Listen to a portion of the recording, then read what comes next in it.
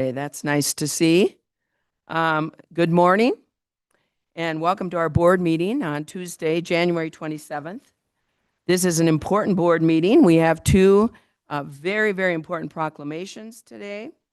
And this afternoon, we will be considering the approval of the Coconino County Comprehensive Plan, a huge milestone for our county and for all of our communities.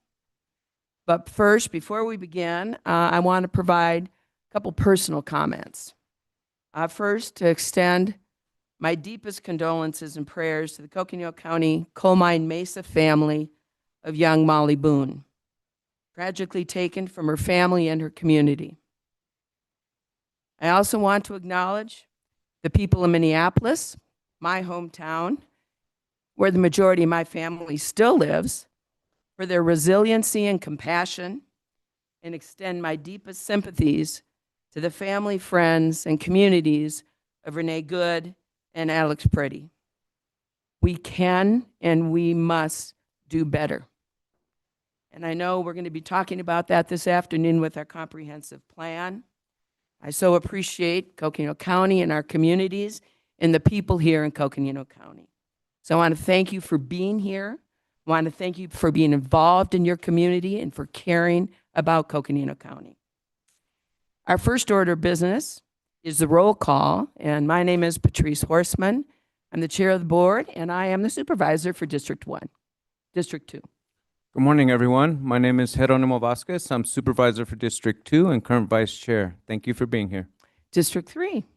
Good morning, everyone. Tammy Ontiveros, District 3. And District 4 is not present.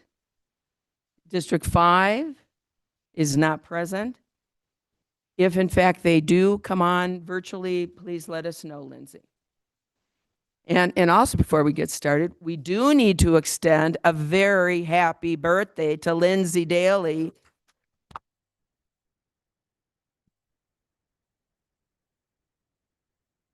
We don't know what we would do without her. So happy birthday. Hope you enjoyed your day, Lindsay. Our next order of business is to honor our country and our nation. For those that can, please stand to say the Pledge of Allegiance. I pledge allegiance to the flag of the United States of America and to the republic for which it stands, one nation, under God, indivisible, with liberty and justice for all. All right. And next, and this is a really important part and something I look forward to, it's our call to the public. Members of the public, for those that are here, and we've got a great audience here, so thank you. This is the time for you to be able to address the board on issues or matters or current concerns or questions that you may have that are not on the agenda. Because they aren't on the agenda, because of the open meeting law, we want sunshine in our government actions. We cannot discuss it, but we can refer it to administration or refer it to a follow-up board meeting if it's necessary. But this is your time to address the board. So with that, I'm going to turn it to our birthday girl, the clerk, so she can explain how you can join us here on the call to the public. Thank you, Chair Horstman. At this time, if there's anyone that would like to do a comment, we have comment cards on the table by the door that you can fill out. Or if you're watching on the virtual stream, you can email to boardcomments@coconino.az.gov. Or you can make your way up to the podium. But we do have someone here, Colleen Maring, that has a form filled out. If you can please come on up to the podium, we'll provide 3 minutes for you to speak. And if you can just state your name and the organization you're with for our minutes. Thank you. Good morning. Good morning. Good to see you again. Thank you, Chair, Vice Chair, Supervisors. Happy birthday, Lindsay. My name is Colleen Maring. I'm the Chief People Officer for Northern Arizona Healthcare. And you may have seen some articles recently in the Arizona Daily Sun about North Country Healthcare and the financial challenges they're experiencing. We've received a lot of questions related to North Country, and we've been mentioned in some of those articles. So I just wanted to answer some of the questions we've heard so far and help you answer questions from your constituents. So first and foremost, NIH is different from North Country. We're sometimes confused because we have similar sounding names, and we do work closely together. NIH is a hospital and healthcare system focusing on acute care, specialty care, and some primary care services. North Country is a critically important federally qualified health center that receives unique federal funding to meet the community health needs and the primary care needs of our most vulnerable across Coconino County and actually some of our neighboring counties in northern Arizona as well. So even though we get confused for the two, we both need each other very much to exist. We also share what is sometimes referred to as medical staff. So medical staff, when we use that term at the hospital, we're referring to the group of providers or physicians who have privileges to practice inside our hospital. But that doesn't mean they're employed. So North Country physicians are usually members of our medical staff because if you're an obstetrician, you take care of your patient in the clinic and then you deliver the baby inside Flagstaff Medical Center. But we very much depend on each other and we need North Country Healthcare or a federally qualified health center to succeed in Northern Arizona. Recently, through their financial challenges, we've had two opportunities to step in so far. The first involving NACASA, or Northern Arizona Care and Services After Assault, which is an incredibly important program that provides forensic exams and support for victims in suspected assault cases. There was also some confusion in the aftermath of that news article that maybe NACASA would be a new program now that it's hosted inside Northern Arizona Healthcare and funded by Victim Witness. It's not new. We're proud to have supported that program since 2008. And another example of a program that we all in Northern Arizona Healthcare need, and we're proud of being able to be part of the community who comes together to support these programs through one organization's financial challenges. Because North Country is in the process of bankruptcy, a number of different partners, including NIH and NARBA, have come together to try to provide financial support to get through the bankruptcy. So we at NIH have made a loan specifically as part of the bankruptcy process, and we hope to be welcoming a new federally qualified health center to run the operations at North Country very soon. If people have questions, they can always contact us at questions@nihealth.com. But supervisors, you have my contact information and our leaders as well, and we would love to talk with you about this at any time. Thank you very much. Thank you, Colleen. I really appreciate the update and clarification for the community. So thank you for being here. Thank you so much, and you're welcome. We do not have any other comment cards. If there's anyone here in the room that would like to do a comment during call to the public, you can make your way up to the podium now. And again, if you're watching virtually, you can email your comment to boardcomments@coconino.az.gov.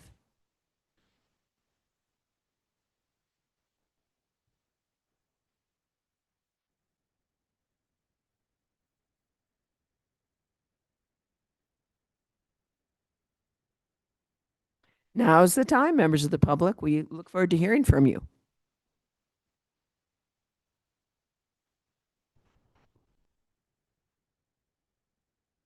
Looks like there are no other comments. All right. Well, I appreciate it. And thank you all for being here. We'll move on to some very important proclamations this morning.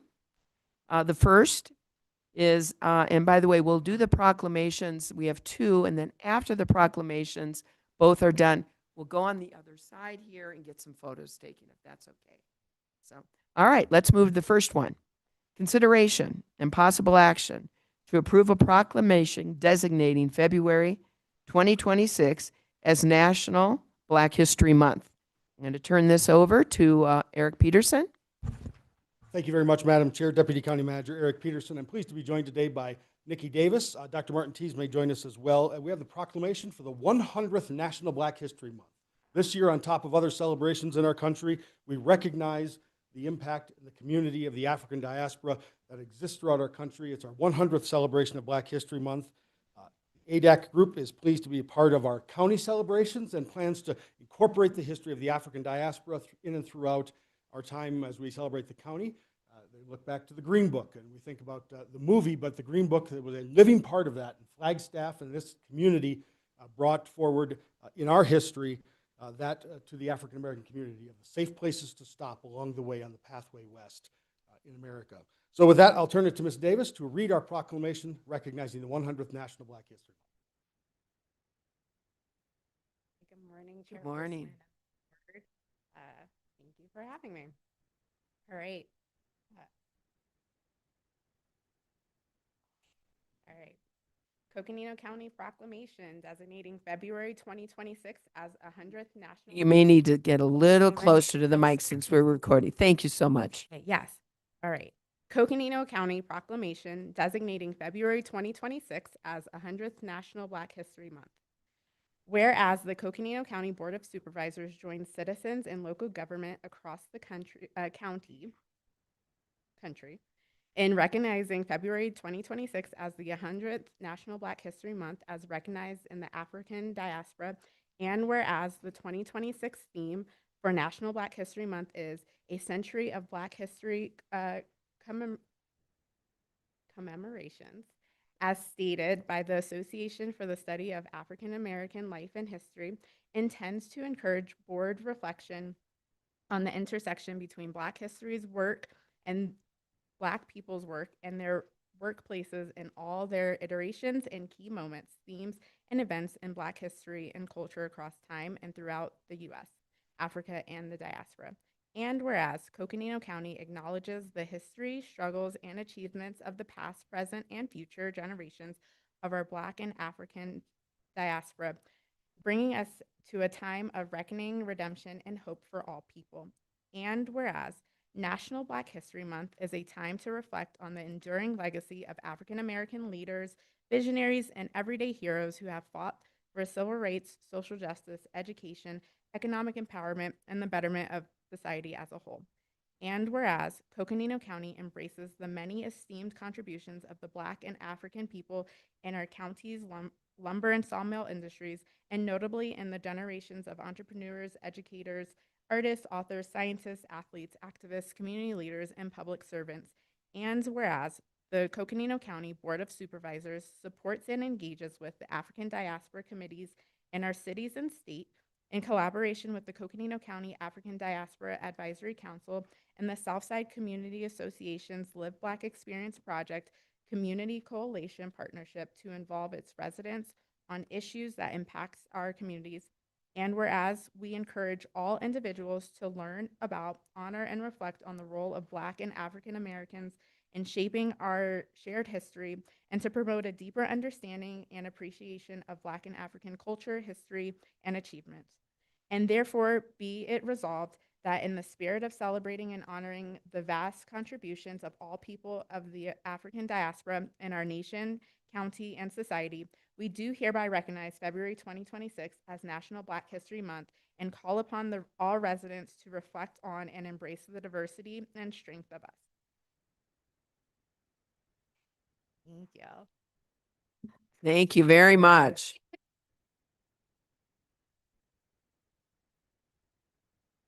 And I know you're going to give us a review of various programs, and I know that the board also is going to have some comments. But before we do, and so that I don't forget, I am going to ask first for a motion to approve the proclamation as read, designating February 2026 as National Black History Month. Do I have a motion? So moved. Do I have a second? Second. We have a motion and a second. All those in favor signify by saying aye. Aye. It is unanimous, so thank you. And please proceed and let us know some of the events that are going to take place. Thank you, Chair Horseman, members of the board. We are so excited that we have so much content that we're excited about. We're still trying to define and narrow down what we're going to present. So I'll be getting that flyer out later this week. But for sure, we're going to be talking about Milestone Comics, which is a company founded in 1993 by a coalition of African-American artists and writers. So we'll be showing a video on Milestone Comics. Also, a video talking about Carter Woodson, who is the father of Black history and who established Black History Month and founding the Association for the Study of African American Life and History.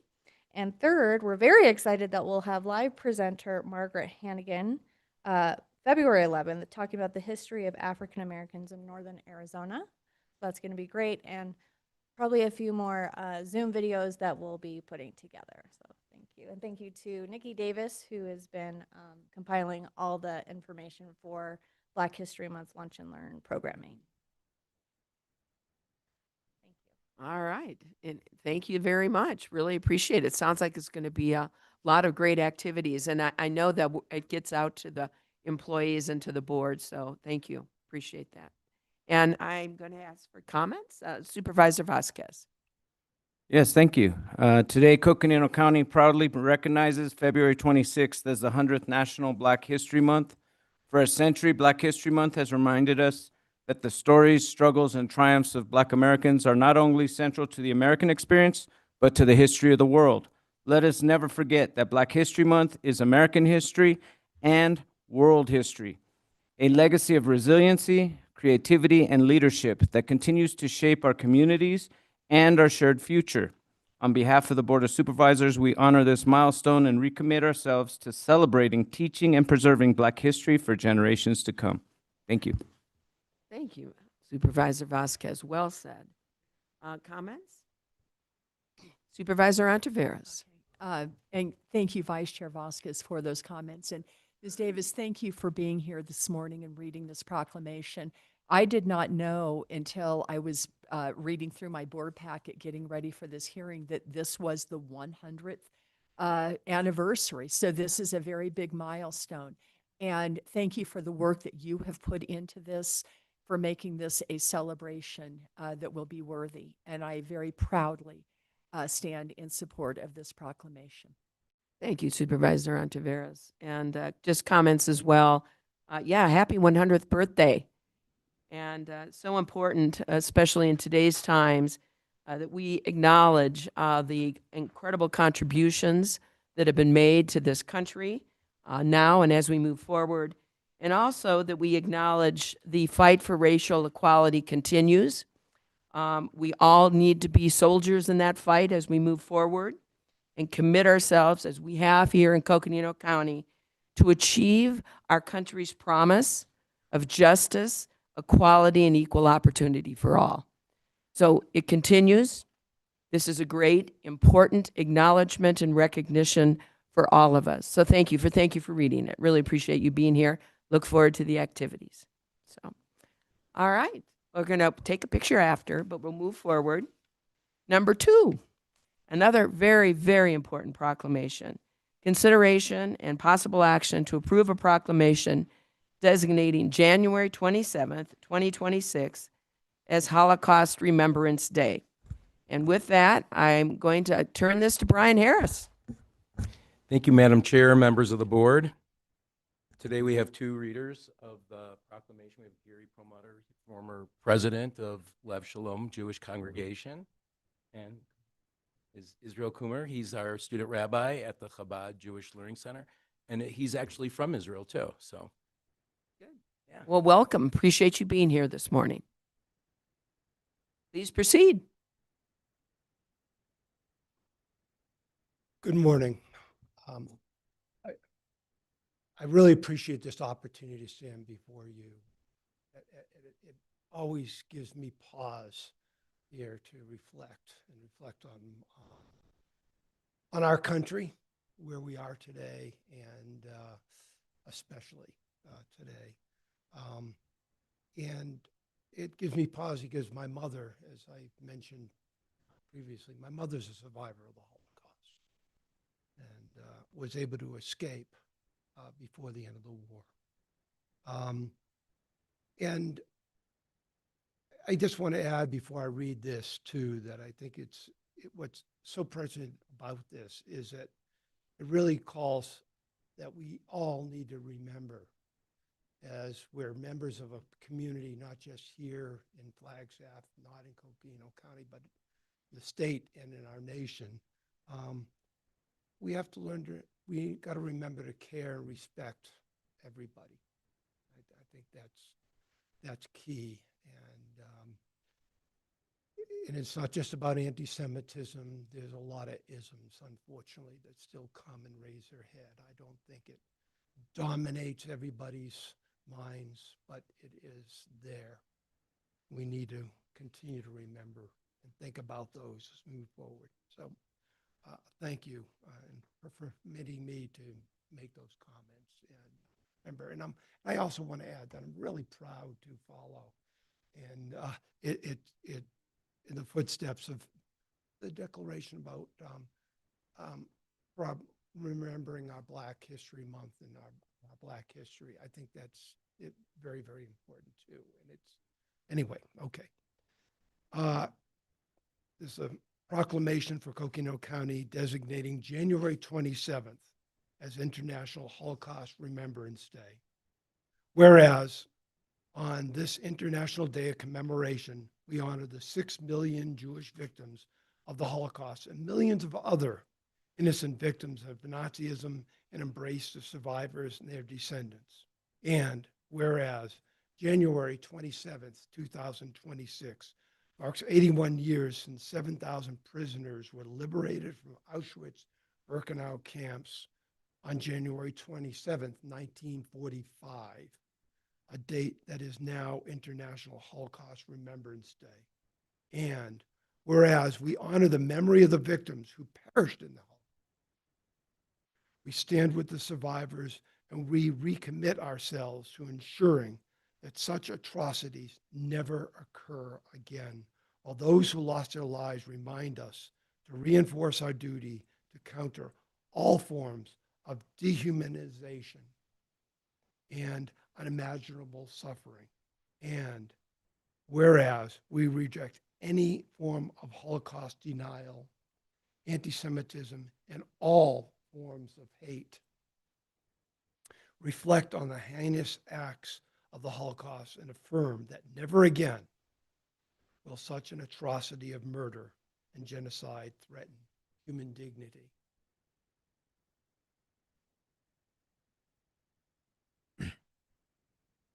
And whereas, on August 22nd, 2017, the Coconino County Board of Supervisors passed and adopted Anti-Discrimination Resolution 2017-50, supporting culture, ethnic, geographic, and religious diversity to draw upon the expertise of our community and resolve that racist propaganda has no place in our country, while unequivocally condemning any advocacy of racial supremacy. And whereas we acknowledge our responsibility to educate future generations about the Holocaust, to foster respect, tolerance, and to stand in solidarity with those who face oppression and injustice in all corners of the world. Now, therefore, be it resolved that in the spirit of remembering and honoring the victims and survivors of the Holocaust and ensuring the horrors of the Holocaust are never repeated, we do hereby recognize January 27, 2026 as International Holocaust Remembrance Day and encourage all Coconino County residents to combat bigotry, human cruelty, and anti-Semitism, and instead recognize the diversity that strengthens us. Thank you. Thank you for reading that proclamation.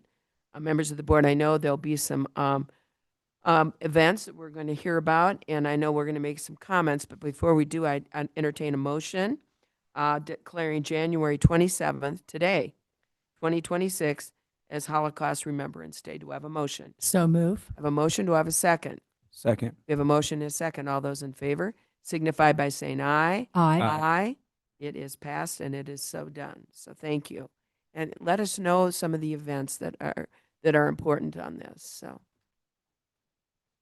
Thank you again, Chair Horseman, members of the board. I was reflecting on a few years ago when Erica Philpott was the HR director and I was the associate or assistant, I can't remember at this point. We have a great love and interest in the era of World War II. We both share that. We read a lot of books, and we decided that we thought it'd be important to expand our Heritage Lunch and Learn to talk about Holocaust remembrance. And we started off maybe just one day, I'm trying to remember just off the top of my head, and we've expanded it into the week. So we do have 4 lunch and learns. This week, it would have been 5, but we have the no tax on overtime lunch and learn, which is very important also. So yesterday, we had a lunch and learn untold stories from Auschwitz. Today, we have how I survived 4 different Nazi concentration camps.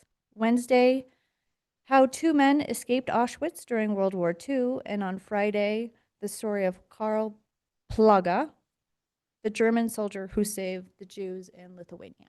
So these are all held on Zoom between 12 and 1 this week, and we look forward to seeing everyone there. Thank you. Thank you. Thank you for that information. Thank you for the reading of the proclamation. I'm going to turn to my colleagues. Any comments you would like to make? Supervisor Ontiveros. Thank you, Chair.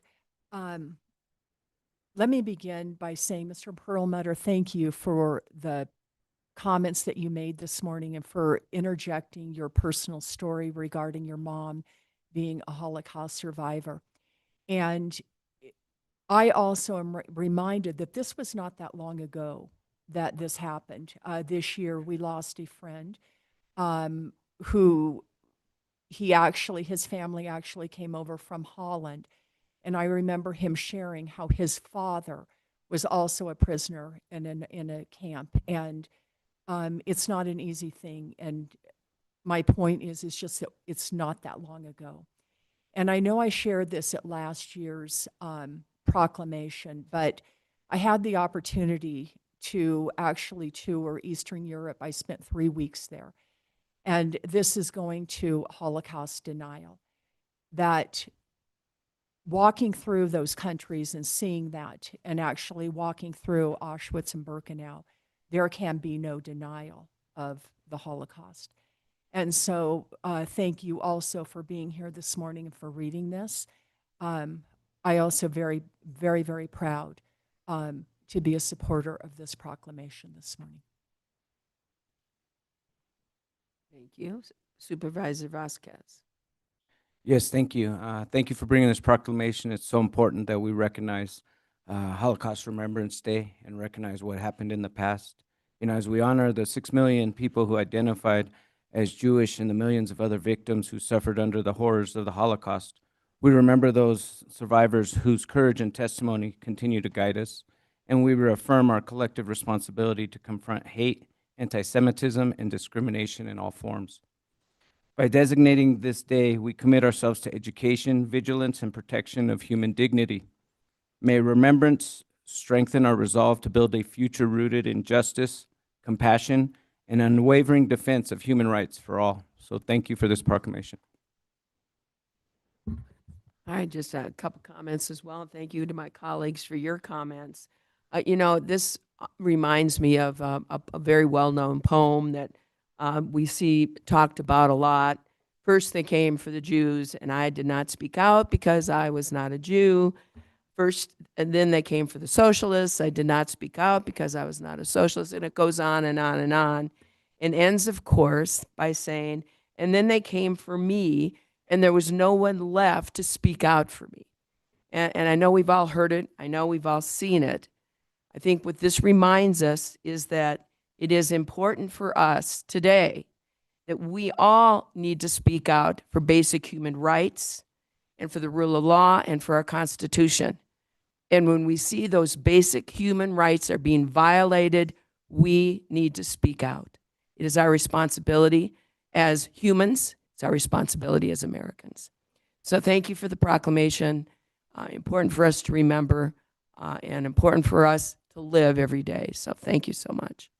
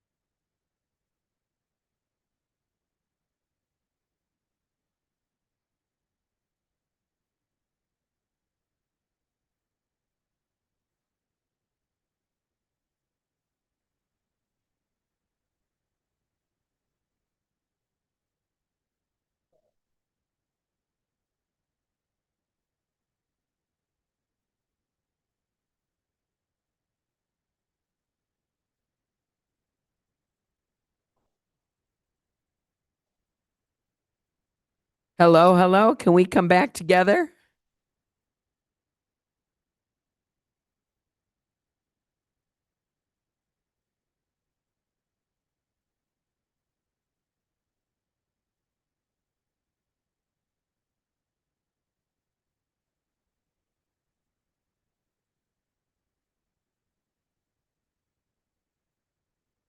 Right.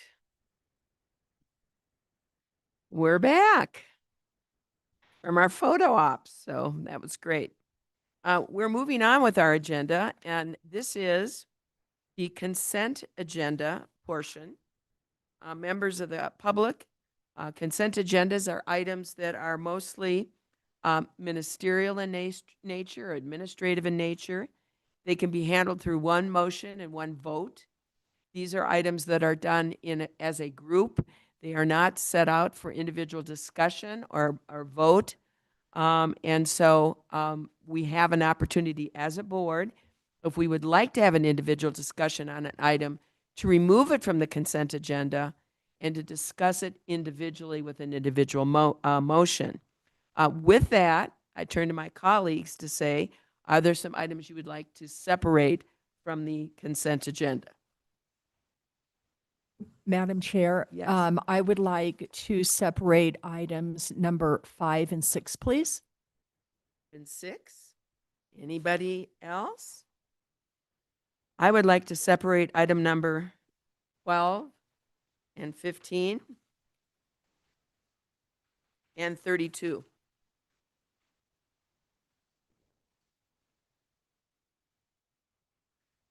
So, members of the board, we have items 5, 6, 12, 15, and 32 separated for individual discussion. So with that, I would entertain a motion to accept the consent agenda exclusive of those items. So moved. I have a motion. Do I have a second? Second. I have a motion and a second. All those in favor of approving the consent agenda signify by saying aye. Aye. It is passed. So we're moving on to the individual items that we have removed from the consent agenda. The first one is item number 5, and this was removed by Supervisor Ontiveros. So I'm going to turn this to her. Thank you, Chair. The reason I removed it is this is going to be my appointment to the Coconino County Planning and Zoning Commission. So with that, I would like to introduce to everybody this morning, Nick. Help me with your last name. Thank you, Kalupsa. And do you know that now that you told us that, I'll never mess up on it again. Thank you. Yeah, thank you for that. But we And will be hungry.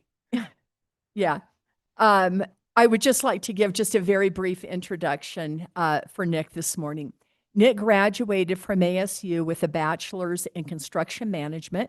He has over 10 years experience as a project manager / superintendent for a commercial construction company and over 10 years experience as a business / property owner in Flagstaff. Nick is the manager owner of 82 Space RV Mobile Home Park, 6 miles southeast of Flagstaff, and the business is family owned for the last 50 years with the third generation, Nick and his wife being the current owners, and the park is 100% owner occupied with a handful of part-time employees, 100% owner operated with a handful of part-time employees. And I think that Nick is going to do a fabulous job on the Planning and Zoning Commission. As we all know, each supervisor gets 2 appointees to the Planning and Zoning Commission, and I have tried to be intentional because my district is very large. So I have 1 appointee from the Williams area, and Nick is from the Lake Mary area and knows that. So I think that District 3 is going to have some excellent representation on the Planning and Zoning Commission to really keep all those needs known. And so, Nick, thank you very much. And you don't have to, but would you like to say anything? Okay, and make sure the mic's on. State your name and an address, and whatever you feel would like to say. Green light means on. Okay. My name is Nicholas Klepsa. Klepsa like a K. I won't say the other one. I just want to say I'm honored for the invitation, and I'm looking forward to serve my community. I really don't have anything else more to say than that. So thank you. Thank you. That's good enough. That's all we ask. So thank you so much for your service. Sure. Supervisor Vasquez. Thank you. Just want to say thank you because taking on one of these roles, it is a voluntary role and it is public service. And so just thank you for stepping up because we need volunteers like you stepping into this arena to give us that guidance and support to make these decisions. So thank you. Thank you, Nick. Really appreciate it very much. I'm sure we'll be hearing from you in the future, and we look forward to your guidance. And with that, I would entertain a motion. Thank you. I would like to make a motion that we appoint Nick Kalupsa to the Coconino County Planning and Zoning Commission representing District 3. Do I have a second? Second. Motion and second. All those in favor signify by saying aye. Aye. It is unanimous. Welcome aboard. All right, we're moving forward. Number 6, consideration of possible action to appoint Juliet Rhodey. Is that Rhodey or Rowdy? Roddy, from District 3, and Margaret Kabodi Atakai from District 2 to the Indigenous Peoples Advisory Council for the term January 1, 2026 to December 31st, 2029. And with that, it looks like I'm turning this over to Brian Harris again. Thank you. Thank you, Madam Chair, members of the board. Meg is here, and Juliet Roddy was unavailable. She wasn't able to make it today, unfortunately, but she'll be back to sign her oath of office with the reappointment. And we also have our chair and vice chair with us. Good. We have Sharon Doctor.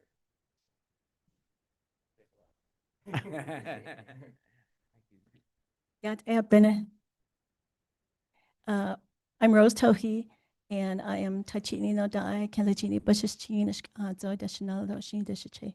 I'm from District 4 representing that, and I'm first-time chair of this group, so I'm looking forward to it, and Sharon is going to be at my back, holding it up.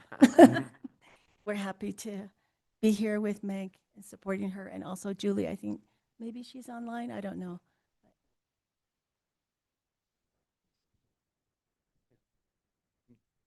Ja, der bin Sharon Singer Doctor and she Twitter Edisha Dota Bahaba Shin or Kiane the Shade dot as a Lana de Chanel, a good ego internet. So my name is Sharon Singer Doctor. Thank you, Chair and Board of Supervisors. We really support all our members when they confirm to be with our group, and appreciate all the work that Meg has been doing with our group as well and into the future as well. Thank you. Yeah. Feel free. Good morning, everybody. I'm happy to be here. My name is Meg Kabodi Atakai. I'm a member of the Hopi tribe. I was born and raised here in Flagstaff, Arizona. I always say that I do the Flagstaff hustle, which means I have like a million jobs. But basically, if you weave together community, local food, education, outdoor environmentalism, and art, that's kind of what I do. So I've worked at many nonprofits, including the hospital here, the Museum of Northern Arizona, and then I work at Kinlani Bordertown Dormitory, teaching local food cooking and farming. I have a small farm. I work at Pine Forest Charter School doing a breakfast program and subbing there. My kids go there. I have 2 children. I founded Flagstaff Mountain Town Market, which is a little community market that supports art, local food, local farming, music, and I'm pushing Flagstaff to have a year-round farmers market. So if you guys have seen my little tiny pop-up in the City Hall lot from November to April, that's where I am. And in the summertime, I'm on the east side at the Pine Forest parking lot on Saturdays. So please come and enjoy some music and local food and come talk with us. And I think I always say food is medicine and food is art. Thank you for stepping up and serving great people you're serving with. I am, at this point, we'll go ahead and make a motion, then there's comments. Do we have a motion? So moved. Okay, we have a motion. Do I have a second? Second. We have a motion, second. All those in favor signify by saying aye. Aye. Aye, all right. And then Supervisor Vasquez. Yeah, I just wanted to say thank you, Meg, for stepping up and being on part of IPAC and joining the group. Or were you already on the group? So continuing, that's what I thought, but just making sure. Just continuing your service on as a member of the Advocacy Council, because IPAC is really important. Your job is to give us advice on how to deal with Indigenous issues. And so it's really important that we don't lose sight of that. And it's really important that we have community leaders such as all of you that are part of IPAC so that we get the good information, intel from the ground of things that are happening that we should be aware of. And so we just really appreciate all of you for being part of IPAC and your community and public service, and look forward to working with you moving forward. Thank you. Thank you. Supervisor Antiveros. Thank you. And I actually pulled this one from the consent agenda to recognize you and the service that you do in our community and to thank you for that. And unfortunately, Juliet Roddy was not able to be with us, but Mr. Harris, would you also express the board's appreciation to her as well for her willingness to continue on this IPAC? You got it. Thank you. 100%. Thank you. All right, thank you. We are going to move along. We also removed item number 12, consideration of possible action to approve the Workforce Innovation and Opportunity Act Title I federal funding allocation of $1,055,373 for program year 2025, fiscal year 2026, awarded by the Arizona Department of Economic Security under a subaward agreement, all as more fully set forth in our agenda. And I did separate this, and I'm glad James is here just to give us an overview. This is really for community information. Certainly. Thank you, Madam Chair, members of the Board of Supervisors. James Orlowski, your Strategic Initiatives Director, also serving as Interim Workforce Development Director. This is an annual item, an action that you have to take accepting the state allocation for our WIOA Title I funds. Granted, it's a little bit later in the calendar this year than you would typically see. The state approved the allocations back in September, and there's been a lot of other pending items before the board before they took up the budget, and now it's before you. I do want to draw an important distinction between the allocation from the state and the budget. So the allocation, as you referenced, is a little over $1 million. Doesn't tell the whole story because there are carryovers. So if you factor those in, the total budget for WIOA Title I and the important services that our service provider provides is actually about $1.5 million, a little over. I also want to note this is a companion item to item 11 on your agenda. So it's kind of a 1-2 step process. So we accept the allocation from the state. We do the corresponding budget adjustment because, again, there is a disconnect between our fiscal year and the allocation from the state. And then with item 11 on your agenda, we amend our service provider's service contract to solidify the budget. So that's just a high-level overview. It really does enable us to provide all the fantastic workforce services. I want to say the county's been providing workforce services since the 1970s, so a long tradition and history of providing that important work in the community. Thank you for the overview, James. Really appreciate that. I know that Supervisor Vasquez is our representative on the board, and really, really appreciate our working relationship with the Workforce Innovation and Opportunity, what the Workforce Innovation and Opportunity Act provides to the board, and really appreciate our working relationship with the board. So thank you for the information. Do I have a motion? A motion that we approve this section. Do I have a second? Second. Have a motion and a second. All those in favor signify by saying aye. Aye. Aye. Any further comments to be made? Supervisor Vasquez. Yes, thank you. I just want to thank James and everybody on his team for working with the WIOA, well, I guess now it's the Coconino County Workforce Development Board, and all the leadership there for all their hard work and working on making sure that we get it right and that we move forward and achieve those metrics that we've been working towards, and that the group is working to get a new executive director. And I want to thank James and the HR team for all their hard work in getting that set up. We haven't gotten there yet, but we're in that process to get there, and we're making good progress. And so I just want to thank everybody for their hard work. Thank you. Thank you, Supervisor. Any other comments? If not, we'll move on. The other item that I separated, but this really is in District 3. And I was really excited about this, so I wanted to separate it because I didn't know about it. Consideration of possible action to award RFQ 2025-105 to Genesis, Inc., and approve a subsequent contract with Genesis, Inc.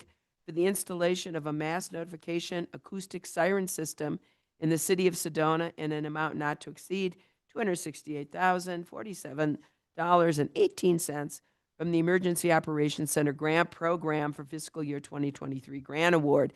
I know we have a similar situation here in Flagstaff, and so I was really excited to see this about Sedona. So, Supervisor Ontiveros, I know we have Tim Carter on, but I'm going to turn this to you first. Okay, thank you, Chair. And I have been hearing about this for almost as long as I've been on the board, and now it is coming to fruition. And so with that, Mr. Carter, I'm going to turn it to you so you can tell us the important information you feel we need to know. Tim, you've got the stage here. You're also frozen. No? Much better look. Well, how about it? Can you hear me now? Yeah, you might want to why don't you turn your camera off, because that may help. You're losing your band. Oh, we just lost Tim. I'll try that. Is that any better? Yes, great. Tell us about this. We're excited to hear about this. My apologies. Yeah, Madam Chair, members of the board, good morning. Supervisor Ontiveros is right. This has been a long time coming. We're extremely excited about this. This is funding from our first CDS award that we had earmarked for some sirens that for City of Sedona. These will go in the uptown area. We've identified 2 sites that we're going to place these sirens at, and Sedona is going to come in and fund a 3rd location. These are going to be very much like the ones in the Sunnyside area now. They are not the sirens of yesteryear. They're going to be able to broadcast multiple voice messages to the community there, particularly the uptown area in the Coconino County side of Sedona, really targeting those visitors that are in that area to give them life safety messaging should a disaster or an incident occur. We also just found out late last week that FEMA has approved the environmental paperwork for this. So pending adoption of the contract, hopefully by the board, and then signing by the vendor, we were able to get started on this project and have it completed. My goal is by the end of the fiscal year. So Tim, sounds like it's similar to the acoustic sirens we have here in Flagstaff. Is that right? Yes, ma'am. It is a different vendor, but they are going to be very similar. They will play audible tones as well as customized voice messaging with direction for the community to take. Great, thank you. And Supervisor Ontiveros, any comments you'd like to make before you make a motion? No, thank you for that information about that you just gave us on FEMA. Like, that is hot off the press. So I am hopeful that this is actually going to happen now. So thank you, Mr. Carter, for that. And by the end of the fiscal year, that is great. Yeah. And with that, I would like to make a motion. We have a motion. Do I have a second? Second. And all those in favor signify by saying aye. Aye. It's unanimous. And Supervisor Vasquez, I know you have a couple comments to make. Yeah, I just wanted to state that it's really exciting that Sedona's going to get this siren system. I know how excited the Sunnyside was when we got our siren system, and I remember 5 years ago being told that these siren systems were kind of outdated technology, but it gives the community a sense of calm because they know when something's happening. And when you think about Sedona, where water coming down through Oak Creek can potentially flood, especially if there's a fire at the top of the ridge, it's really important. And so these sirens are very important and really excited to have them in place, and just look forward to getting the tour when they're finally in place. Thank you. Thank you. All right. We're moving ahead. Number 32 is withdrawn. I did withdraw this, and I see our superintendent of schools, county school superintendent is here. This is consideration of possible action to approve and accept the grant award notification in the amount of $4,373,353 from the U.S. Department of Education for the Northern Arizona Recruitment and Retention Initiative, and then approve budget adjustments, et cetera, all as more fully set forth in the agenda. So with that, I'm going to turn this over to Cheryl Mango-Padgett. Thank you for being with us. And just, this is information for the community, and just let us know what this is about. Thank you, Madam Chair and members of the board. The Coconino County Education Service Agency, we work together. We have a limited number of clinicians available to support our schools in both special education and mental health supports. So we wrote a grant to provide a pipeline program that's going to support new people coming into the profession, as well as with that support, provide training for our own staff. And then also we will have these clinicians for 3 to 5 years following once they finish their internships. And that's it. It's exciting, and it's an exciting a grant award for us. It really will help our community and the kids here in our community. So really appreciate your advocacy for education here. Thank you very much, members of the board. Any other comments, or I take a motion?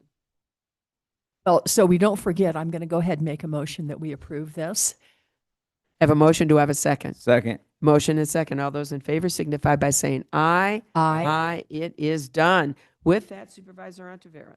I just also just want to thank you for your advocacy for education in Coconino County.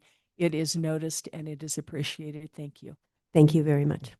Supervisor Vasquez. Yeah, congratulations on this award, and it's just so important, especially in our rural areas that don't get that kind of support. And so, again, thank you for your advocacy and tenacity to get these grants, and look forward to seeing the results of having these support services for our rural communities. Thank you. Thank you. Thank you again. All right, folks, we've done it. We've done the consent agenda. We're moving on. We need to resolve as the Flood Control District Board of Directors. Do I have a motion? So move. Do I have a second? Second. All those in favor signify by saying aye. Aye. It is unanimous. We're the Flood Control District Board of Directors. And with that, we have a consent agenda item for the Flood Control District, item number 33 and 34. Would anybody like to remove those? And if not, I'd entertain a motion to accept the consent agenda. I make a motion to accept the consent agenda. We have a motion. Do I have a second? Second. We have a motion and a second. All those in favor of accepting the consent agenda signify by saying aye. Aye. It is done. Consent agenda is accepted. We now need to resolve back as the Board of Supervisors. Do I have a motion? So moved. Do I have a Second. Motion second. All those in favor signify by saying aye. Aye. Aye. Unanimous. We're now the Board of Supervisors. But now we are going to have a presentation on item number 35. Boy, we're early. I love that. We are early, Madam Chair.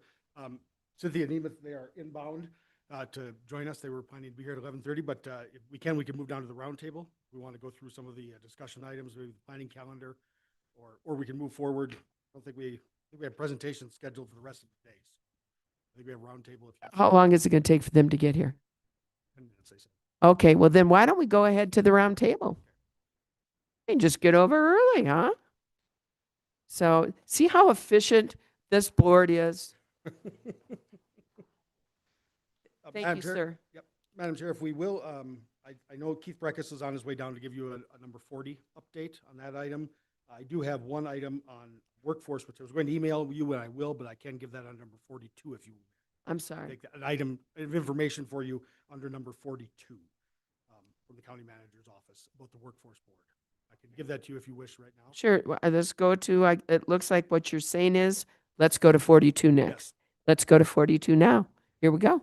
Madam Chair and members, Supervisor Vasquez, you certainly can please hop in as you wish about update on the workforce board meeting that happened last week in relation to the shared governance agreement and the bylaws. The Workforce Board generally met the revisions and the tone of our work session that we had jointly with them. However, if you remember, Board Member Jay Jones had an extra item on conflict resolution. The Workforce Board did, in their action, engross that item in the shared governance agreement and the bylaws that were set apart. If you remember our work session, we talked about having that be a separate sort of trailing action. That is going to change our timeline, which is why today you do not have the Workforce Board shared governance agreement and bylaws for approval on the agenda. That will change our timeline. That needs to be reviewed by the attorneys. I think there are some provisions there that you may want to look carefully at, and we will advise you on that in writing about what those issues are before we adopt. But we may just need to, expect an extended timeline is what I'm saying, and that there's going to need to be some careful review on about some of the provisions they added on their end to the document that they are sending back to us. Is that going to cause a problem, the delay cause a problem in terms of funding? It will not. Our recertification will go to Q2, so that the State Workforce Board meets every quarter, and that will be now, instead of in their Q1 meeting, it'll be in their Q2 meeting, their recertification. That was always an option for us to be in that period. It's not our ideal option, but it was our backup plan, and we knew that. The Workforce Board knows this timeline issue. We stopped the meeting to give them, our perspective, and they decided to move forward on that path, which does move that recertification to Q2 with the state board. That does not mean we need to wait till Q2. We can still act through February, but it will not be acted upon by the state board until such time. Supervisor Vasquez. Yes, thank you. So this language is language that's clarifying for them. We did listen through it, and we at the time didn't feel that there were any issues with it. However, it does need to go to legal before we move forward with it. And so we did let them know that having to go to legal like that would delay the timeline. They were okay with that because they really wanted this language in that document. And so moving forward, we're just waiting for legal to let us know what is appropriate and what isn't, so we can move forward. Thank you. Just to give you, since we're in this moment of waiting for our next presentation, we're really talking about in the WIOA, the federal law, what is the role, namely of strategy, of the overall strategy of workforce efforts, your role in that. And the language they added, my opinion and my reading, minimizes you as a strategy-making role, but you do have a strategy. You adopt the local plan that the Workforce Board creates. You have to be part of that process. There is strategy in the budget, which you have a right to adopt on. There's strategy in appointments, which you have a right to adopt or reject appointments and such. There is strategy even in how we staff and how we model this. So there's a disconnect still about what the federal law says and what the two lanes for our different boards are, with a couple members, which I think has come through in that discussion. And we just need to clarify that the language is not going to in any way change our operation procedure or minimize your powers under the law or their powers. Yeah, Supervisor Ontiveros. And this is stemming from the conflict resolution language? Yes. So okay. Yeah, that's where the conversation started at with the board here. You remember that? I do. The extra trailing document, I'll call it that way. That was, they took those issues at the Workforce Board and wanted to integrate them or engross them right into the document that we had prepared through the attorney's office to send back to you for final adoption. So they have sent back red lines with those languages now inserted, and also I think some changes even since the meeting then, that get to that overall strategy perspective and your role and their role. I think it's a good and well-intentioned effort. I don't think there's ill motives behind it, but it does. I don't think it represents the full understanding of what the federal law says your role is and the Workforce Board role. Okay, so thank you for that. And then that will go to legal. Go to legal, and then I'll provide you their copy today by email as well. Okay. For legal's review. Legal will give us a review of that, Attorney Hodder and Attorney Ring, and then we can act to either go back in a full board meeting here. We can go back with conversations, or if you wish, through Supervisor Vasquez and maybe another supervisor, just have a consultation meeting with the Workforce Board to try to arrive if there's an issue. if there is an issue with any of the language or if we need to change anything. So. Right. Okay. Very well. So I will look forward to seeing that, the language. Yeah. Okay. Thank you. Thank you for the update. So with that, I guess we can move forward. We've now taken anything else on number 42? Then do we want to go the planning calendar? Oh, no, I guess Keith is here. We can go to 40. 40, yep. Let's go to 40. Hey, Keith. Yep. Yes. And thank you. We did get your email today. I appreciate the update on that. Cool. Yep. So good morning, Chair Horstman and Board of Supervisors. So the update I'll have is just on the federal side on appropriations. Of course, a lot is happening there. And in the Senate right now, there are 6, so half the appropriations, 6 departments have already passed, including the Commerce and Justice appropriations, which the President did sign into law on Friday. So that does mean our congressionally directed spending for the Sheriff's Office is signed into law, so that we did get one project through in FY 2026, which is great. So that was signed in. Where there are six bills that have not passed that right now are bundled into a minibus. They're the defense, the labor, health, human services, education, THUD, which is transportation, housing, and urban development, state foreign operations and related programs, financial services and general government, and Homeland Security. And of course, Homeland Security is the controversial one now that's going to probably hold everything up. What we expect to happen and what our DC consultants and Nexus have told us is that Republicans will initially attempt to pass, as the president wishes, to pass all 6 bills together.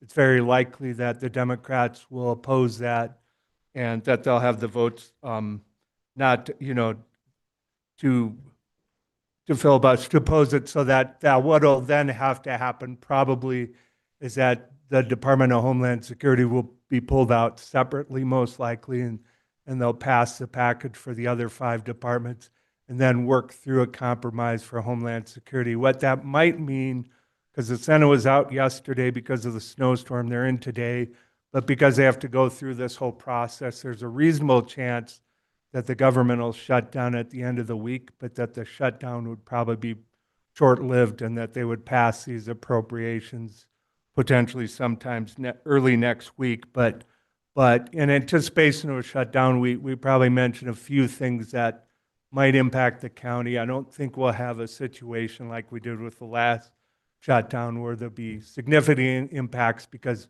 most programs will run for a day or two without any issue. But we did have some of the departments ask us to sort of point out things that they have some concerns about just in case it goes longer.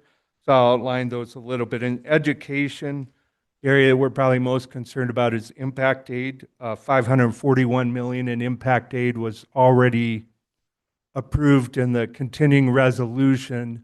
So what hasn't been funded is the remaining balance of $1.6 billion. So there's about a little over $1 billion in impact aid that is in the Senate appropriations, HHS and education part of the budget or that bill, but until that bill passes, that part of the impact aid hasn't been appropriated. But if everything goes smoothly next week, it won't be an issue. It's just something to watch if for some reason things get haywire and the government doesn't reopen as fast as we expect it to. So that's probably the main area of concern within our departments. There are a few other areas that possibly could be that we're watching. I guess in total education appropriations, there's almost $80 billion in discretionary funding that could be held up if final appropriations aren't enacted. So those would be programs beyond impact aid, like formula grants, after-school funds, teacher training programs, and payments to the states. And health and human services, it's kind of the same thing we'd watch for like last time, like the LIHEAP program, WIC, some of those things would be impacted with a longer shutdown, but probably wouldn't face any impacts if they reopen the government next week. And I should say it hasn't shut down yet, so I shouldn't reopen as if it does shut down over the weekend. Also, Homeland Security is being the last department in the news. Of course, we see the Homeland Security aspect about immigration enforcement, but it's also important to note that if Homeland Security isn't funded, they administer FEMA grants for emergency preparedness, first responders, cybersecurity, and some local law enforcement support. So delays could slow any reimbursements that are outstanding and also could potentially impact resources for emergency response, including things like wildfire response assistance and emergency housing. Those things could possibly be delayed, longer shutdown. Fortunately, we're pretty early in the season, so wildfire is probably less likely than other times of the year, but just things to be mindful for. And that's all I have, unless anybody has any questions on any of that. Just real briefly, yesterday in some private briefings with many of you, talked about the interior bills. They were appropriated. I just wanted to clarify our conversation. Interior was appropriated, so that is not part of the list of departments that needs funding in this current package. Thank you. Any other comments? And- Supervisor, Well, I was just going to ask a question that on the interior, wasn't the wildland firefighting in there? So there is in the interior bill a firefighting service that the president has, talked about reorganizing wildfire service differently. However, is FEMA and the funding for emergency response in terms of payments to localities and to states for disasters and emergencies is within the Department of Homeland Security funding. So that is part of the bigger bill that's being talked about, and it's specifically in the bill in relation to immigration and custom enforcement, ICE. That the political winds here causing this potential shutdown on Friday. So that is the concern, but that's a longer arc for us, but it is a concern because if it does extend emergency management planning grant or emergency management performance grants, EMPG, that flow through the states, funds our emergency management department. So those kinds of possibilities from the federal government are at stake here, but I don't, again, unless we have a protracted shutdown throughout the election cycle, I don't expect that we'll reach the fiscal year end in a problem. So, All right, thank you for that. That is a good question that you raised, though, because to be clear, I mean, most of the wildland firefighting, everything through Interior or the Forest Service, that part of the government has been funded. So the impacts are just whichever parts have a nexus with FEMA or Homeland Security or those emergency management grants and reimbursements, those types of things. But it wouldn't impact, for example, the Wildland Fire Service or the National Forest. Supervisor Vasquez. Thank you, Chair. I have a question. Would there be any impacts to, for example, the Dragon Bravo fire recovery? Mr. Chairman, Madam Chairman and Supervisor, I don't believe so directly yet because the fiscal year 26 appropriations generally did not have a recovery element added there. The Forest Service, which would be through the Ag Bill, Ag and Farm Bill, would be covering the Kaibab restorations, and the Interior has already gone through. I really expect that Great American Outdoors Act funding, which is separate from the normal appropriations process that we're talking about, is where you're going to see the Dragon Bravo recovery. It's certainly where our asks are going to be centered. That's funding that comes from the oil and mineral reserves that are then mined or such, utilized in that profit, that the revenue that the American government takes in goes directly towards designated projects in recreation areas. So we would be asking for that kind of funding, GAOA funding, to flow to the Interior and Ag departments for the Grand Canyon and for Kaibab North and South Rim for restoration efforts. Okay, thank you. And then my other question would be, would it impact anything with Project Protect, with the Protect grant and that funding for that programming? I don't believe so. I think that's a prior year's appropriation, if I'm correct. Great, thank you. All right, any other comments, questions?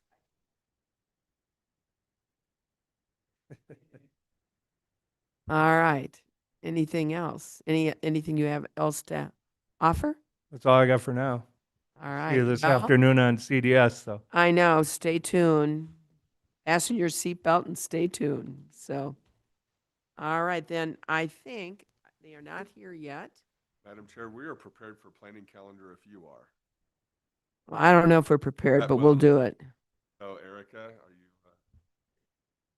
Yes, Madam Chair, members of the board, happy to walk through the planning calendar with you, which Lindsay has graciously pulled up. Thank you, Lindsay. So on February 3rd, that's our next scheduled regular session at 10 a.m. You can see that we have consent and action items, but not a proclamation at this time. There will be an update on the federal legislative agenda prior to the trip to DC. So Keith will be back to talk about the trip and our priorities in 2 meetings, with the first one being on February 3rd. Lucinda will be here at 1:15 for a long-term flood mitigation planning presentation and discussion. And then at 2:45 on that day, the presentation on the amphitheater improvements plan, which we're all really excited to hear about, with Cynthia Nemeth. There is an executive session on that day, and then roundtable. Following that meeting on February 10th, we have our board retreat, which was rescheduled to February 10th, and it is starting at noon.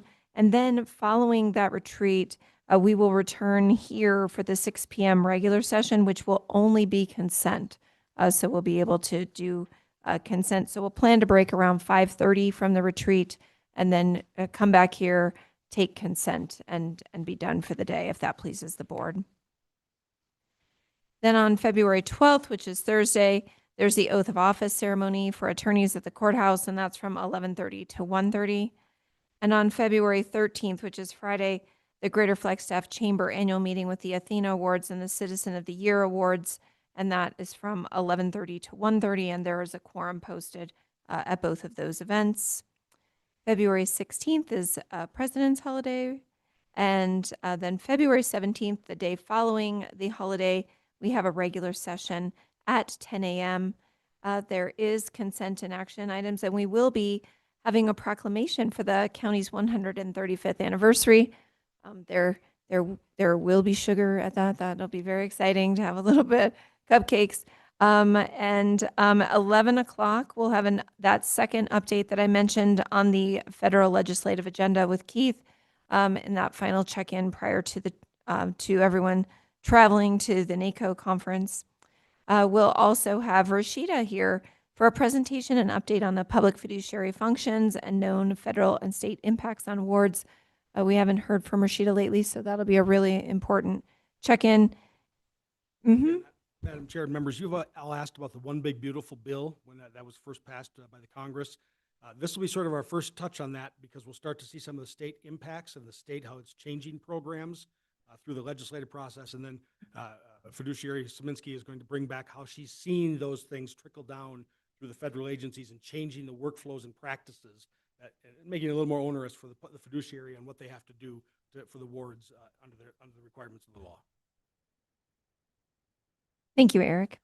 And then at 2:15 on February 17th, we will have an executive session with the sheriff and Tom Hanachek for security protocols and procedures during board meetings. February 19th, we have 9 a.m. CSA learning session, 10 a.m. with the CSA Board of Directors, and I believe the noon, we did add that, noon Medium County Caucus.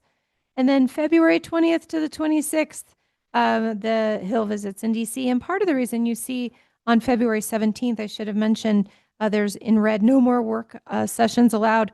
That's to make sure that we all are able to end that regular session at a good time, because some of you have commitments in the evening, possibly that day on the 17th. And so want to make sure that everyone is able to get where they need to go.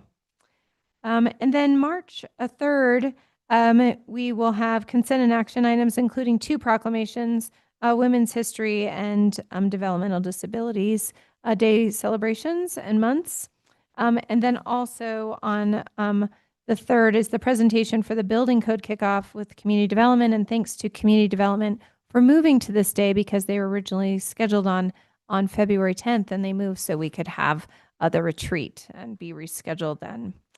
So wanted to also just let you know that as we kind of look ahead, March 20th, that Friday, there's 2 events that morning. The Cesar Chavez Breakfast hosted by Chalk, which I believe is at 7:30, and then also the Alliance meeting also at 7:30. So reached out to the Alliance to see if they're able to move that. Haven't heard back yet, but wanted to let you know in case you're looking ahead and seeing a conflict on the planning calendar that we are working on that. The other thing that we're working diligently on there are a lot of proclamations in April and May, and so we're moving some of those up into March. and trying to spread those out and seeing where we can move them so we don't have quite so many in one day. So as you look ahead, if you see a lot of proclamations in April, we're actively working on that as well. We do love a good proclamation.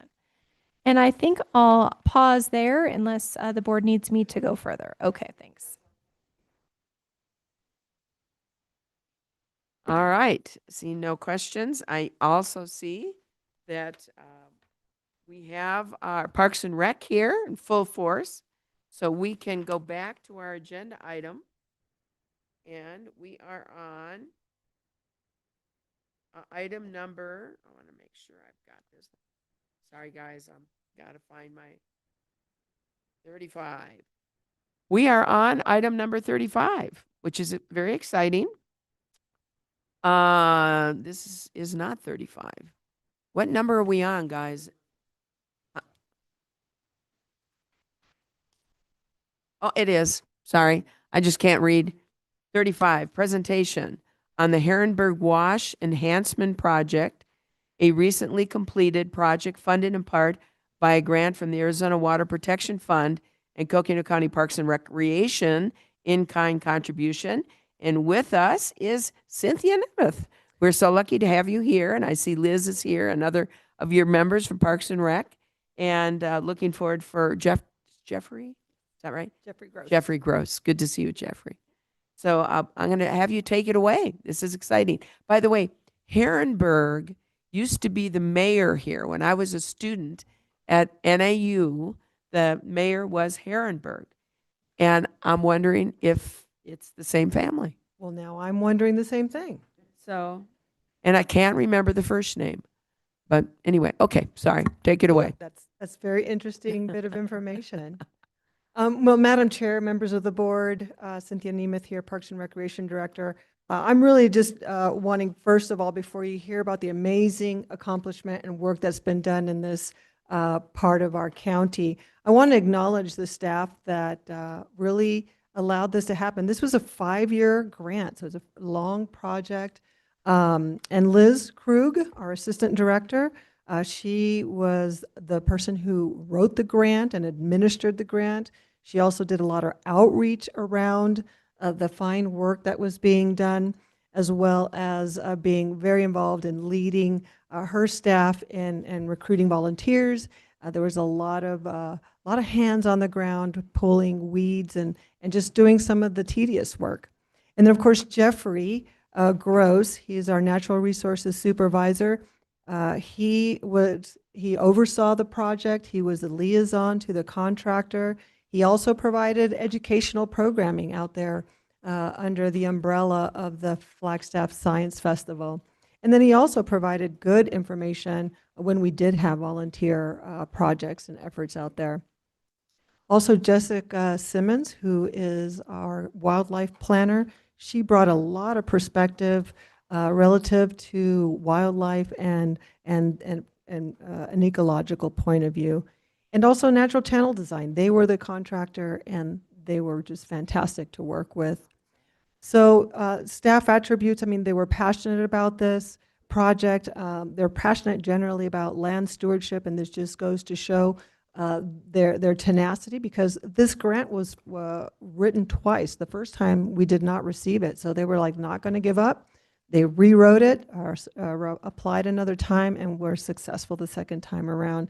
And of course, they led this project very professionally. They managed a complex and lengthy grant to go along with it. And anyway, I just wanted to make sure that you understood the hard work that went into this, the passion that went into it. And Jeffrey and Liz will actually present what turned out to be a very a successful project. Yes. Yay, team. Thank you. And I understand this is part of the Matt Ryan County Natural area. Is that correct? Yes, it is. That's correct. Good morning, Madam Chair, members of the board. My name is Liz Krug. I'm Assistant Director with Parks and Recreation. And so today we are going to be giving you the presentation we actually gave the grantor back in December as a closeout for this grant. We are going to give a project overview, where it's located, some of the projects and highlights, again, just the highlights, and some successes and challenges that we had with this project. And then, of course, answer any questions you may have. And so now I'm going to turn it over to Jeffrey Gross.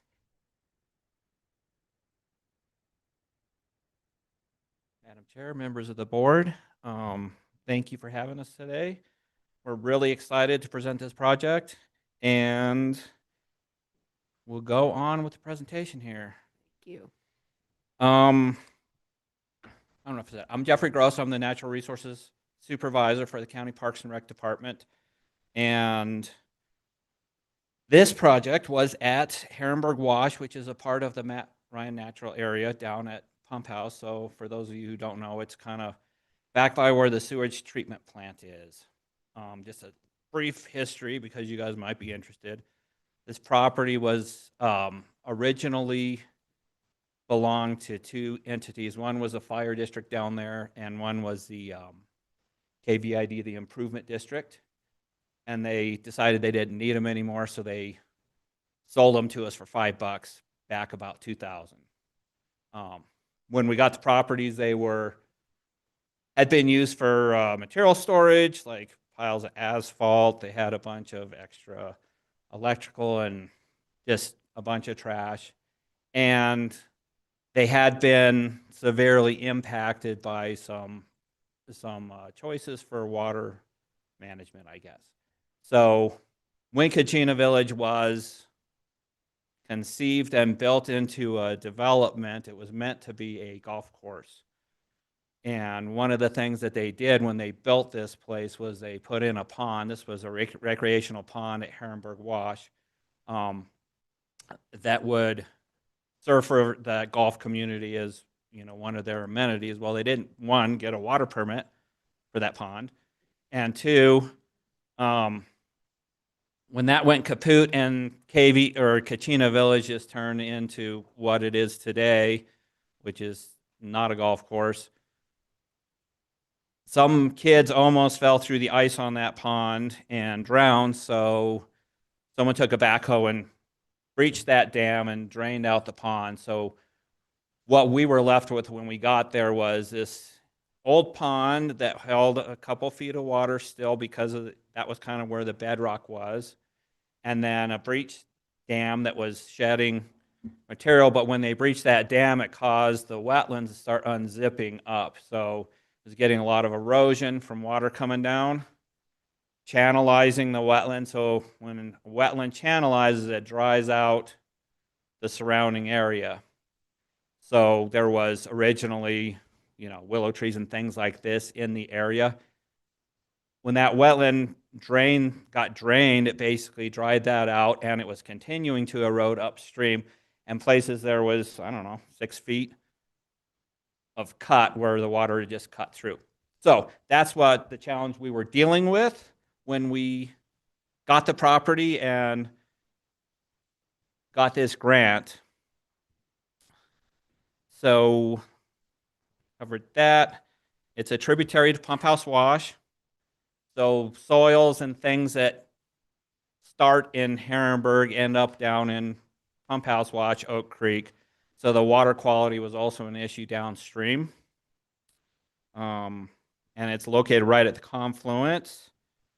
And it was funded in part by that Arizona Water Protection Fund grant.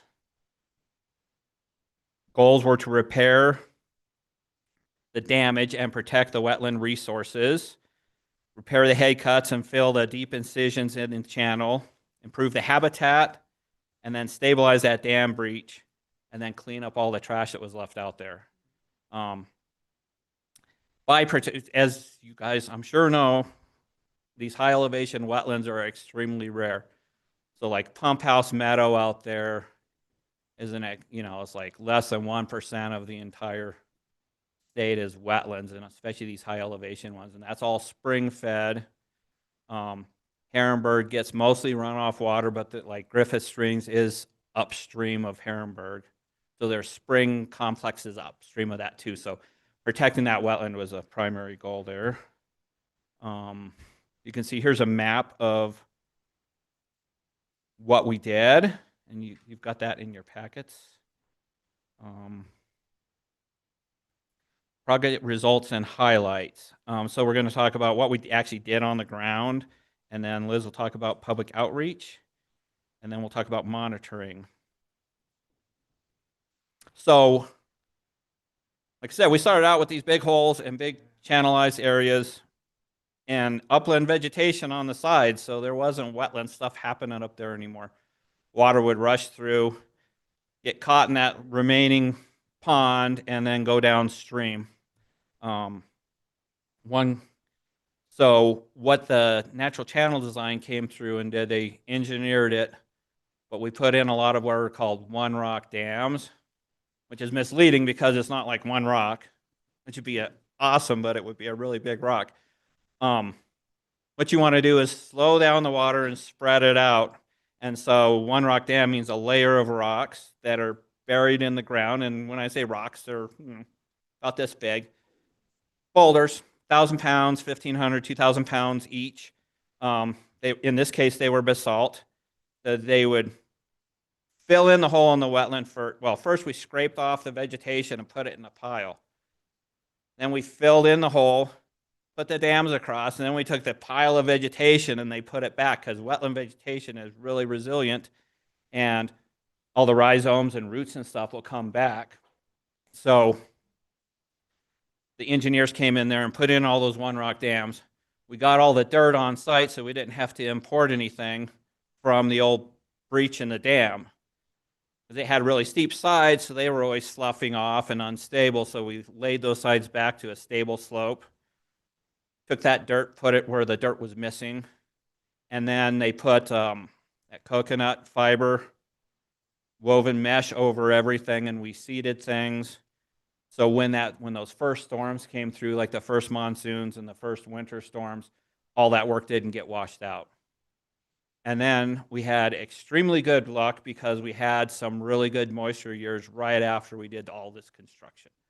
So as you can see, that September 22 picture, that kind of just shows how that wetland vegetation just came back like it should do, but if it's dry, it doesn't. And so that was kind of the groundwork we did.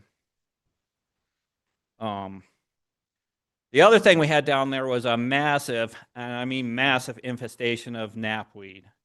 And it was pretty much the whole property was covered with knapweed. And we've been working on that now for 5 years, which included chemical treatments. And then we followed that up with hand pulling every year. And this last year, the hand pulling, we could get like half a bag of weeds. So it went from like truckload after truckloads of weeds during the early years down to half a bag. So we will continue to maintain that.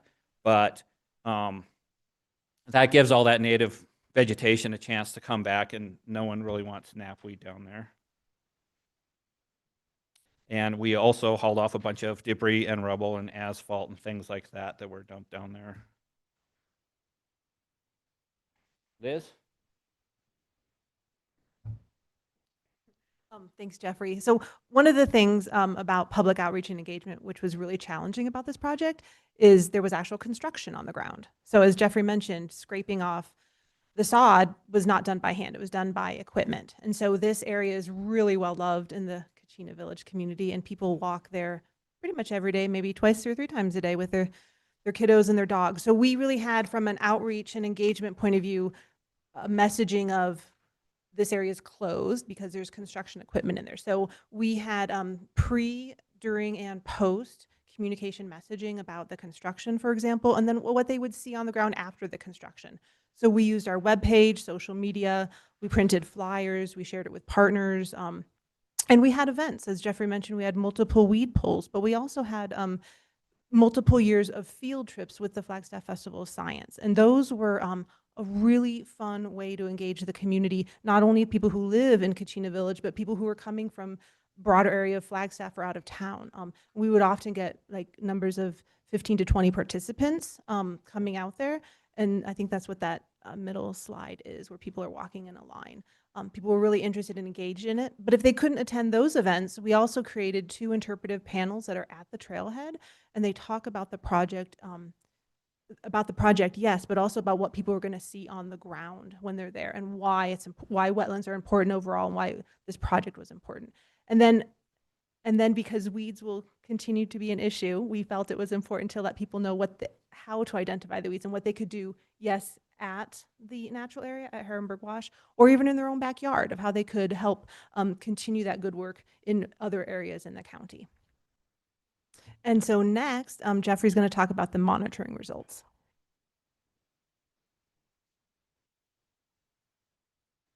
Okay, so we got this work done, and did it work? So we had monitoring, and one thing I forgot to mention is we planted some stuff down there. So we planted narrowleaf cottonwood trees, which are the appropriate tree for this elevation, and those were grown from cuttings from the local Flagstaff area, so it should be the really appropriate tree. And then we took a bunch of willow pole clusters, which willow trees are really great at setting from the roots too. So you can just cut off a branch and stick it in the ground, and sometimes they'll take from that. In this case, though, they dug down with the excavator till they hit some good damp soil, and then they cut out chunks of willow clumps, and we put them down there so the tops were just sticking out. And 100% of the cottonwood trees survived, even through last summer, which, as we know, was extremely dry, but they were established enough to get their roots down into that wet soil. And that's one of the great things about wetlands, is they store that wet soil so the vegetation can make it through the dry years. So it provides resiliency to the whole landscape. About half the pole plantings that we had for the willow trees survived, but we planted lots. So you can see on that map on the side, there's all those dots are where we planted stuff. And we also seeded with native seeds, so upland vegetation and the wetland, depending where the location was, so we get different species going there. Soil moisture monitoring. So part of this was set up by Natural Channel Design to monitor the soil moisture, and I personally was extremely excited to see the difference, and I was denied that because the equipment failed 3 times, and they used different equipment, so I wasn't personally involved with that, but equipment fails and you lose a whole season of data. So I can tell you from being down there that it's functioning exactly as it should function. So in the spring, a lot of times, what you'll see is water starts out running across the whole thing, and then water coming in dries up as the snow melt finishes. But you'll see water coming out the bottom of the wetlands still for quite a while. So what that's telling us is that the soil down there is holding that moisture and slowly releasing it downstream through that filter of vegetation. So it's filtering that water and then making a slow release so it doesn't just all go down there and flood downstream and it's gone. It kind of holds on to that water a little bit longer. They also measured, there you can see that chart there, the pond water level. They put a staff gauge, so that didn't fail because it's a staff gauge. You just go out and look at it, but that's kind of the results you can see. As expected, this pond is about 2 feet deep, which was the original level.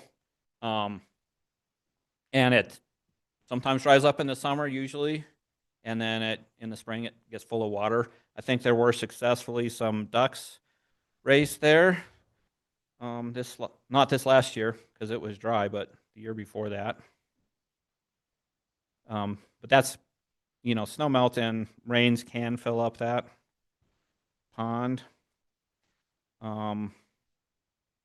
Here's some photo monitoring of before and after. And I think you guys were supplied with the entire report, so it's got a lot of photos in there too. If you like those kind of things, which who doesn't? So everything is working like it should. The one rock dams aren't getting washed out. You can just see the tops of the rocks sticking out, but there's not cutting on the back side of them. So that water that flows fast cuts stuff because it carries a lot of debris, it carries other things, and that's just what fast moving water does. When you slow it down, it doesn't cut. So the fact that we're not getting any kind of cut at the back of those one rock dams say that that's working like it should. And successes and challenges. I've talked a lot about the successes so far. One of the challenges was soil moisture monitoring, and then the upland seeding wasn't uniformly successful. So what we've done is at the closeout of the grant, we bought some more seed, and we've seeded it again this year. So we'll kind of keep track of that. One of the challenges of this site is that the parcel we got from the fire district was a parking lot. So it's got a lot of cinders on it, and they've been removed from parts of it. But other parts, it's really hard to get native plants to grow just in cinders. And that's where like the Napardes are really thriving because it likes that kind of environment. We will be continuing the weed treatments. We will be continuing outreach and engagement with that local community and the broader community through the Science Festival. And that's been one of our more successful outreach things is working with the Science Festival, and we get interested people that really like seeing what we're doing and hearing about it. And we did, Kevin Van Horn, who used to work for us, took drone imagery before, and we haven't gotten him out there to do the after drone imagery, but that should be a cool slideshow or a cool movie whenever we get that done.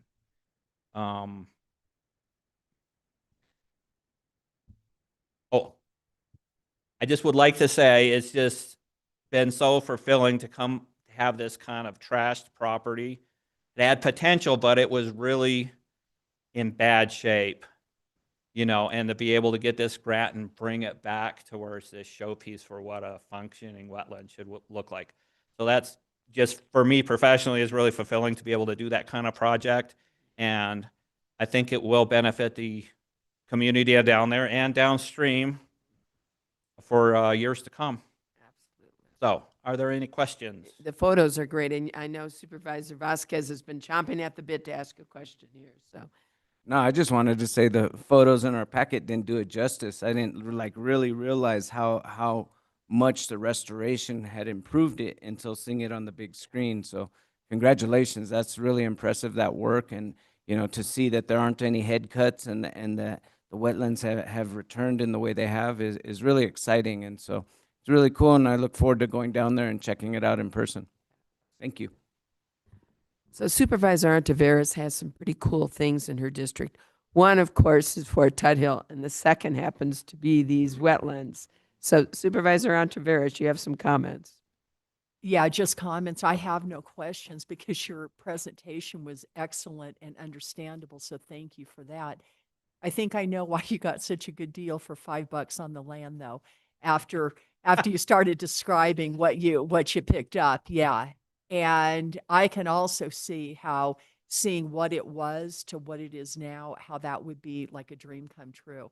And Liz, your tenacity and determination in getting grants, right? You're denied the first time and then you go after it again. Thank you for that. Thank you for not giving up and bringing this to reality. And thank you guys for the work you did. Excellent presentation. Excellent outcome. Thank you.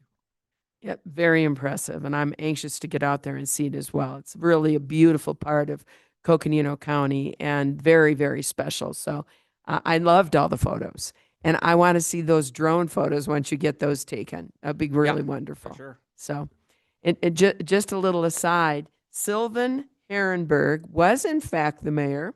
I served 3 terms from 1968 to 74, and I came out towards the very end of his term and do remember when he was mayor. So I'm just wondering if the family were involved in this. So just a thought. But thank you. Very impressive. Thank you. Yes. Madam Chair, members of the board, a couple of things. You probably, as Jeffrey was describing, the technique utilized in the restoration with the boulders and the plug and spread, it's been done by Natural Channel Design, in which we've utilized in the Schultz Creek watershed. And so natural channel design concept. And also, if you have time, and I know that it's limited for everyone this summer, and I'm going to volunteer your time, Jeffrey, to spend a day with Jeffrey and Liz and Cynthia, I would strongly encourage it. And it's we got to walk this site and just to see the restoration is pretty spectacular. And that will lead to, and that will lead to, and that will lead to other things. And Jeffrey, thank you. You are a Renaissance person in our organization. And thank you for everything that you do and you've done and our Parks and Rec team. And Jeffrey might even show you some of the work that he does with with fabrications for signage, etc. Just really neat. Well, I love the enthusiasm, I got to tell you. And, you know, the stick-to-itiveness and the enthusiasm in the Parks and Rec office and department is just fabulous. And here's why, the wonderful things that we're able to do for the communities. So thank you so much. Thank you. I believe we are now on break. Is that right? Madam Chair, I believe we can take a break. I know we have a full agenda this afternoon, and I think we'll need a break going into this afternoon. So I don't see any other items that we could potentially discuss. We've done planning calendar, we've done legislative affairs, we've done. Did we do 42? We've done 42 on the workforce update. Thank you, Eric. So, Deputy County Managers, any other updates before the break that you think we could do? Madam Chair, members, just to add on Keith's legislative comments, and this is on the state side, I'll go now. Tax conformity at the state still remains, and you're going to ask me what's tax conformity about. I think LPC covered this, but tax conformity under essentially the Trump's tax cuts and the changes to the federal tax code, whether or not the state will adopt them, that is a binding issue already at the legislature, between the governor and the legislature. The governor's already vetoed a $1 billion tax cut bill. And tax conformity will have to get figured out before they start the budget process to understand how much money is left in the bank, essentially, or if there is a surplus or deficit to work with in the budget process. So they're gonna have to come to that agreement. I think politics certainly never are aside in that moment. And so that issue of tax conformity will need to be worked through before they can make financial decisions moving forward. And there's no indication that they're going to be moving quickly on that. So I just give you a heads up as we talk about the state agenda and the issues sort of coming through the state, we might be back piling into June by the time we're getting agreements done and such. So I expect a long session given already the way they've started. So just a little heads up on that as you think about the state agenda. Yep.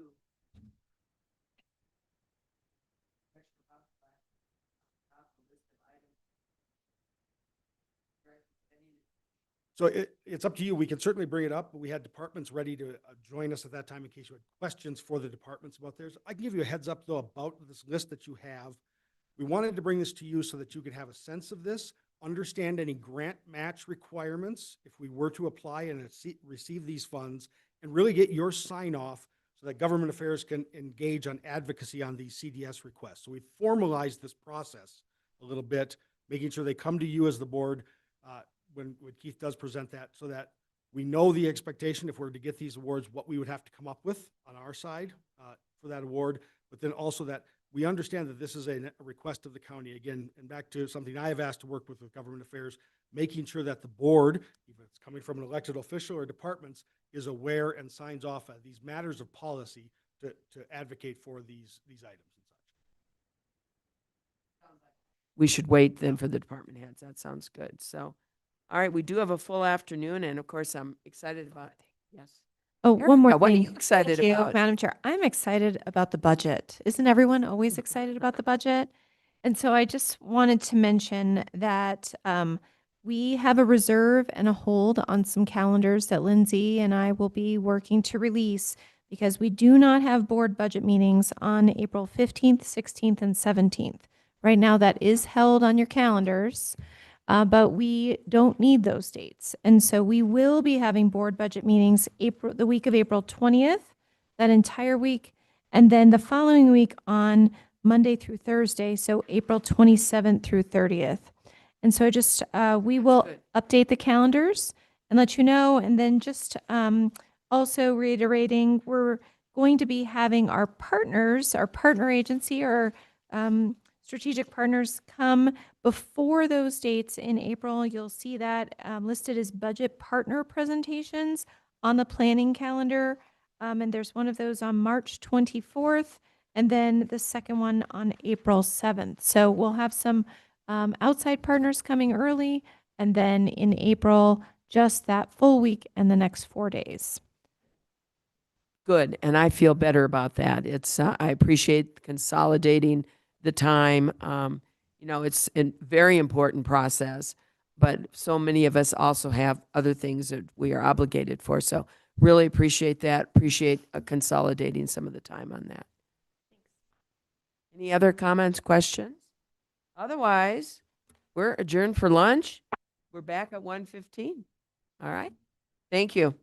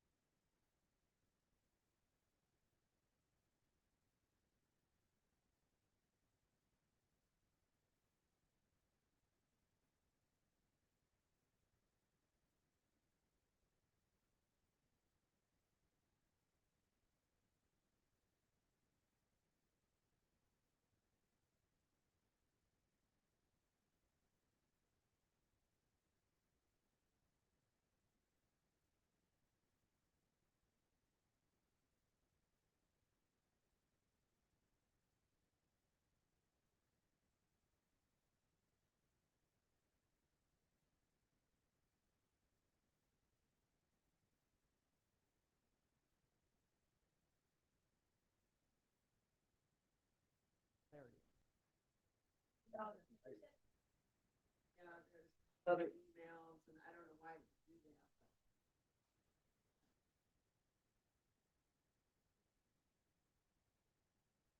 Well, when you said it, I go,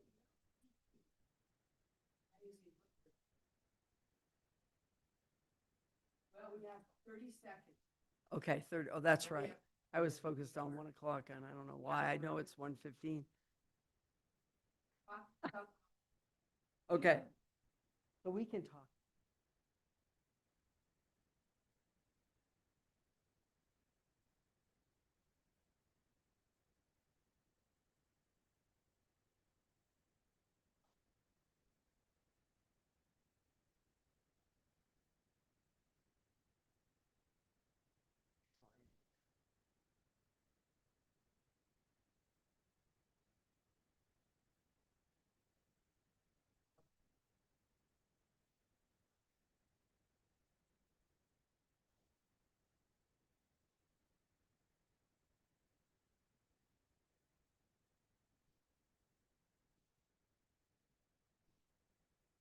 George.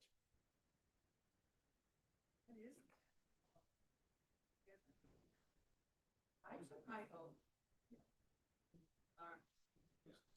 I take my oath. I swore. Constitution of the United States. And I believe in that.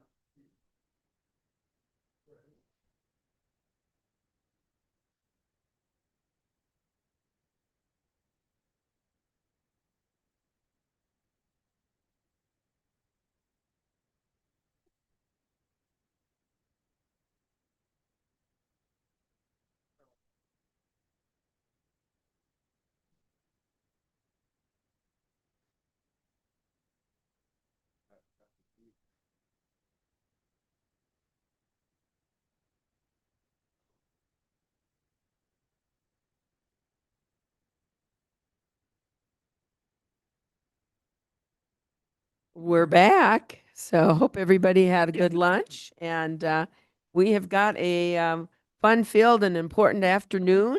So we're going to get right to it. And we are now on items number, there it is, right. We are on item number 36. And we are, do we need to go as a flood control district on the list? We do. Members of the board, I need a motion for us to resolve as a flood control district. So moved. There's a motion. Is there a second? Second. We have a motion and a second. All those in favor signify by saying aye. Aye. Aye. We are now the Flood Control District Board of Directors. So with that, I see our Flood Control District Director is in fact up to discuss this. It's presentation and discussion regarding Flood Control District long-term flood mitigation planning. And I know we've been talking about this for a while. So we look forward to a continued discussion on this. And it looks like the gang's all here, which I appreciate. So you may want to make the introductions and look forward to this. So thank you. All right. Thank you, Chair and board members. Pleased to be here today. You're right. We've actually had this conversation beginning back with fiscal year 2026 budget discussion, which was that we expected this to be a transition year for the district, transitioning through the completion of the pipeline flood mitigation, and that was going to be, that would then afford the district the opportunity to put together a plan to look at our FEMA special flood hazard areas and, what can be done to mitigate those significant flood risks that we have in the county as well, specifically focusing on the 5 that are really prominent and pose significant risk that are under the jurisdiction of the district, including Tucson, Fort Valley, Kachina, Mountaineer, Munns Park, and Sedona, kind of starting from the north to south. So today, we've got important to know that we have a 2-part process we're going to do. Today, we're really going to focus on the outcomes and the results of the planning process, which was focused on identifying conceptual level projects for the FEMA special flood hazard areas and prioritizing those projects and bringing back the results of that process. And so today we'll focus on that. And then on February 3rd, we will be back a week from today and to present what is the proposed funding plan to begin to work on these projects and move these projects forward through a process. The vast majority of these projects are at a conceptual stage.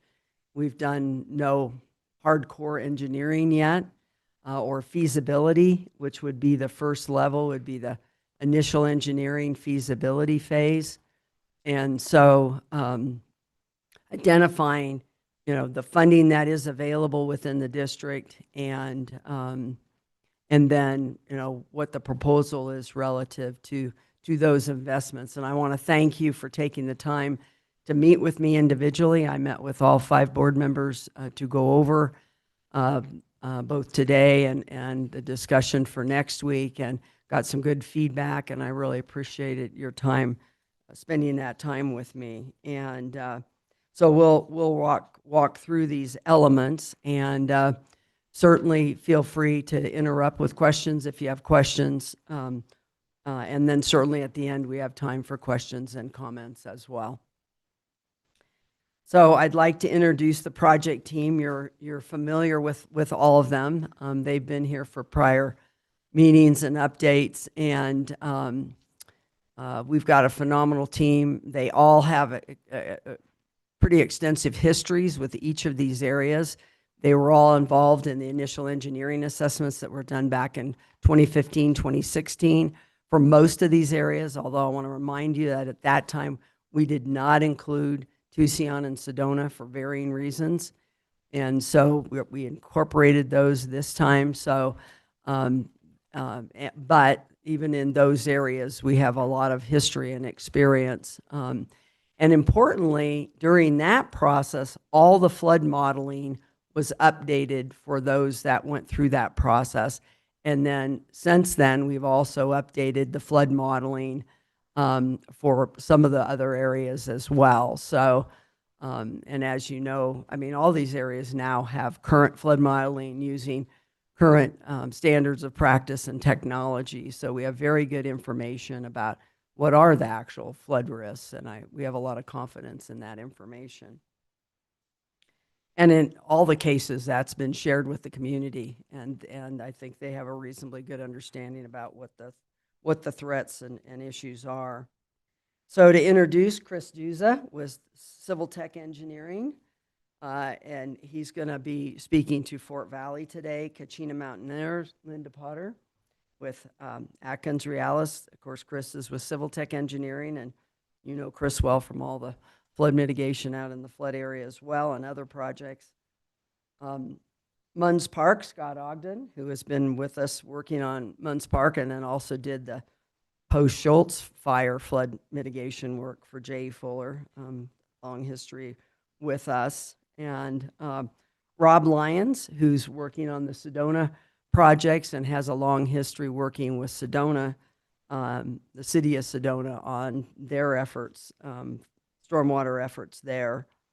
And you all are very familiar with Joe Loveridge with Jay Fuller as well, has done all the modeling, both pre-fire, post-wildfire, and now very involved with, not only the Tucson area, but was very involved in the flood modeling for a number of the other areas and has done all the pre-fire, post-wildfire flood analysis for our areas as well. And then Julie Lead, who serves as the project manager and interim district engineer and is kind of my right-hand engineering resource and has helped really guide this process. So just to get some key points, a quick overview here. We do have a set of areas that are very significant risk for flooding. And this isn't casual flooding. We could see very major flood events in these areas. And most of the areas are subject, where you're going to see the largest flood events are actually rain on snow, and that includes Oak Creek, Sedona, that includes Munns Park, and that includes Fort Valley, Kachina Mountain Air. Typically, if you talk to the Weather Service, they'll confirm this. The largest flood events that we've had in this county have actually, beyond the post-wildfire flooding, have come with rain on snow events. And then monsoonal events, of which we've seen, in some areas. And so we have a little bit different types of storms and dynamics with storms, but they all can create significant impacts. Last year, I had identified that I believed that this process was something that we needed to restart, I'll say, and move forward and set a priorities. The level of funding that's going to be needed for these projects is going to be far greater than the district revenues, far greater than any of the jurisdictions that we're working with, their revenues. We will be dependent on federal and state funding to move these projects forward, particularly into construction and through construction. So this is a long term. That's why I keep the long term in there. None of this is going to happen overnight. I think we've got some capital, we've got some fund balance right now to be able to mobilize the initial engineering and feasibility studies for these projects. But when we move forward beyond that, we're going to have to be, frankly, aggressive with identifying potential opportunities. And next week, I will bring a listing of who are potential partners, who are potential grant sources for the different areas based upon the infrastructure in those areas and the different assets that are there in different districts, et cetera. And I see the district funds primarily being used to match those grants, right, along with funding that will need to come from cities and towns that benefit, as well as like the sanitary districts that would benefit from these projects. Just as a reminder, I kind of recapped these areas before, but this map, and I want to point out that I also handed out some larger scale exhibits. These are all in, as you can see, this map is on the right side of this slide, but it's pretty hard to read in a slide format. So we went ahead and printed them out by 11 by 17. And once you get beyond the initial first page, then they go to horizontal layout. So from that point on, I think you can just flip them, but you'll have to do a double flip, so to speak, on the future ones. But where we've had exhibits, I wanted to share those so that they're a little more readable for you. So this initial exhibit shows where are the floodplains, these floodplains that we've identified, where are they within the county, and they're the kind of purple magenta areas. If you look at the one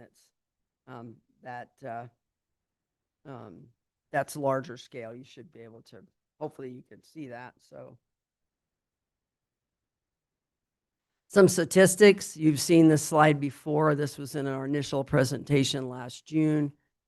And just kind of highlights what some of the overall demographics and flood information is relative to the floodwater discharge, the 100-year, 25-year number of properties in the floodplain that's in the FEMA special flood hazard area. As well as the local floodplain. As we know, in Tucson, you recently created a local floodplain that much more accurately reflects the true floodplain in that area now. And 55 properties we're now identified that we did not see as in a flood risk, but that we know now are in a flood risk there. And you can see the other data points here. You've again seen this before. But you can see there's significant flows through all of these areas. So with that, I'm going to go ahead and we're going to walk through the areas, starting with Kachina Mountain Air and working our way through each of the areas, and each of the engineers will present. And this is, we've met individually and looked at these, and you've gotten information more on some projects, because particularly relative to Tucson, because Tucson, as you'll recall, the town secured a grant through the State Transportation Board, an AZ Smart grant, and above about 2.4 million, and that has funded the development of a drainage master plan, which has been completed, but now working through the next set of steps, working to 30%, 60, 90% of engineering on this. And so that has further advanced than the rest of these projects that you're going to see. And it's put it in a different position in this process. We'll talk more about that next week. But that has afforded the opportunity for the town to also actually begin applying for federal grants. And they've applied for one, the Federal Lands Access Program grant, and then they're preparing to apply for a second, the BUILD grant, both Federal Department of Transportation grants. So with that, I'm going to turn it over first to Linda Potter, and Linda will make a few highlights. And again, ask questions if you have questions relatives to the specific projects.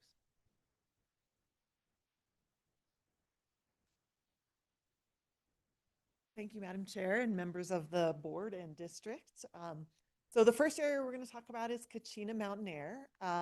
This area we started working on, I think it was 2011 or 2012, when we first started looking at the flood hazards. Since that time, there has been a flood delineation that went to FEMA. So the floodplain has been officially remapped through FEMA, and that ended up with a lot of parcels being removed from the floodplain. So we identified more parcels that were less at risk. So it does rank a little bit lower compared to the other areas you're going to hear about, only because the flood risks are less. Moving on to a map, you can see in the blue are the floodplains, and they're relatively contained within drainage ways that are undeveloped except for some roads. However, as we start getting to the lower part of Pump House Wash, which is the area in the red, we start seeing some houses in the floodplain, as well as KVID, the water treatment utility down there, is in the floodplain. And with that, we came up with two options to fix this. So one is kind of a local option that is strictly geared towards KVID and getting some of their infrastructure out of the risk. And the other is a channel improvement to help both the roadway and the houses that are in the floodplain along that stretch. So that is a quick summary of Kachina Mountain Air, and I am going to turn it over now to Chris Stuza. Again, the exhibits, you look up at the top right corner, you've got the exhibit number. Well, Madam Chair and members of the board, it's nice to be before you today. This is the famous photo of the lake there at Fort Valley, and if you look really closely, you may recognize that person in the canoe. I won't tell you who it is, but it's somebody you know, maybe. So a little bit about Fort Valley. So Fort Valley is an area where you have quite a few tributaries of the Rio de Flag that all come together, and they come to a confluence within Fort Valley. You saw in the initial picture there, the canoe there, you know, the stories, the history of the lake that forms in the Fort Valley area behind Snowball Road. So there's 4 or 5 tributaries that come down. It's kind of a low-lying bowl of an area characterized by really mild slopes, very gentle slopes. It's relatively flat there. So the water moves through there slowly, not high velocities, not high depths, relatively low depths, relatively low velocities through there. One thing with Fort Valley is, you know, since the original study that was done back in 2015, it's really grown a lot out there. If you look at some aerial imagery through time back there, You'll see there's just a lot of development that's occurred out in the Fort Valley area, a lot of new homes out there. And it is my understanding that, since the study that's been done in 2015, that a lot of the new, if not all the new development that's occurred in the Fort Valley area has been compliant with raising those structures based on the study that was done back in 2015. Fort Valley is a little unique, maybe from some of the other areas, because there's no centralized wastewater treatment. All the homes out there are on septic systems.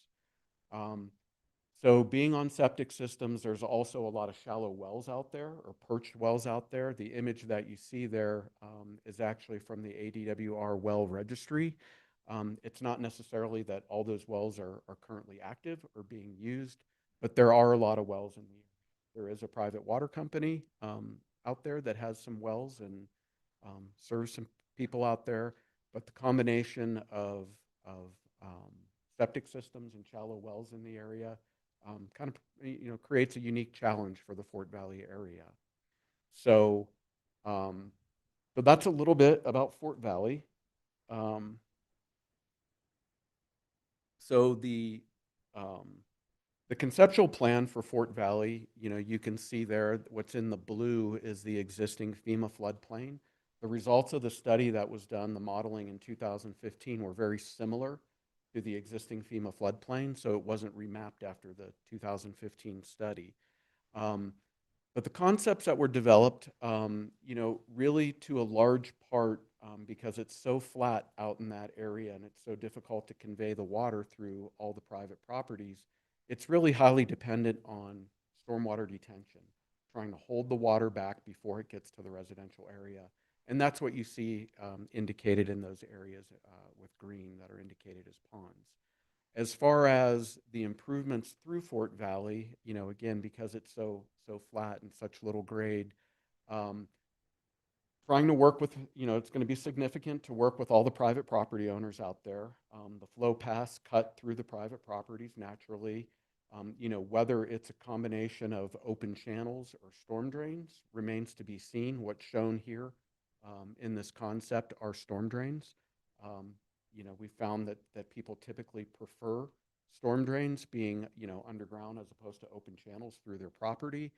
So that's what we're depicting right now. So we believe with the combination of stormwater detention and some improvements through Fort Valley, that we could get to possibly a 10 to 25-year level of flood mitigation through the Fort Valley area. So with that, I will turn it over to Rob. Thank you, Chris. And I just want to note, part of the dynamic with Fort Valley is this issue with the perched wells and septic systems. But fundamentally, the flood mitigation can't, it's unlikely we would ever be able to mitigate the flooding to an extent to alleviate the threat to the wells and the sewer system, or to the septic systems. And so I think part of what the conversation with that community, and this has been a conversation going on since, gosh, back when I joined Andy at Public Works, is at what point do they move to a wastewater treatment system or a DWID with a water system and wastewater treatment system, if you really wanted to mitigate the impacts to the water system, the perched water system, which supplies the vast majority. You've got to really collect that wastewater, put it through a treatment system, which there's package systems. So that, that's going to have to come up in this conversation, because you're never going to get, I won't say never, I mean, if we had hundreds and hundreds of millions of dollars, we probably could do something, right? Pump the, but the level of effort you would have to try to mitigate that would be really challenging. So that's always going to be an underlying, I'll say, conflict there, right? An issue there that eventually may have to be contended with, just because there's still a number of septic systems in the area that are pre-ADQ regulations, right? And are not mound, aren't Vaulton Hall, and they can be pretty easily compromised by just the flood, not even a flood event, but the water table in a more, significant water year. So I think that, how do you balance these investments and where are the best investments made to mitigate the issue is going to be a continuing, discussion out there. So that, Can I ask a question? So, you bet.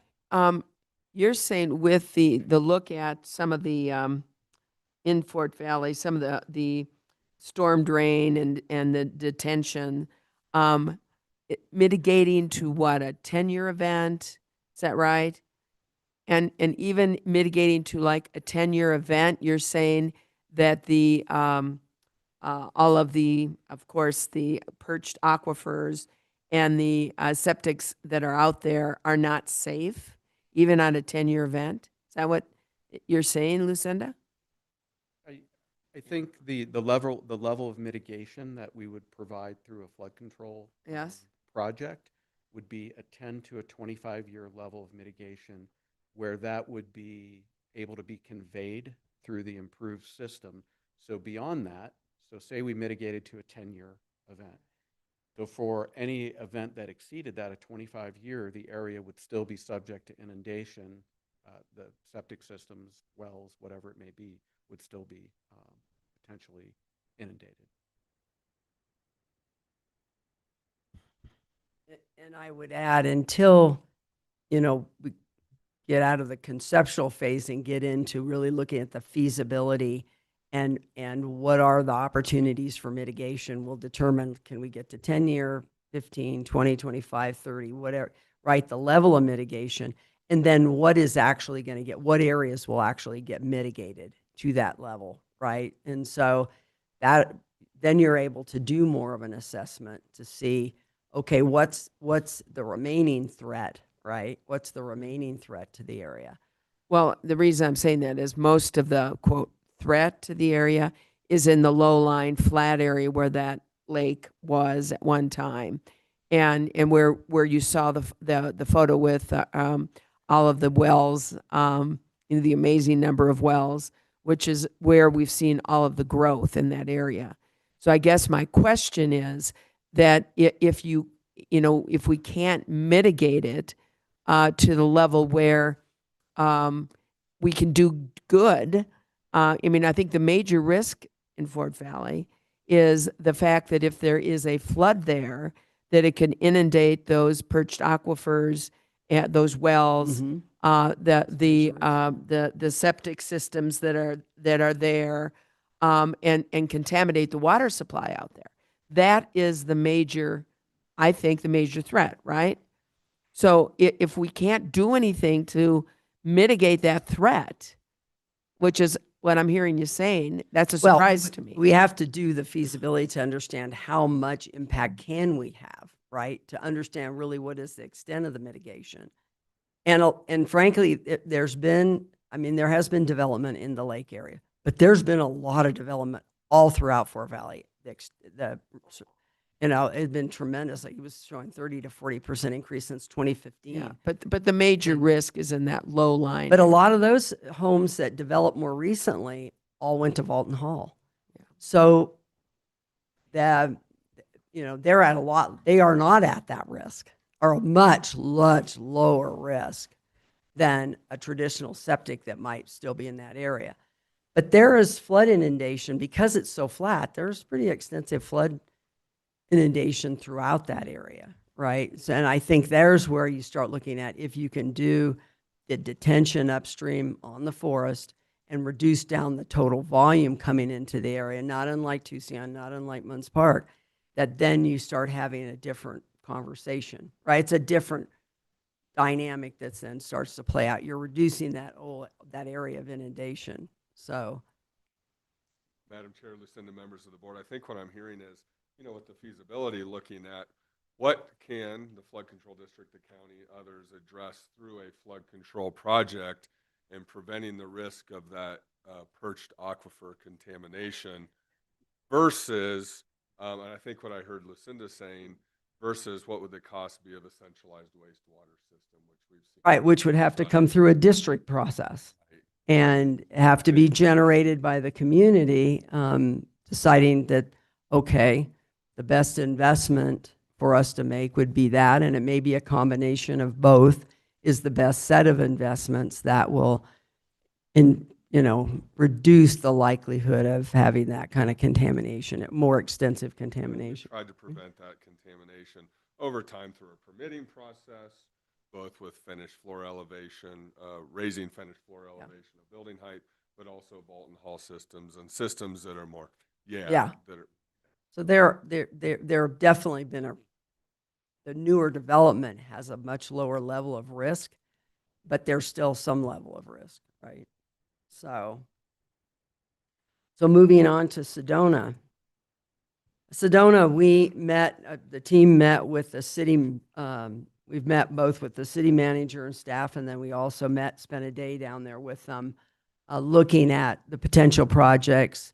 Rob Lyons, who's going to get up and present the projects that surfaced, that have surfaced and risen to a higher level of prioritization for this area, worked with them and has worked with them.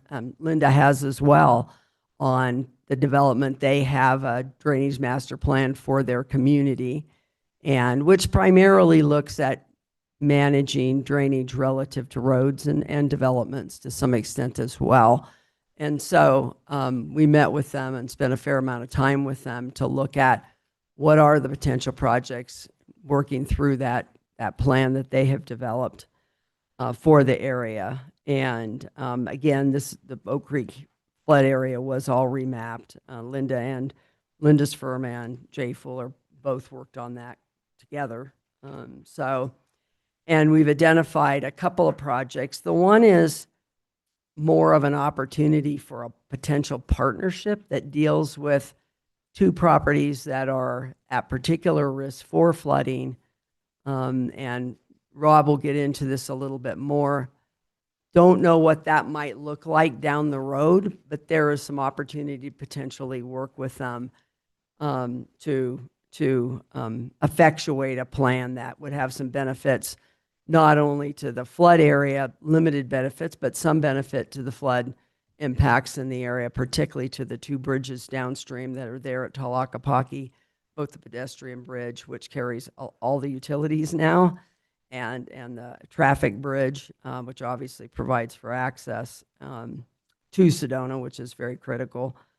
And we'll continue to work with the city, but we've identified what we believe the team has the priority project for that area. So I'll turn it over to Rob to talk a little bit about these areas. And I want people to understand that relative to these properties, there's been very limited discussion, except that these properties do carry some risk, that these properties have a lot of beautiful old cottonwoods, sycamores on the property.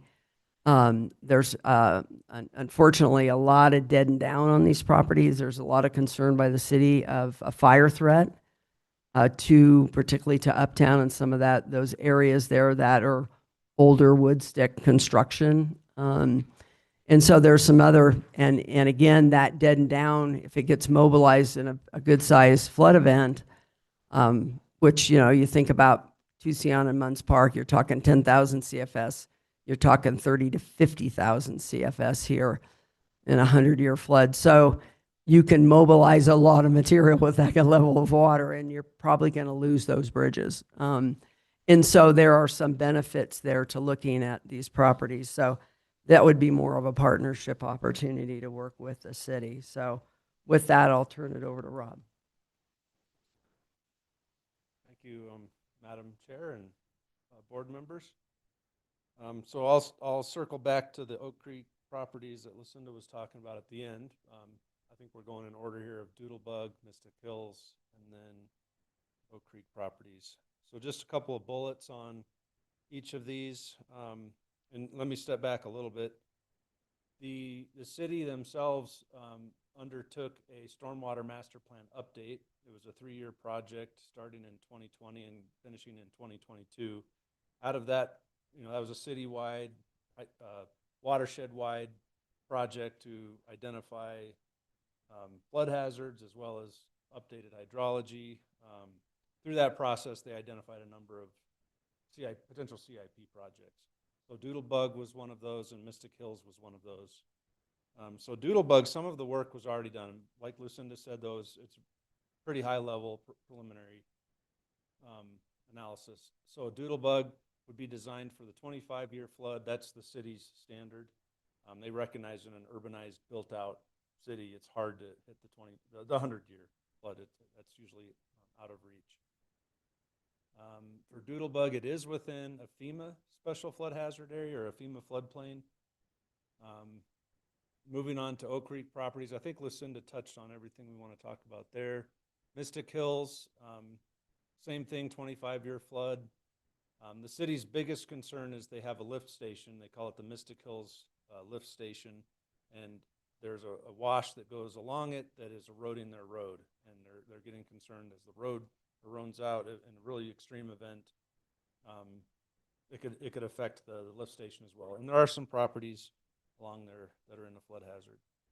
So starting with Doodlebug, just to get you guys oriented. So this is down on SR 179 on the way to the village of Oak Creek. If you guys are familiar with Poca Diablo Resort, that's the area.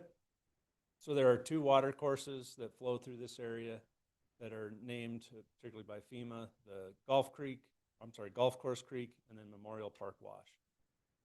So this, with this project, the conceptual design that the city came up with was basically a storm drain solution to capture flows that have already crossed SR 179, collect those into a channel, then another storm drain, take them down Doodlebug Road, eventually to the tributary to outfall into Oak Creek. Another alternative came up. If we can get partnership with the Forest Service, there might be an opportunity to build a detention basin to basically store that water on the south side of SR 179. So we don't know which one would pan out. We need to do some soil exploration to determine if we can even excavate the detention basin, because this would all be below ground. They do have bedrock in Sedona, so we'd have to figure that part out. Moving on to Mystic Hills. So this is actually further north from Poca Diablo or Doodlebug. And you can see it's just a small neighborhood off Mallard Drive. There's a water course that passes through SR 179. And then you see the lift station pointed out there. So that's the area that the city's concerned about. But then you can also see with this map that shows the areas that are inundated, a couple of the homes are subject to not only flood hazard, but erosion hazard. So the city's still, this one's actually under design right now, and more than likely will be funded by the city. But it is something that we looked at and evaluated with this project. They may or may not do the entire project, but they definitely want to deal with the lift station issue. Finally, moving on to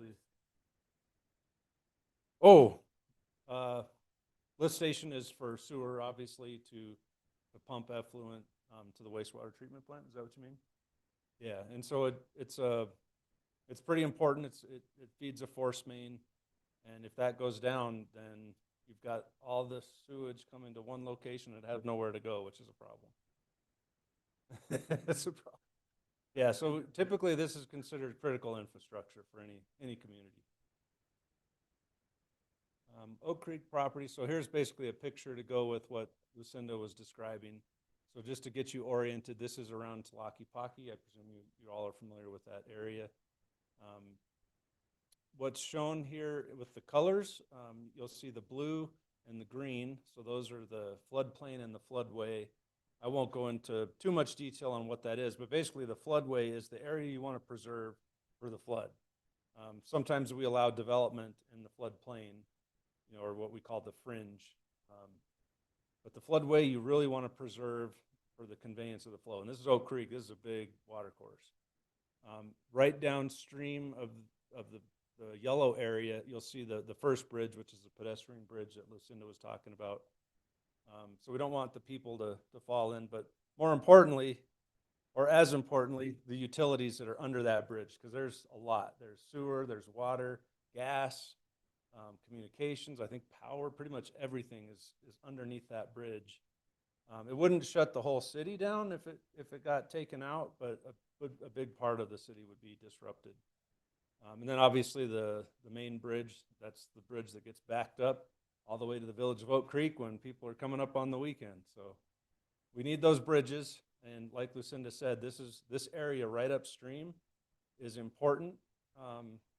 We want to minimize the amount of debris that's flowing through the bridges. And so that's not only the dead and down sycamore trees, but also I've seen boulders, bigger than this that it's transporting down. I don't know if you remember, it was a few years ago, we had a big rain on snow melt.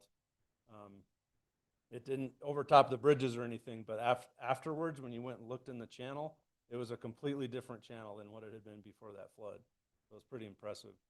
So like Lucinda said, these are just a couple properties that are privately held. We don't know what the solution is. Maybe we can work with those owners to come up with a maintenance scheme. Who knows? It's just very exploratory at this point. Anything more on that, Lucinda? Okay. And then this is an exhibit that explains the floodplain and the floodway.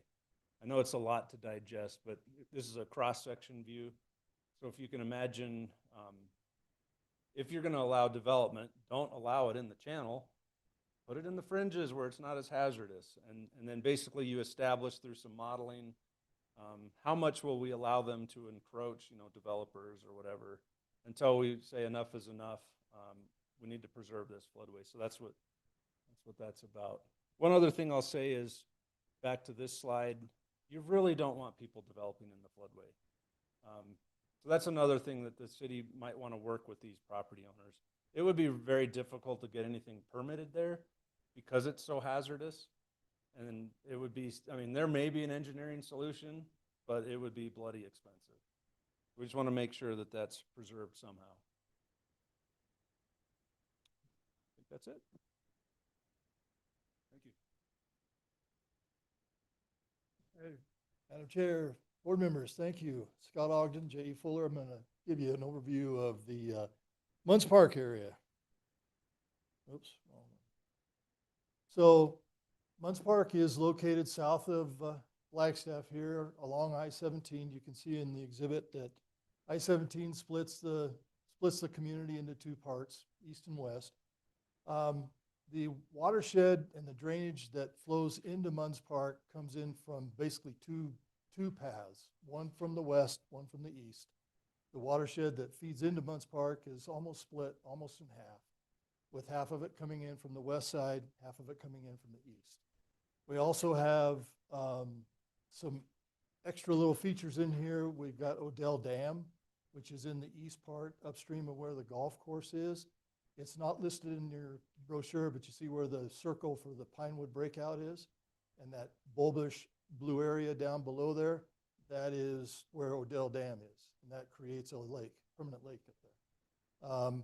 That acts as a hydraulic feature in this system, and then the areas from the west must come down, go underneath I-17, flow down through that West Munns Park area, go back underneath I-17, go around through the golf course, and eventually go back underneath I-17 one more time and enter into Munns Canyon, where then it will go down in confluence with Oak Creek about 12, 15 miles downstream.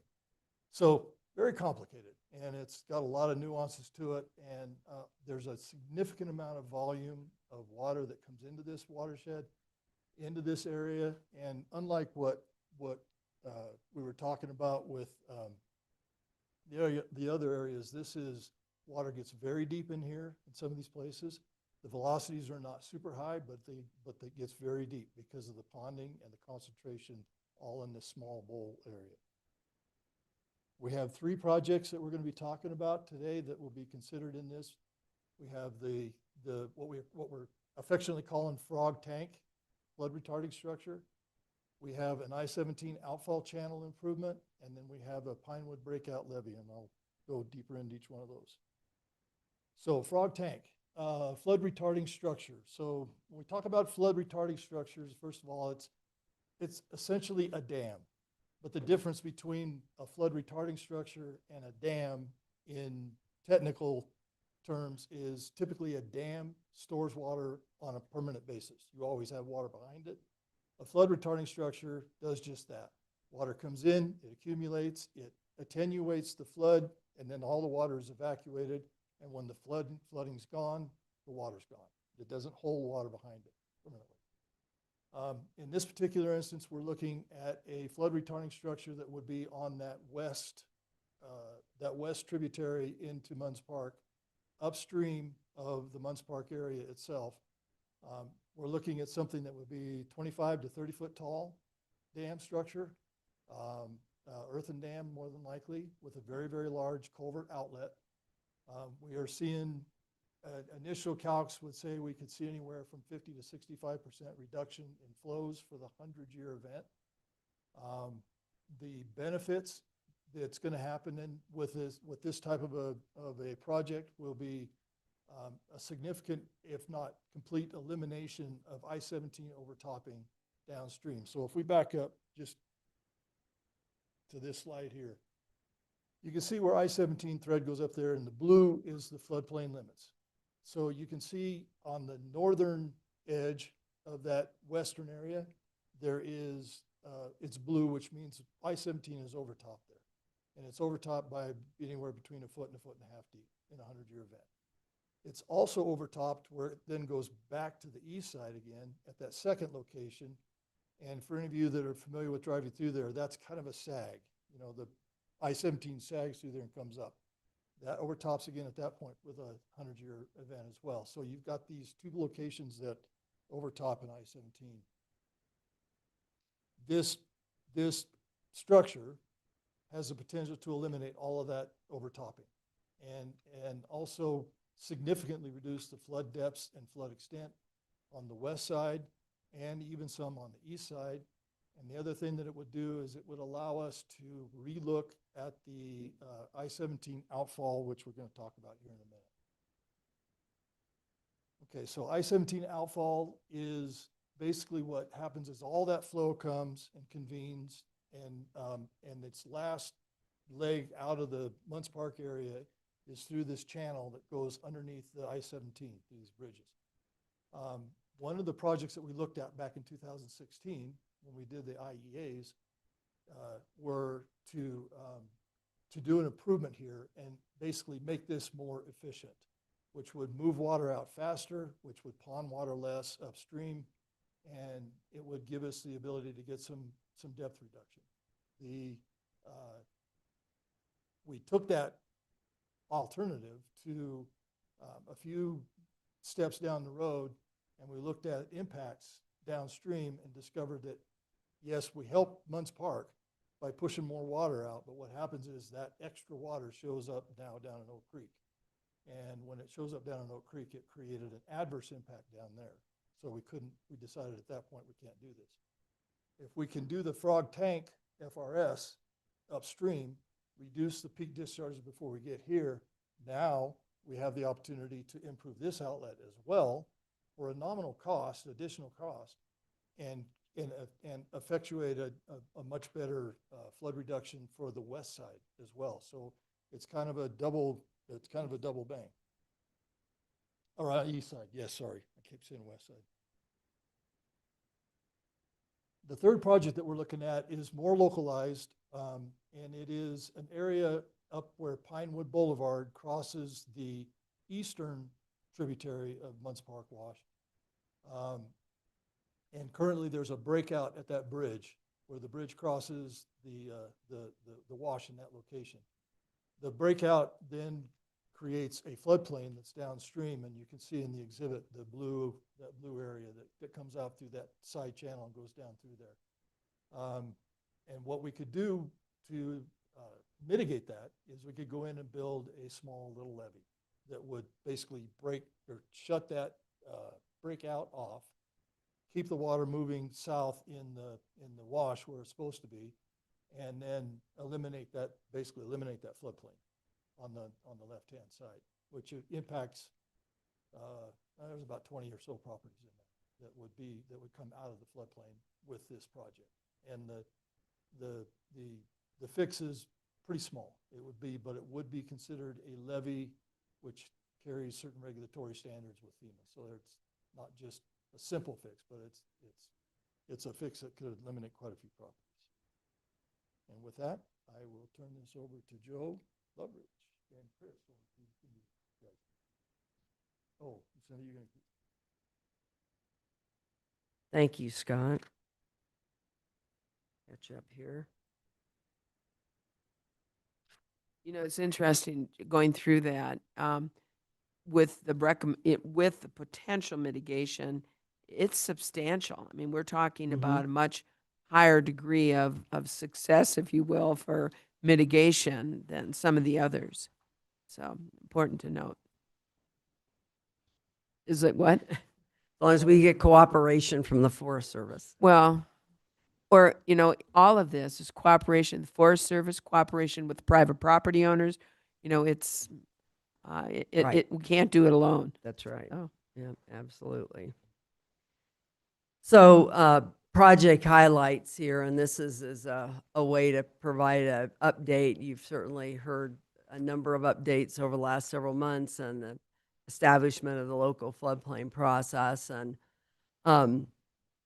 you know, the floodplain, as you know, that was remodeled there or updated the modeling and certainly determined that the FEMA map was very inaccurate. And thank you for taking the action to establish that local floodplain. I think that will definitely help. There are a number of properties in Tucson that are still available for development. And so how we manage that will really influence both, frankly, at those locations and downstream and upstream, you know, the flood risks in the future.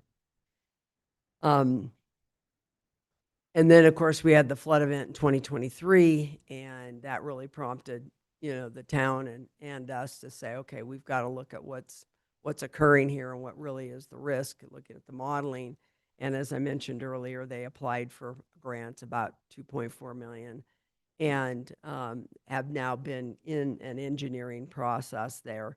That plan, the drainage master plan itself, which is a conceptual identification of projects, is done, and now we're moving toward 30% engineering.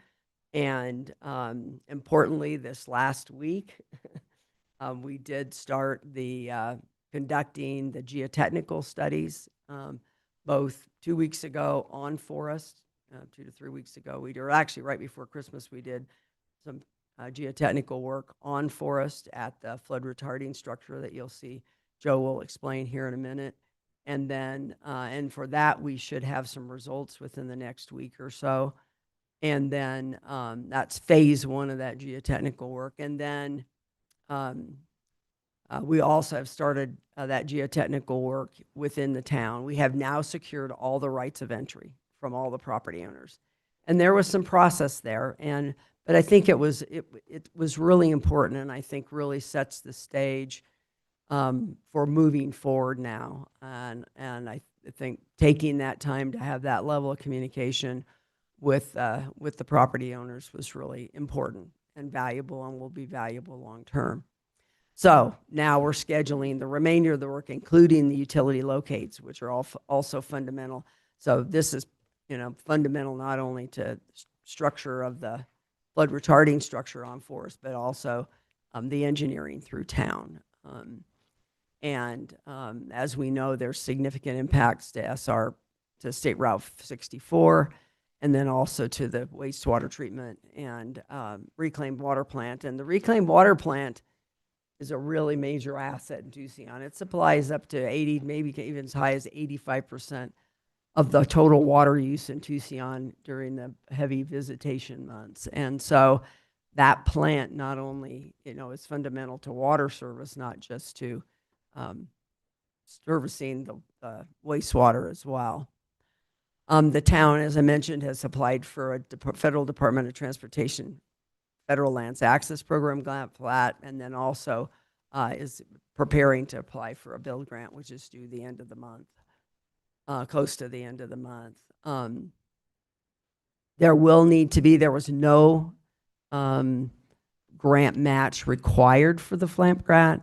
Build grant, Tucson applies for, would be eligible for a reduced grant match because they both qualify as a poverty area as well as a rural area.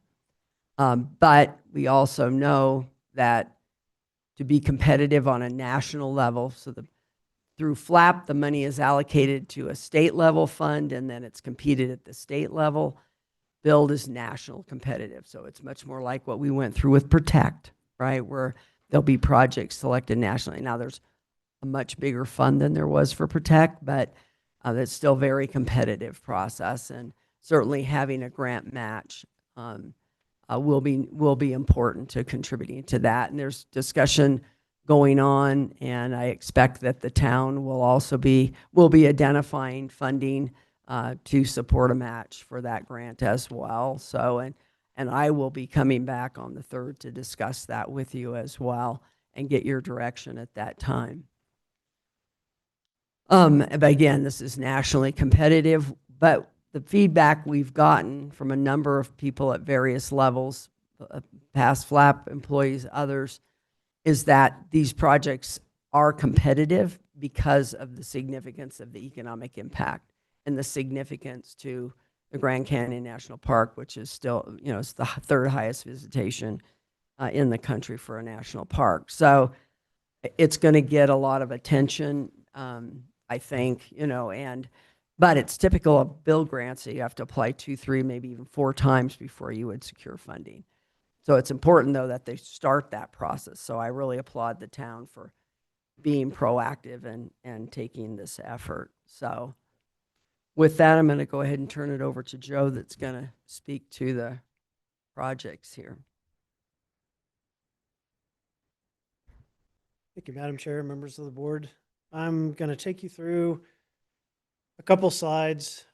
We've talked a lot about Tucson over the last couple months. And so none of this is very new from what you've seen, but let's just walk through it a little bit. Tucson is right at the confluence of a couple different washes. One large one is Coconino Wash, and then there's some smaller tributaries, Water Tank Wash, Middle Wash, and Long Gem Canyon, which all have a confluence right in town, and that water then flows down past the sewer, flows through town, wide, and fairly slow, but then transitions past the Tucson wastewater treatment and reclaimed water plant.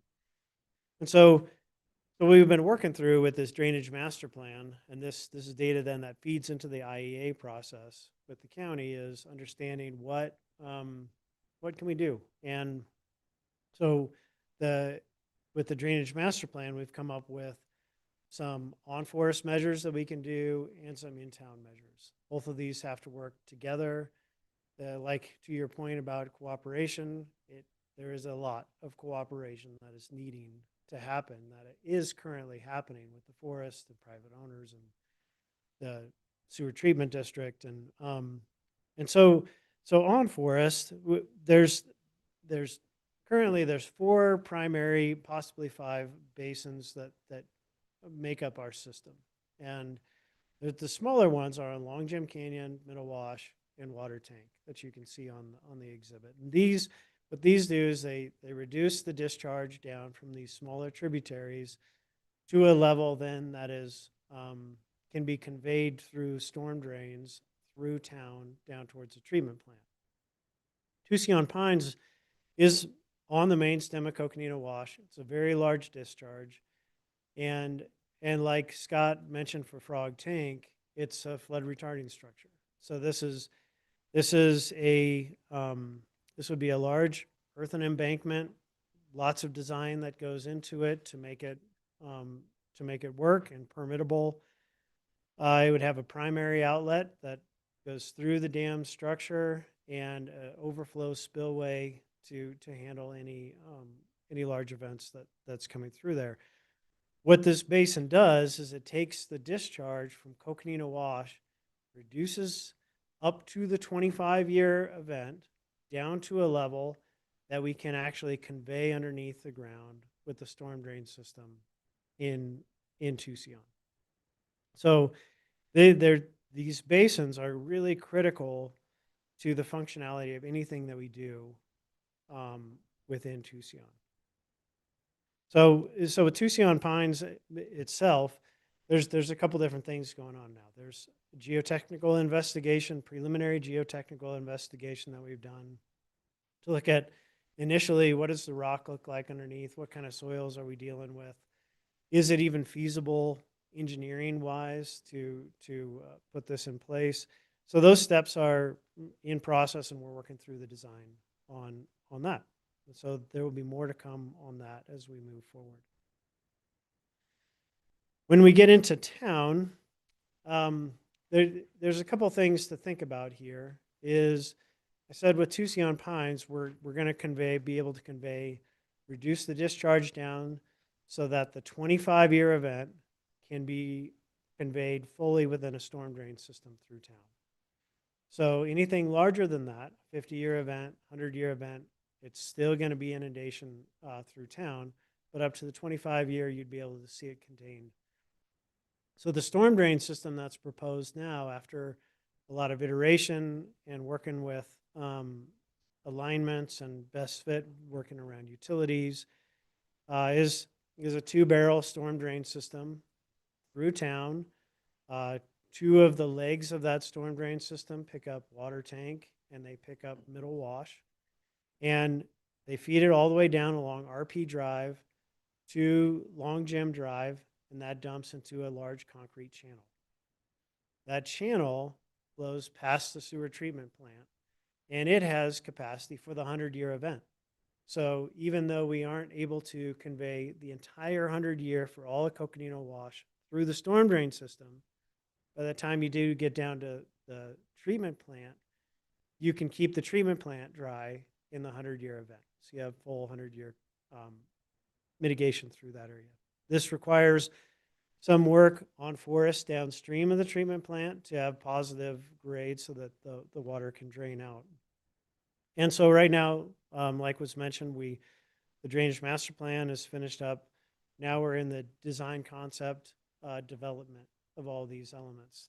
Looking really into the hard engineering aspects to this and figuring out, okay, how do we actually make this implementable?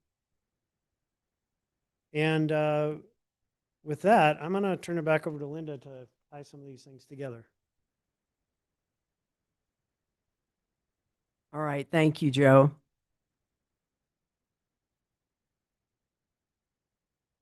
So next we wanted to quickly cover here, because we want to have time for questions and comments. And most of this is a recap of what we shared back in June and got feedback from you on what were the criteria that we would use to prioritize the projects. And so you may well remember the slide where we identified kind of the criteria in the center box here, the ones that are blue, are really, relative to, I'll say, the projects themselves and the hazard and that type of thing.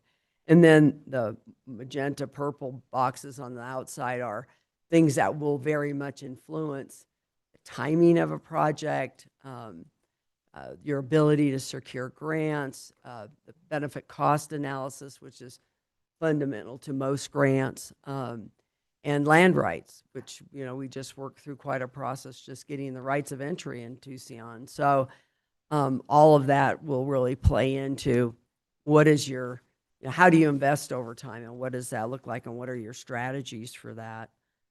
And then what I want to do is turn it over to Linda, and we're going to quickly walk through. I think these are all, you've seen these before, and they're all pretty intuitive in terms of the evaluation criteria, and then I'll come back and finish up, and then we'll look at the overall, the results of the ranking and so forth. So, Linda. So you heard about a bunch of great projects that could help a lot of people today. And one of the big charges that this group had was we wanted to find a way to rank them. Why is one more important than another? So the committee spent a lot of time talking about things that would help us weigh these projects against each other. The three listed on this first slide, level of mitigation. So we had some discussion over, is it just the 25-year event or the 100-year event as far as giving more weight to things that solve more problems? How many structures or population is there? 5 to 20 houses is there, you know, the gate to the Grand Canyon. Agency partnership cost share. So some of these local projects might not have any other funding except for district funds. Others might have an advantage of being able to go for these big national grants, or the city of Sedona as far as being another funding agency. Hazard level. Do we have really deep water and really fast water? You know, will your front door see water, or will you be swept off your feet? Critical transportation impacts. There are several projects that talk about state routes and interstates being overtopped and subject to inundation. So obviously the bigger, the more traffic, those types of things would weigh a little higher than some of the smaller local roads. And tourism and economic impacts is a big deal in Coconino County and in the area. So having that weighed into what should be constructed was looked into. Ancillary benefits, you know, of recreation, environmental trails, quality of life. Is there any FEMA CRS systems credits? Operations and maintenance cost. Is now the district going to own it and have to maintain it? Higher costs for levees and dams versus some of these local, you know, a channel is going to be a little cheaper to maintain and operate. In critical facilities, we've mentioned these a couple times, definitely water treatment, wastewater treatment, wells, reclaimed water, as well as the usual critical facilities like hospitals, police, and fire. Land rights, very difficult to even get the geotechnical done because we need rights of entry. Some of these projects might have that secured already, which would, you know, weigh a little bit better than needing to have some of these processes that need to happen in order to get land rights. It could be a fee title purchase, it could be an easement, or it could be some sort of lease. We wanted to weigh those into the project prioritization criteria. Benefit cost analyses, we talked a little bit about these before. It's basically, you know, how much is this project going to cost versus the long-term benefits? And every funding source out there has a slightly different way of weighing benefits and costs. So these are looked at based on federal or local criteria, but we want to make sure that those projects that have a higher benefit cost ratio are prioritized. Great. I'm going to turn it back over to Lucinda. Thank you, Linda. And I think, you know, the last couple that were identified there, you know, that there is some level of you know, I'm working with NAU to Economic Policy Institute to really look at the economic. It's been a really challenging effort, and you know, there's some struggling with how do you really get to the impacts, and how much do you think the highway is really impacted? For example, where there's I-17 and State Route 64. So we've really had a lot of conversation about that and working with her, and I've had a lot of conversation with her, but I expect within the next couple of weeks we're going to have a preliminary analysis. But frankly, a lot of it is intuitive understanding about where would these projects really influence the economics. And when I think economic impact, I think more broadly of the county and then the region, right? Because that goes back to a benefit cost analysis, and it also goes back to being able to be competitive for federal grants, right? So they're all kind of linked. But at this point, you know, and it's not, so if you've got 190 million impact here and 300 million here, but where is the impact? And some of them much more directly impact the county, right? And our resources, and some more directly impact just private property assets, right? Which impacts our property values and taxes, right? So, you know, teasing all that out. But I think intuitively, we've got a pretty good understanding Two major economic drivers in this county are Sedona and the Grand Canyon National Park. That's fundamental to our recreational economy, just as the peaks are fundamental to the recreational economy. Williams and its tie to Grand Canyon is tied to the Grand Canyon, right? And so teasing apart to say, well, where does Page get a benefit? Well, you shut down the canyon. We saw that this year with the fires, right? You affect Page, right? Everything affects everything, right? In a recreational economy, you have a lot of spillover. And you have a lot of long-term impacts that are very hard to quantify. And I'm really pressing people to try to figure out if any study's been done to really understand what are those long-term impacts, right?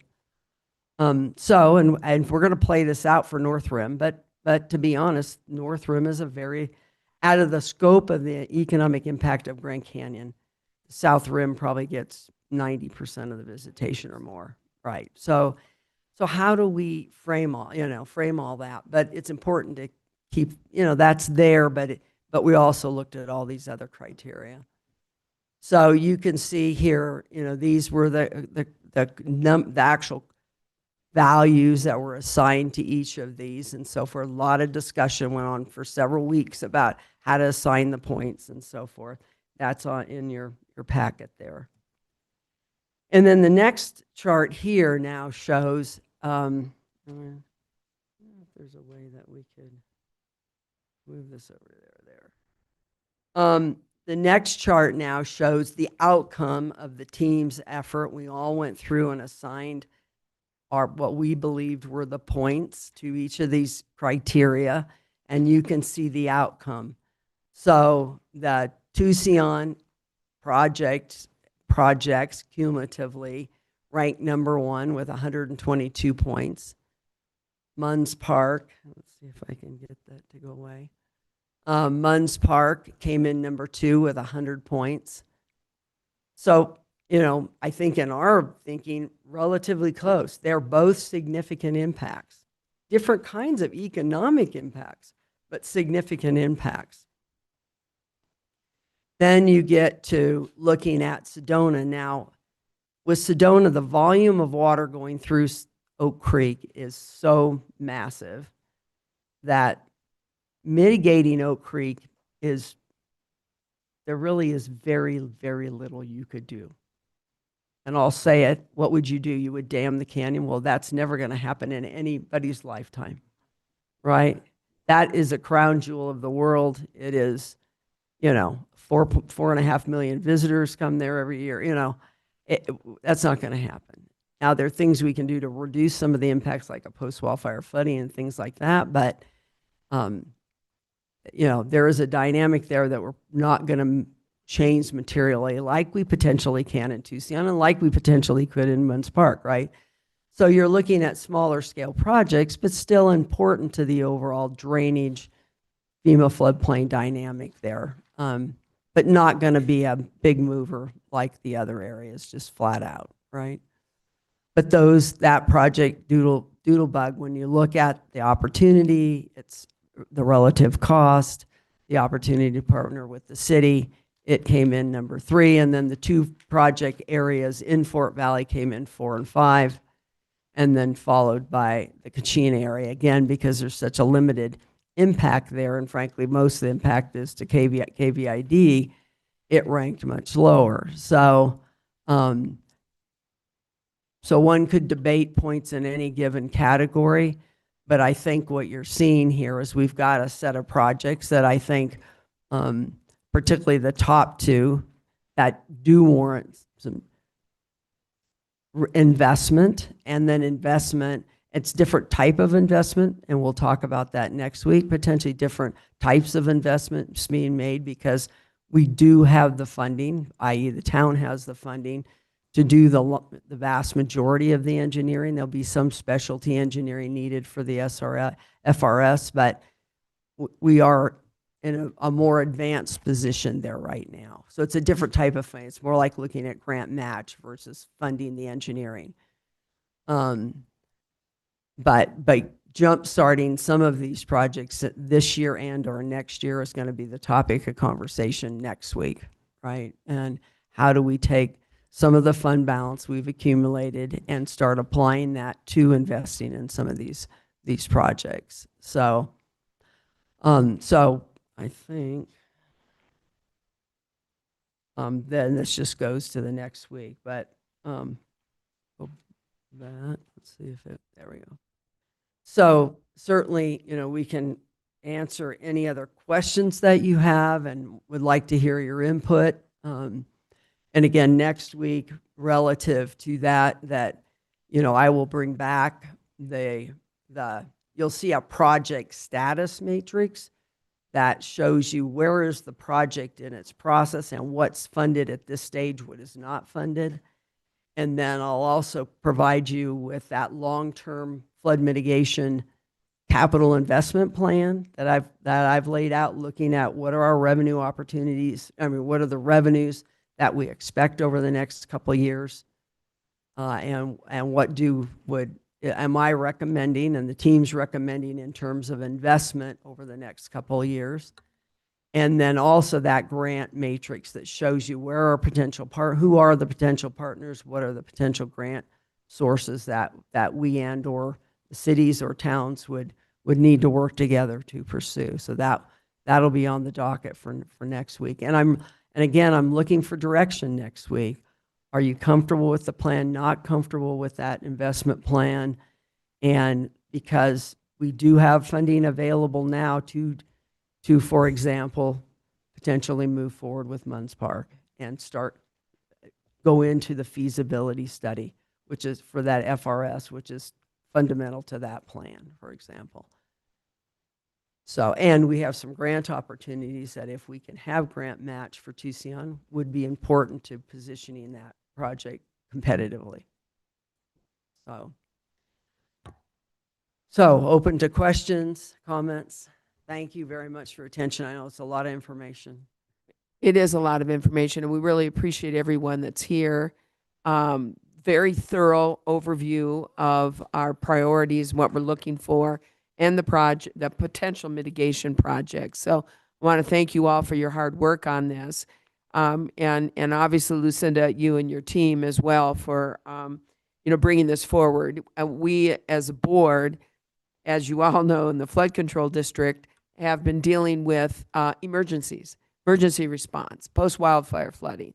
And so any not post-wildfire flooding emergency work has been put on the back burner for a really long time. And we are now catching our breath, if you will, to be able to take a look at the other needs and other community needs within the flood control district. And that is our responsibility, at least to take a look at it. And I really appreciate this. I think it was really important for us to go through it and go through it with this kind of depth. I think it's important to acknowledge that the costs, and I know we haven't gotten there yet, but the costs are not only significantly greater than the funding available through the flood control district, it is significantly greater than the funds that would be available through the county itself. What we're talking about in terms of the cost for some of these will, quite frankly, bankrupt the county. And so what we're really looking at is getting all of these projects in an area, the feasibility, the design, et cetera, so that we can start looking at grants and funding opportunities, partnership opportunities, and to see what we then can do through these opportunities to start moving forward on this. And I think that's the important thing. It is a start. We're looking at projects at least the next decade. And that's if we find the funding for them. Mm-hmm. So, and as you pointed out, there's a lot of moving parts that, quite frankly, are beyond our control. Funding is one, but the other is a lot of this encompasses other jurisdictions, mm-hmm. whether it be the Forest Service or other jurisdictions, and private property, and even getting right of entrance, as you know, right. For doing some of the studies for the Tucson was pretty difficult.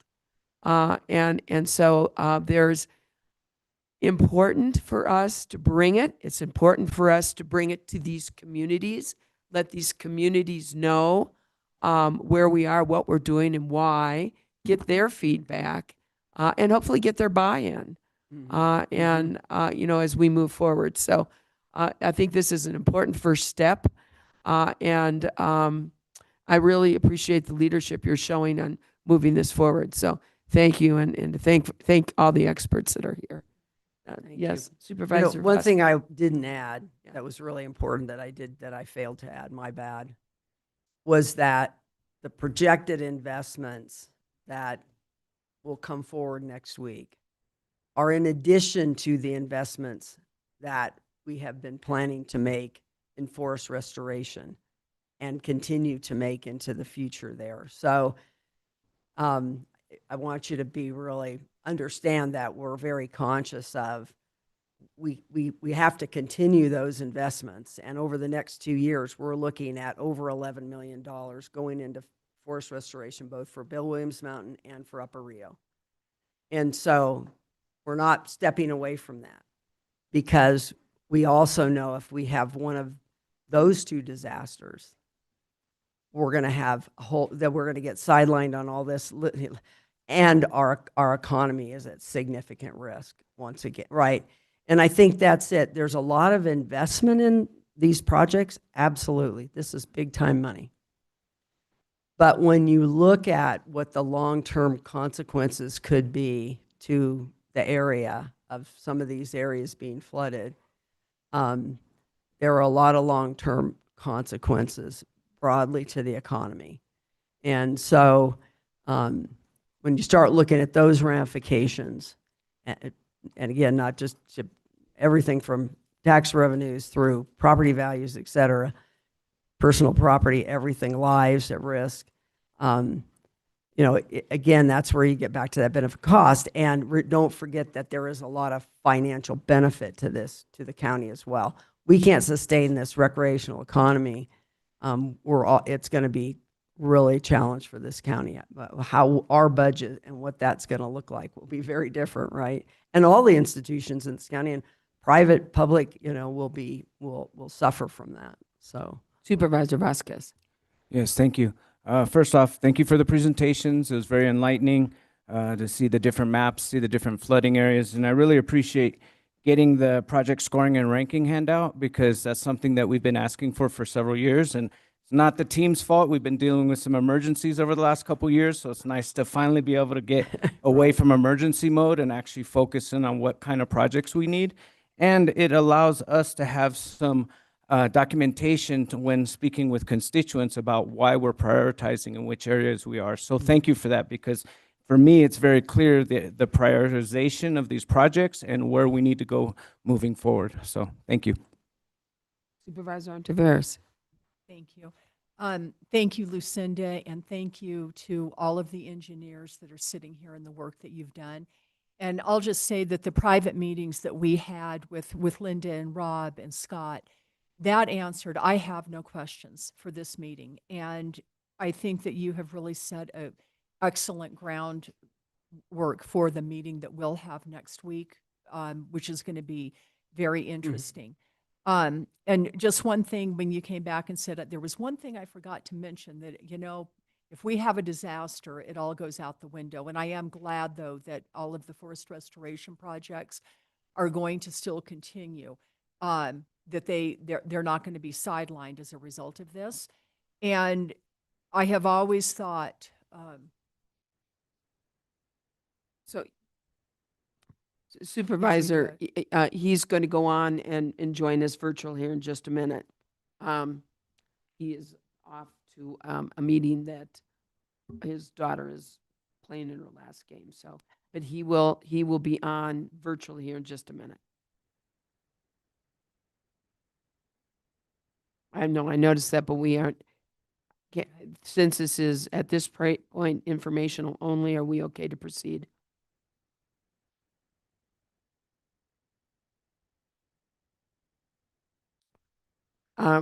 Eric or somebody could, we have now stopped our meeting until you're on, so you get on.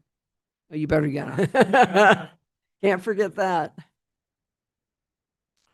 So get on right now, and once it's record that he's on will continue. Sorry about that, Supervisor Ontiveros. Oh, no problem. I was almost done with my comment. Like, She one got more sentence, interrupted, one sorry. more sentence, yeah. Okay, All right, he is, Supervisor Vasquez is on, and our quorum continues. He is on, online. okay. Just to continue, my comments were that I am glad that the forest restoration is going to Absolutely. continue, and that's not being set aside.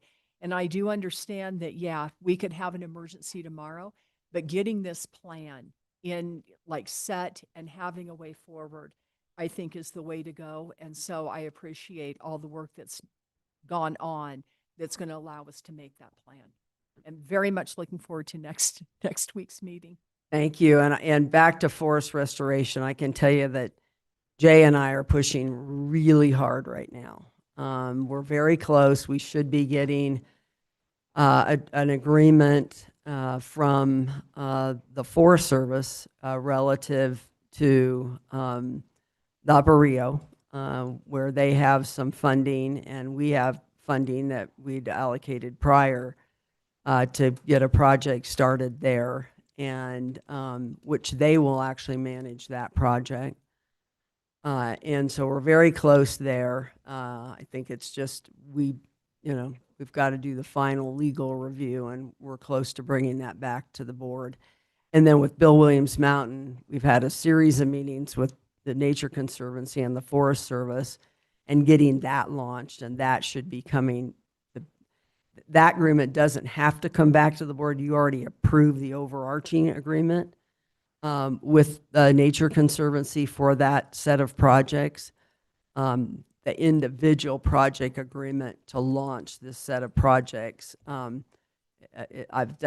had delegated that authority to me, and I'm close to we're getting close to that, going to our attorney now for final review. And so we can start making those investments and starting that work. About over 800 acres that's prioritized over the next couple of years, 2 years or so. So I'm very hopeful. And I will say, I mean, there's just challenges at every step of this work, but I'm very hopeful we're going to get things really launched and within both those areas, because both those areas warrant our investment and our time and effort. Yeah, they're both important areas. Do you know, thank you for the update. Well, actually on both of those, do you have any kind of approximate time when the Bill Williams one, that's going to start again? Hopefully by this summer, I think is what By we're the looking summer. at, summer Okay. at latest fall.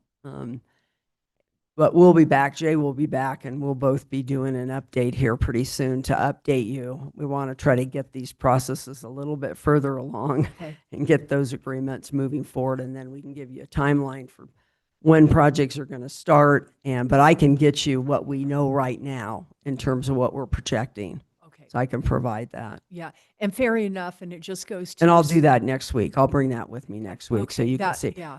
Because I know that continuing those investments, you've made that really clear as a board that you want to continue those investments. Yeah. And that goes a long ways in helping me answer questions when people ask me. So when do you think? And I'm just like, I don't know. So this is good. This information. year. Thank you. Okay. Yeah, we have to get back on track this year, and I'm pretty hopeful. Well, again, thank you very much. Very important information and really thorough review, and really appreciate it. We look forward to continued discussion.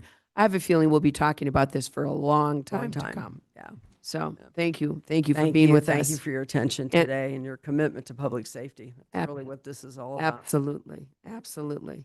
And I'm going to ask us to take a 5-minute break, and we'll be back in 5 minutes. So thank you.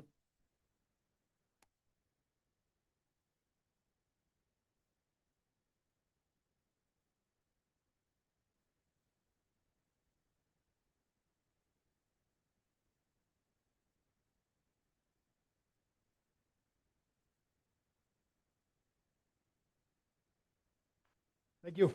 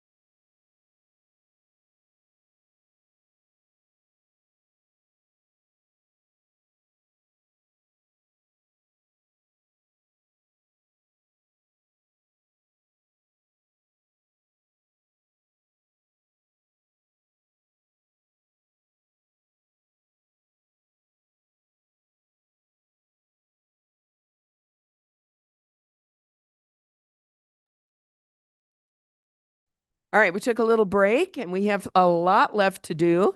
And then the grand finale, of course, is our comprehensive plan. So we really would like to keep moving, and we have important matters to discuss.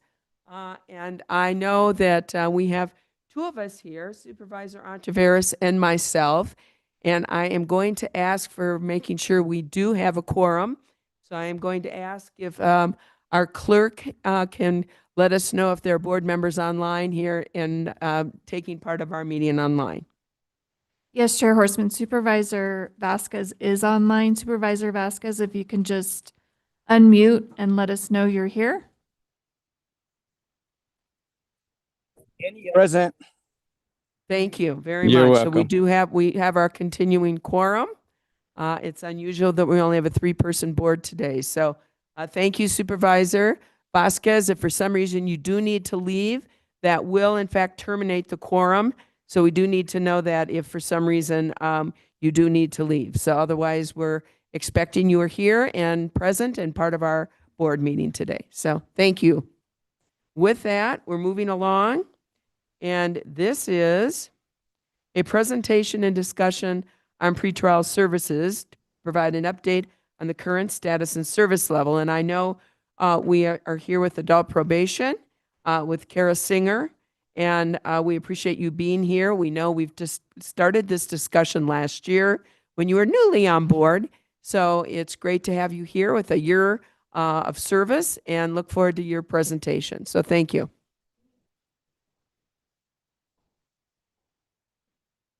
Well, there you go. And I've already screwed up. So we are currently the Flood Control District Board of Directors. I need a motion for us to resolve back as the Board of Supervisors. Do I have a motion? So move. Do I have a second? Supervisor Vasquez?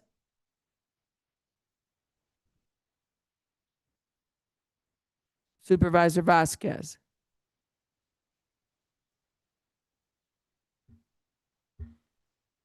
Supervisor Vasquez? I can second it, but we still need a vote. Supervisor Vasquez, if you can just unmute for the second. We lose him? No, he's still there. He's just muted.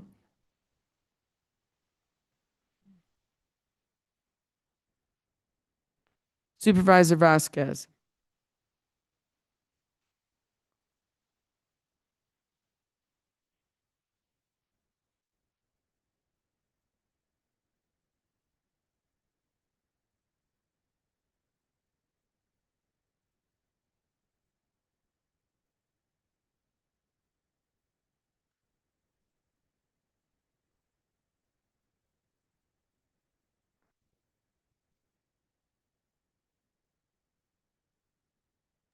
Second. Sorry, I was having a hard time unmuting.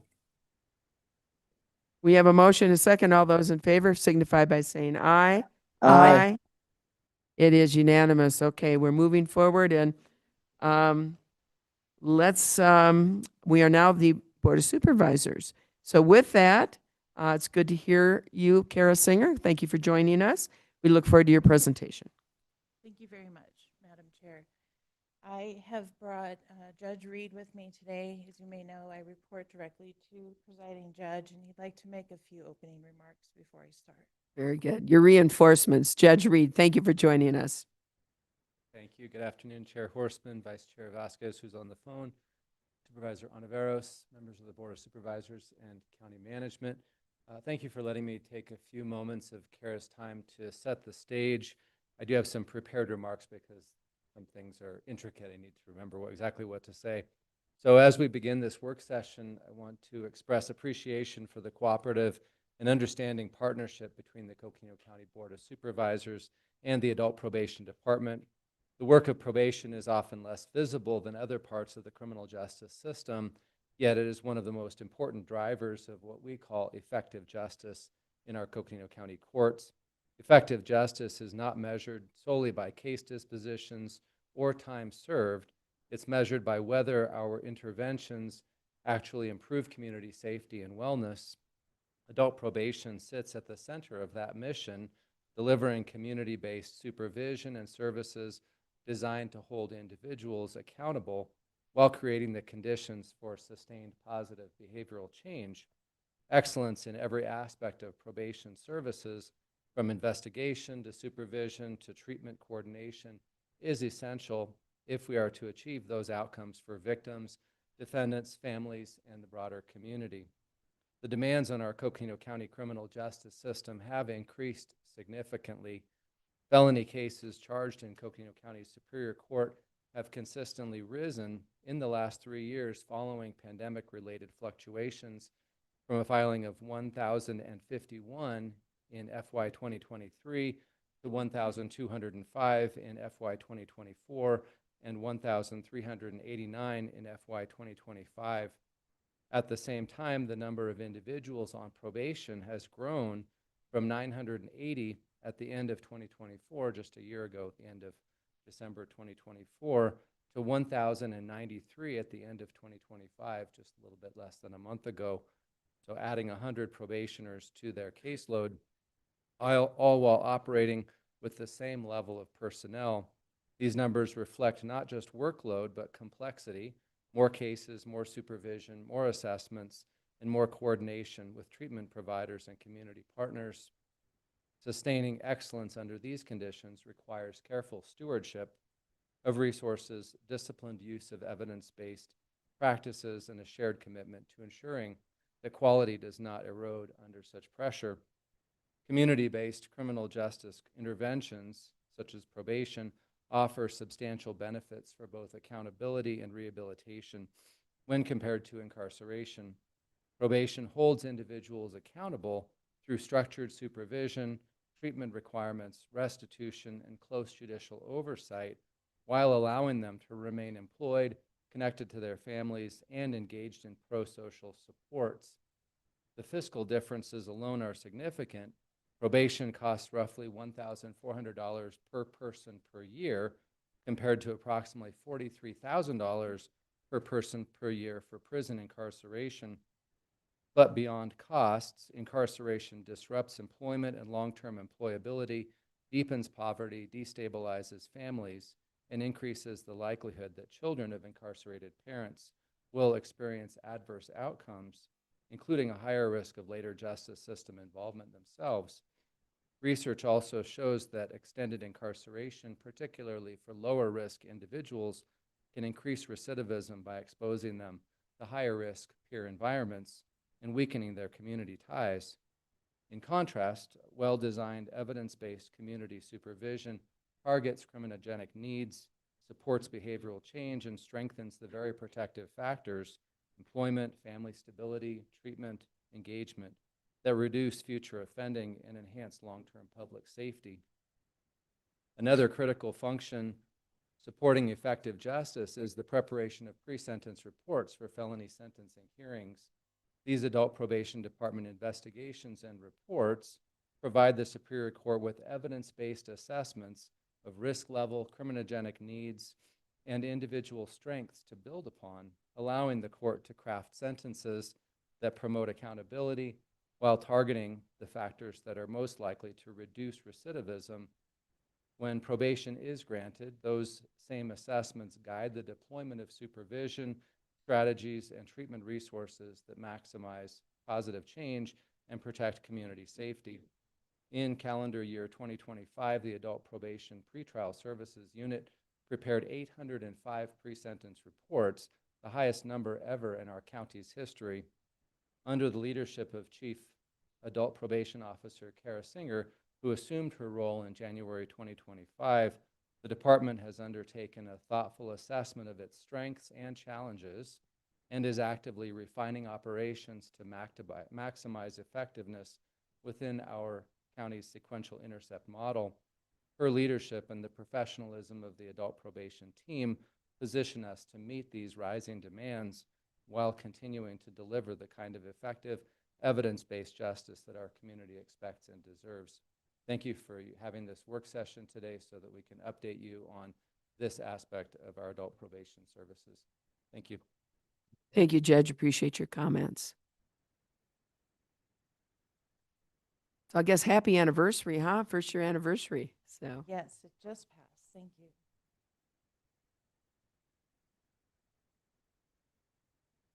So again, Madam Chair, members of the board, County Manager's Office, thank you for having us.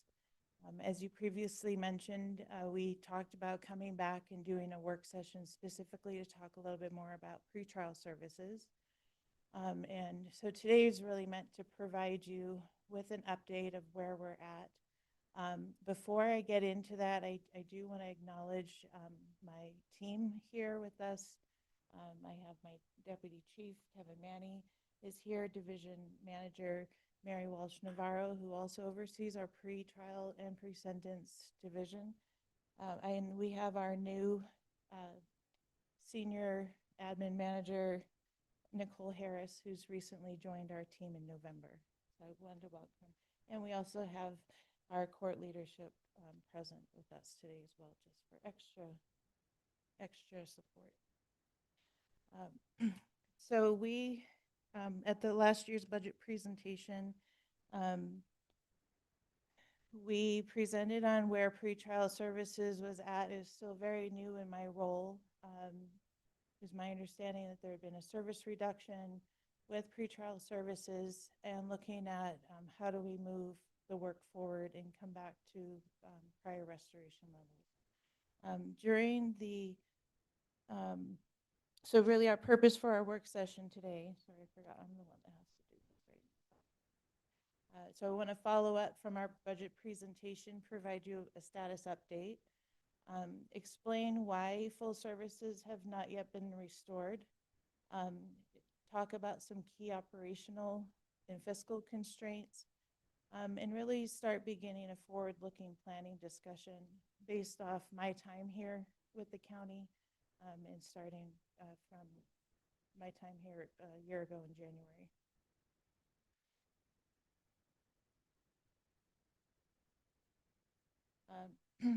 So since my time here, there was an abrupt change in leadership when I came on board. So with that comes some challenges with transitioning. I think that we've actually done a fairly great job in passing the baton, so to speak, under circumstances. And we have a very strong team here sitting behind me that's really done a phenomenal job in helping to really assess. I knew coming in, being newer to the county, being a new department, not a department I grew up in, so to speak, really needing to figure out, doing a ground up assessment of our staffing, our fiscal health, what our operational capacity is, and any risks or areas of need that we needed to, acute need that we need to identify right away. So really my focus over the past year has been looking at what are our current conditions, what is the health of the organization, and looking at future sustainability for all of our programs. Our department, we do many different functions. They're all very interdependent on one another. So it's very hard to look at just one function in a silo.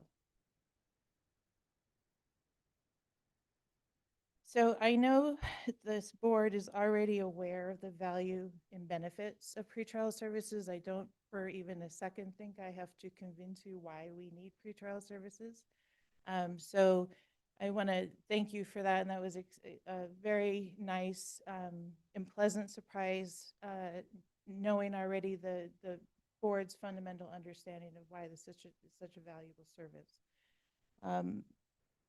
So what we are going to do a quick review, more of a high level review, just for the benefit of anyone listening in, and just kind of to recap and put pretrial services with a spotlight so we can further touch on different things. I am actually going to, the board may or may not know this, but Mary Walsh Navarro is one of the foremost experts on pretrial services within the state. She is looked to often from her peers across the state to help, and I'm going to actually have her give a quick high-level overview of pretrial services and some of the benefits. Mary?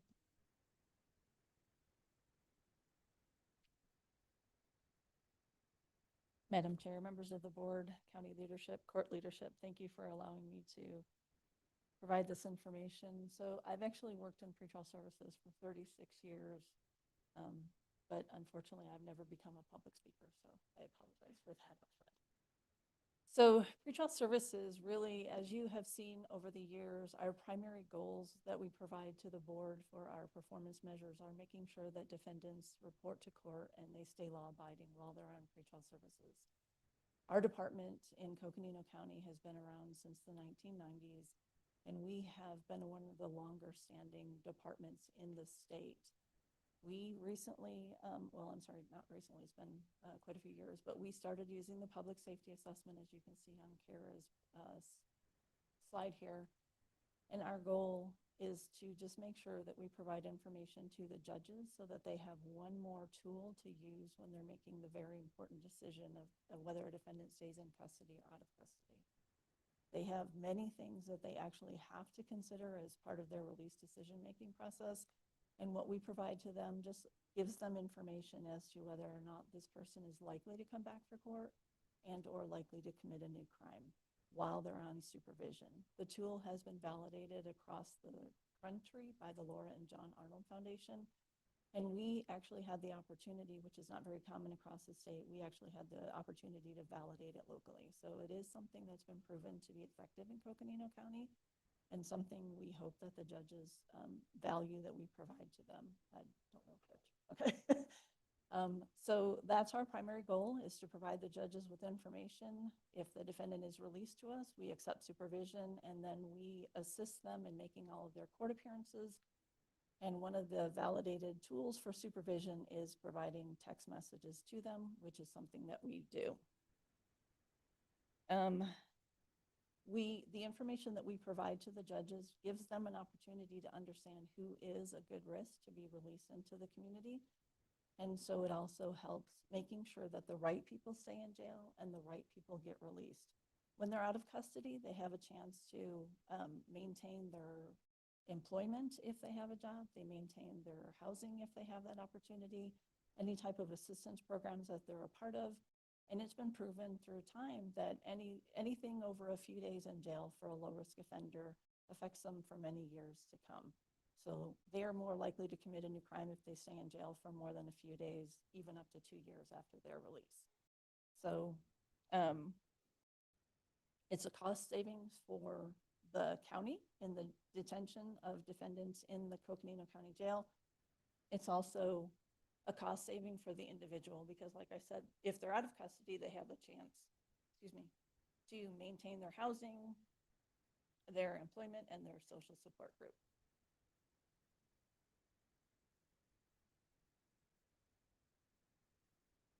This is just a direct quote source that talks about what the research says, what we know about pretrial incarceration and the long-term implications or effects that it has.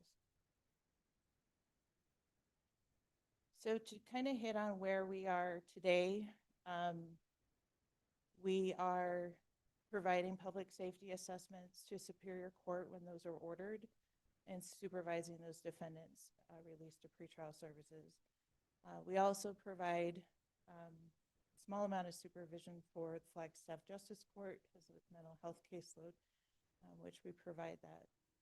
So today we remain at a reduced service level, and I've listed our current staffing levels, which is comprised of Mary as the division manager, a supervisor, and 2 probation officers. And then we have shared departmental administrative support. What we did here is just to add in everything in red is what, once we're able to restore to prior service levels, the additional services that would be included in that. So those are outlined for you on the slide. Overall, expanding services to providing criminal histories for weekend and holiday initial appearances, expanding public safety assessments to the 4 justice courts, and for Williams municipal domestic violence cases. And I just recapped we have these positions funded, so basically what we have is 3 additional probation officer positions that would be needed to be filled in order to bring this back.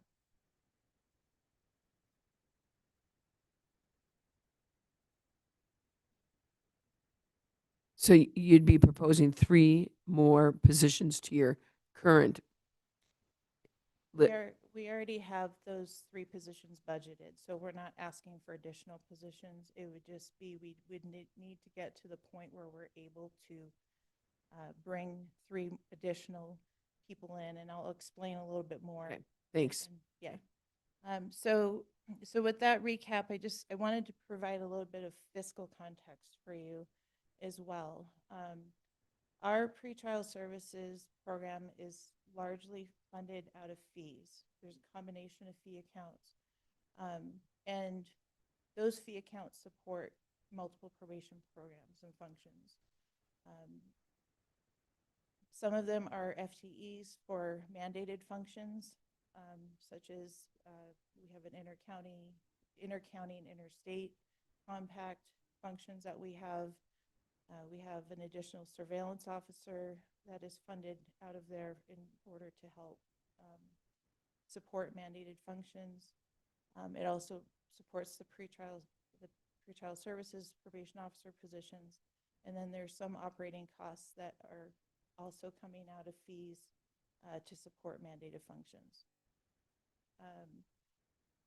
Revenue through fees, which I'm sure I do not have to explain in depth to you, is that we rely on our people on probation to be able to pay those fees in order for those revenue streams to come in. We do have another fee account that will be shifting away from us. It's tied to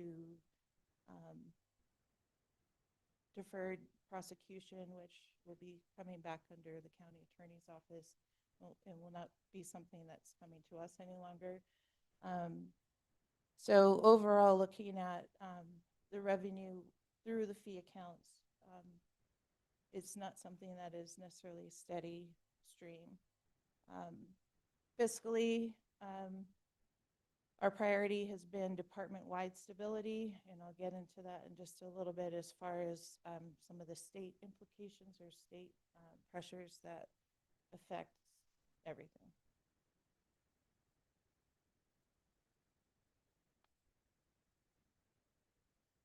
So as previously mentioned, really my priority over the last year is to assess departmental needs, looking at where we're at, looking at the health of our organization is. We remain challenged with needing to prioritize positions that carry out mandated functions. So Judge Reed spoke earlier about 800 plus pre-sentence reports that were written last year. You know, that's a mandated function that we have, as well as our field supervision. We have a really talented group of probation officers. I am amazed at their level of maturity and their willingness to learn the job. With that being said, 61% of them have less than 2 years on the job. This is a very long learning curve with probation. And like I said, they're stepping up and they're doing really great work. But looking at our depth of experience, it's not really there. 4 out of our 5 probation supervisors have under 2 years experience in their roles. I talked about the reduction in revenue from the deferred prosecution funds. We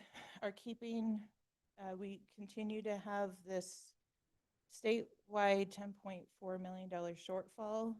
Out of that statewide amount, about $674,000 of that is attributed directly to Coconino County adult probation for fiscal year 27. I think you're going to receive an update very soon on recent legislative updates. The governor has included the statewide probation shortfall on as a line item in her budget. This is something new and it's something very hopeful. for us. It's probably going to be up to the last minute before we know whether or not, yeah.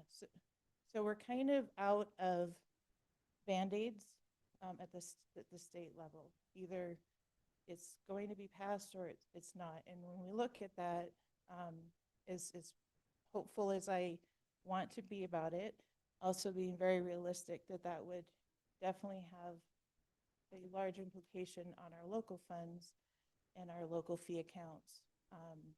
In addition to probably still holding some public safety positions vacant. We would not be alone in this. It would be, there's every other probation department would be feeling it. That of course, my highest priority is with Coconino County.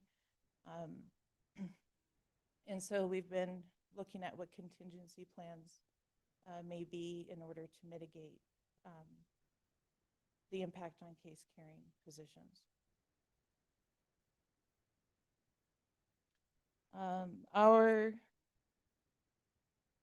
I wanted to just kind of highlight what our mandated functions, the way we are funded for our case carrying positions is we are funded at 65 probationers to 1 probation officer. For our standard caseloads and for our intensive probation, we are funded at 15 probationers to one officer. When we hold vacancies for too long in those case carrying positions, we start to jeopardize those statutorily mandated ratios.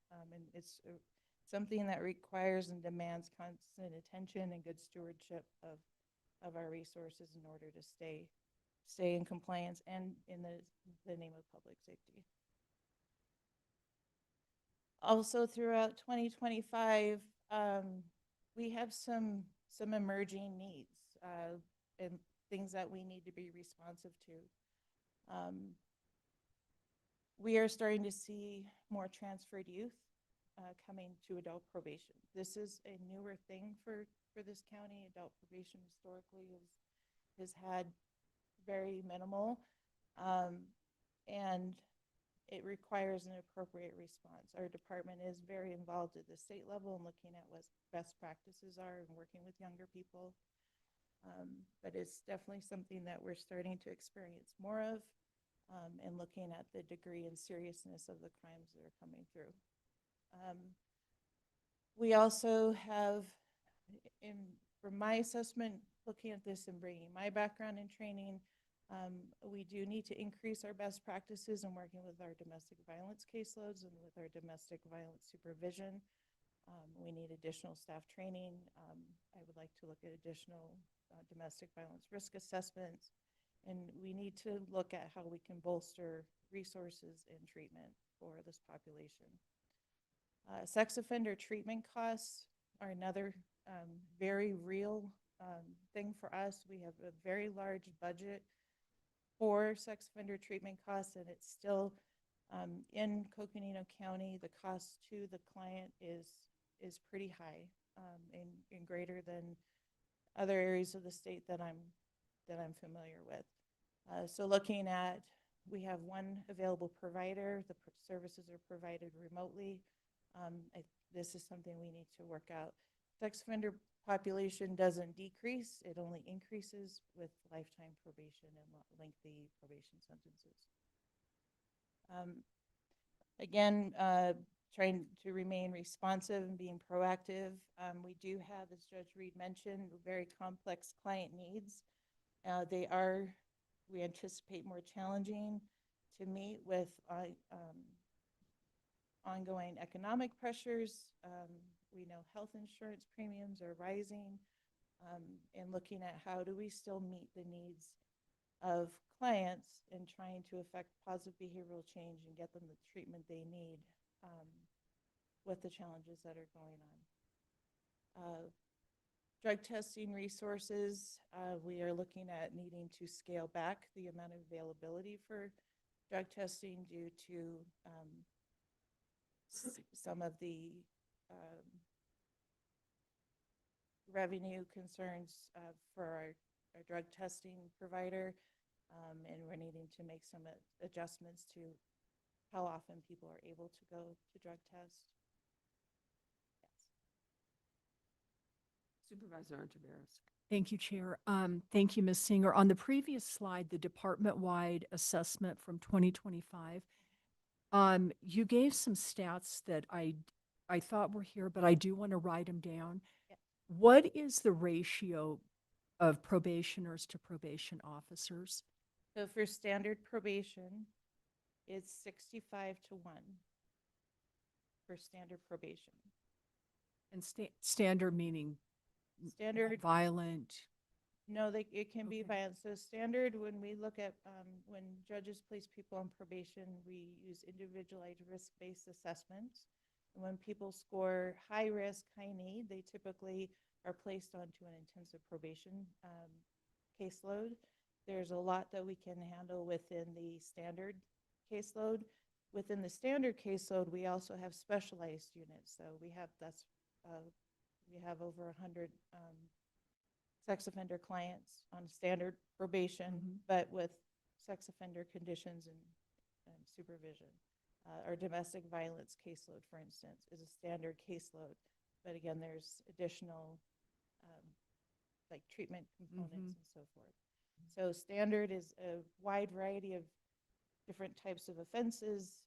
You're dealing with anyone from low risk to like medium high risk typically in that realm. And then for intensive probation in Coconino County, we are at 15-1. So 15 intensive high risk probationers to 1 probation officer.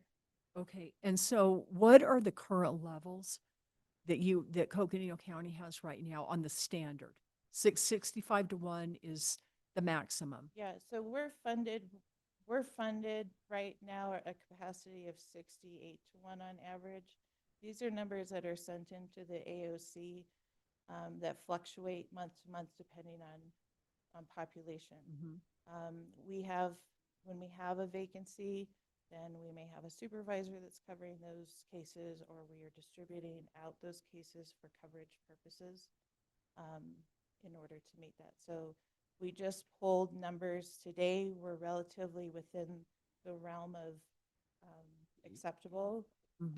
There's tools that we can utilize to help manage our workload down. Sometimes that's looking for early terminations in order to help reduce that population when we can. So at the moment we have a recruitment going and we are looking to fill it's hard to describe without getting into the weeds a little bit, but overall one more probation officer on board at this moment, we will be sitting very well. Okay, and how about on intensive? If 15-1 is the acceptable ratio, what is the current in Coconino County? We tend to run a little bit low on intensive probation, to be honest. We definitely have enough intensive probation officers to be able to meet that need. Okay. So we're doing very well in the intensive probation category. Okay, thank you for that. My question was, are you fully staffed right now with probation officers? We are not fully staffed. We just had a pretrial officer leave, which was a probation officer position. As far as case carrying positions on field supervision, we are down 1 full caseload. There's the part that I was saying is a little bit in the weeds is we actually have a grant funded position that counts as a 0.5 case. It's a full-time position, but it allows us to count it in our capacity as 50%, which helps me keep my ratios realistic. And then so when they did that, we actually have another position that has remained. We would like to also fill that position. Filling the first one will give us, we would like to fill 2 more probation officer positions. So how many probation officers do you have? We have 27 probation officers budgeted. Okay. All right, so you have 27 budgeted and 24 filled. Correct. So you're actually down 6. 3. So one is the 24, I'm sorry. I have to do my higher math. One is the pretrial position that just vacated that we are we have a recruitment going from. And then the other two are the case carrying, which the one is a full-fledged caseload. The other one, because we received this, Board Administration received this grant position for mental health caseload, it gives us a little bit of play with that other probation officer position. Filling that is going to be allow us to stay well within our ratios. So out of the 24 that are filled, I should say, most of them have been with you less than 2 years? Correct. Wow.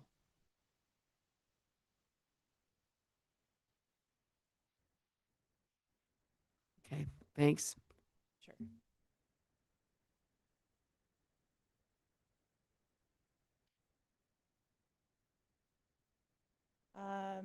Okay, so looking at why full restoration has not occurred, again, wanting to do restoration. Full restoration is going to require stable staffing, predictable funding, looking at time for onboarding new hires. We have had concerns, I have had concerns for impacts related to the uncertainty of the state funding, and concern for if we were to roll this out right now, that could then destabilize other programs, the way that it's set up right now with staffing, and knowing what we have going on fiscally and so forth, and wanting to avoid future service cliffs. So those are reasons why I'm saying it hasn't occurred.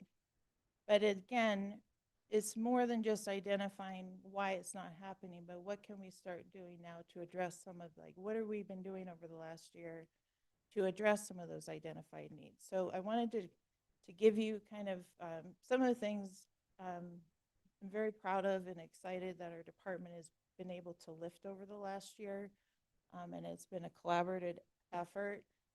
So to address the stable staffing issue, you know, I have taken time and have needed the time to build some trust with employees.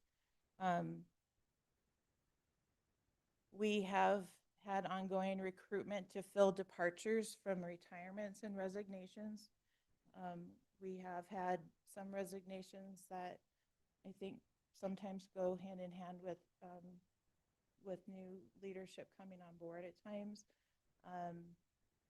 But we've also had some, I think, really great new hires coming on board. We have improved our onboarding process for new officers. We sat and created a work group to really nail down a solid onboarding process and looking at establishing learning objectives and measures for progress with our new employees. Our probation officers need to be super confident in their skill set in order to be confident in their role. And people tend to feel more secure at work when they feel like they know what they're doing. So we've placed put that in place. I mentioned that our supervisors are very new in their tenure in their current roles. So we have been supporting supervisors with monthly skill development, been very clear about establishing expectations. Currently, all the supervisors are participating in probation-specific leadership training. We've been leveraging opportunities for engagement everywhere we can look, and looking at coming together as a department.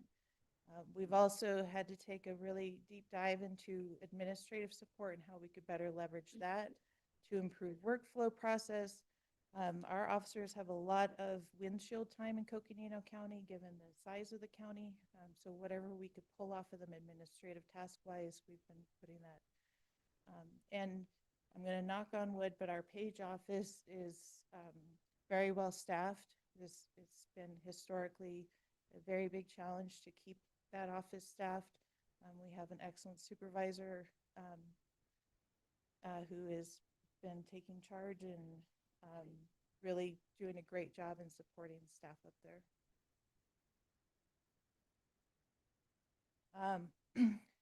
coming in as a new chief, also looking at, there were some disconnects with operational needs and office functionality in our space. And so we really took a look at how can we improve our spaces to make things better for employees. We've been investing in stakeholder relationships and our criminal justice partners. We remain active with the CJCC. We have an excellent partner in juvenile court and juvenile probation. A lot of the work we have around working with younger people, some of our officer safety efforts, we've had, thank you to Kevin and his charge, we've been looking at how do we lift efforts around officer safety to improve that. We have a new case management system that Coconino County piloted for the state. With that comes a lot of troubleshooting, and we've got a great team who communicates back and forth with AOC with those challenges and finding solutions. We've been educating stakeholders on probation functions and our role in the community. And as I've mentioned before, looking at establishing better practices with young adults, and not just our transferred youth, but looking at our young adults up to age 26 and what are the best practices in working with that population. So it's been a busy year. We've had a lot going on. And it's not just pointing out what needs to be fixed, but actually taking steps to make some progress. So looking back at, when we're talking about pretrial services, our pretrial services is obviously something we're extremely proud of. And looking at how do we move, what's the framework for moving forward? And I listed out some guiding principles. I look forward to future discussions and looking at, when and how this can be lifted. But keeping in mind the guiding principles of sustainability and that we're restoring services responsibly and not temporarily. Reaffirming that pretrial services is a best practice for public safety. Keeping transparency at the forefront, making sure that we're providing updates to the Board of Supervisors on progress, any barriers that we may be coming across, and then also keeping in mind scalability and our ability to adjust staffing structure to meet whole departmental needs. So I've listed some potential pathways, and these are options for discussion. There's obviously a lot that needs to be considered. But some of the things that have come to mind is looking at if we switch to a model where we have an alternate use of pretrial officers versus probation officers.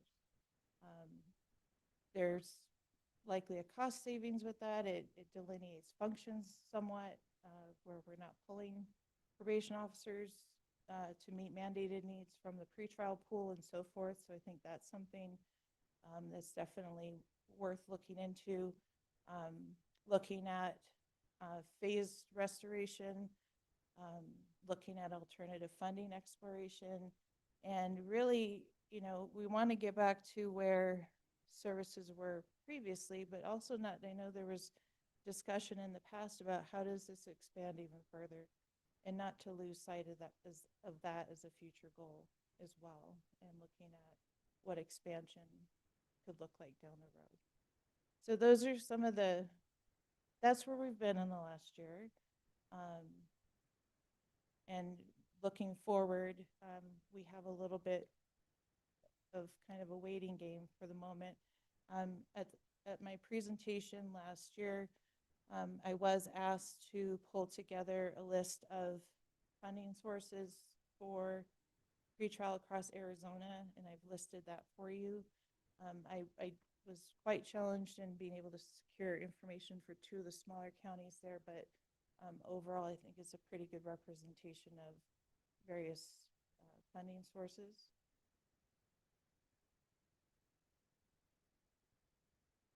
And I'm like, wow, I'm at the end already.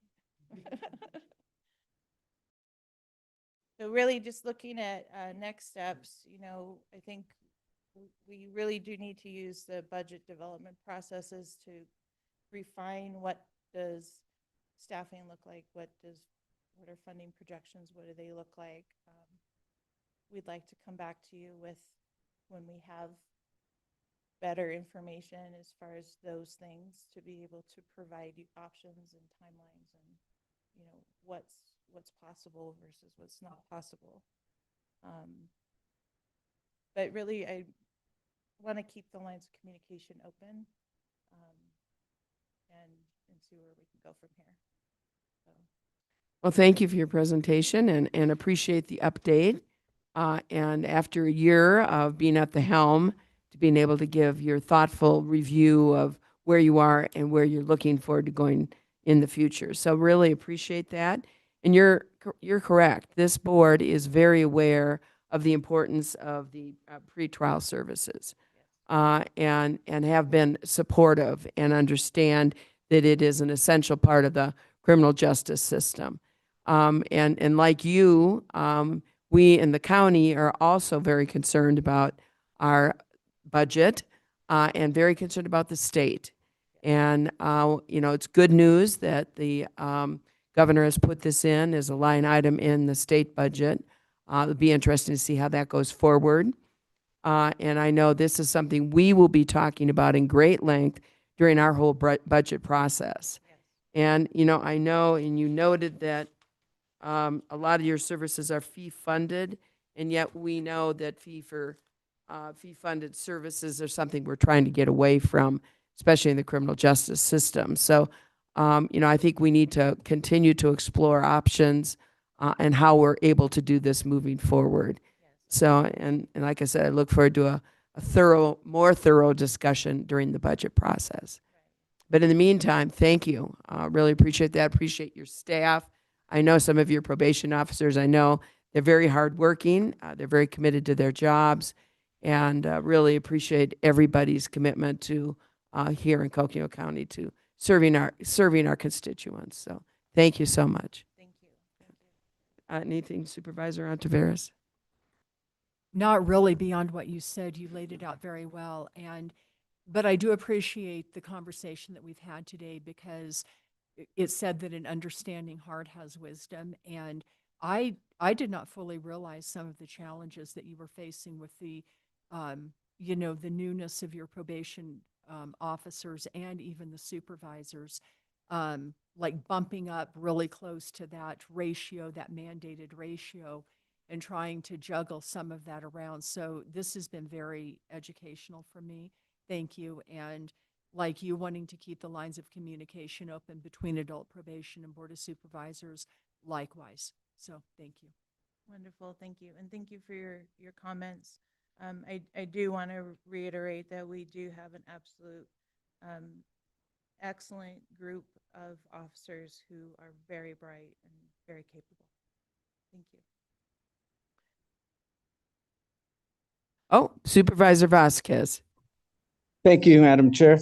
I just had a question, curiosity. I know just recently, first off, thank you for the presentation. It was very enlightening to hear about our probation services, and for the last year, your assessment of the program and how it could change moving forward. And so what caught my attention was mentioning shifting some probation officers to pretrial services.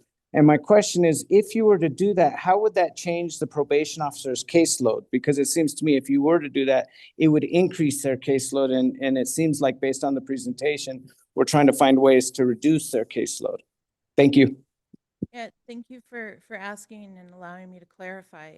So I believe what you may be referencing is when I was saying like alternatives to looking at. So what I'm talking about is we actually have a job classification within the county called a pretrial officer versus a probation officer. We have utilized probation officers in that role here in Coconino County, and a few other counties do, but there's also many that utilize a pretrial service officer.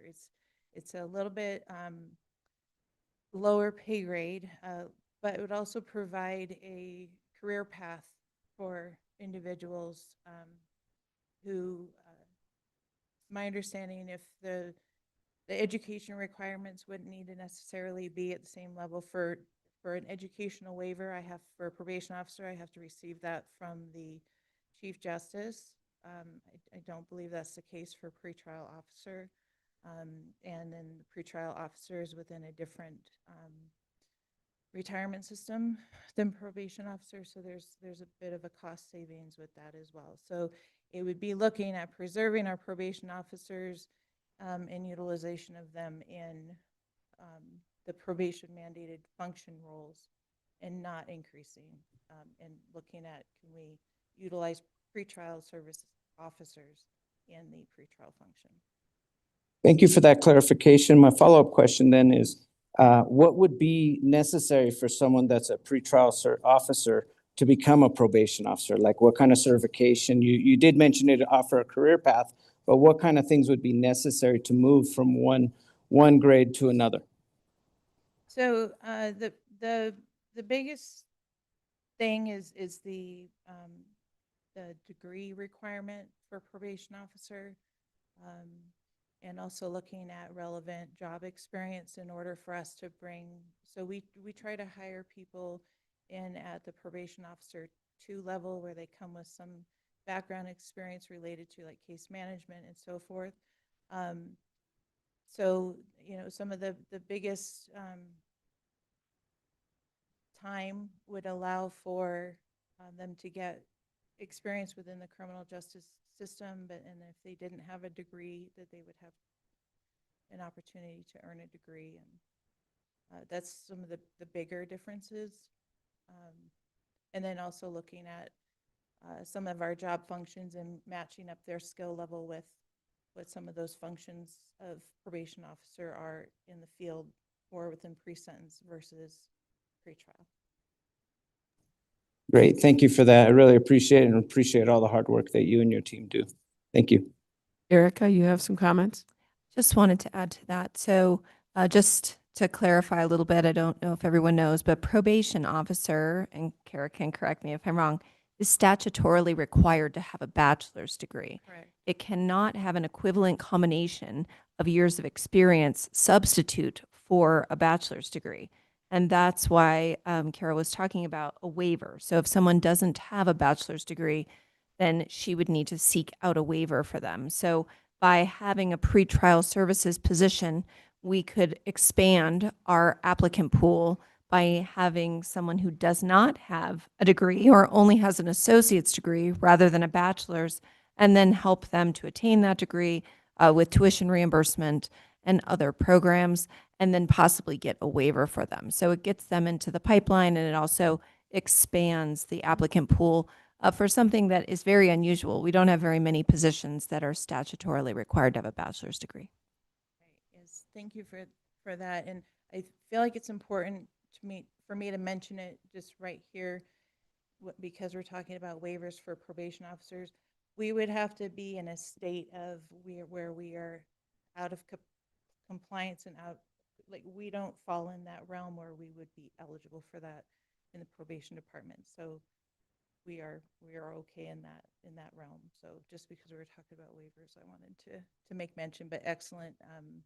Thank you for clarifying further. And again, it's just one thought that has come to the surface as I've been doing this assessment over the last year. Thank you. Thank you very much. Really appreciate the presentation, and thank you all for being with us this afternoon.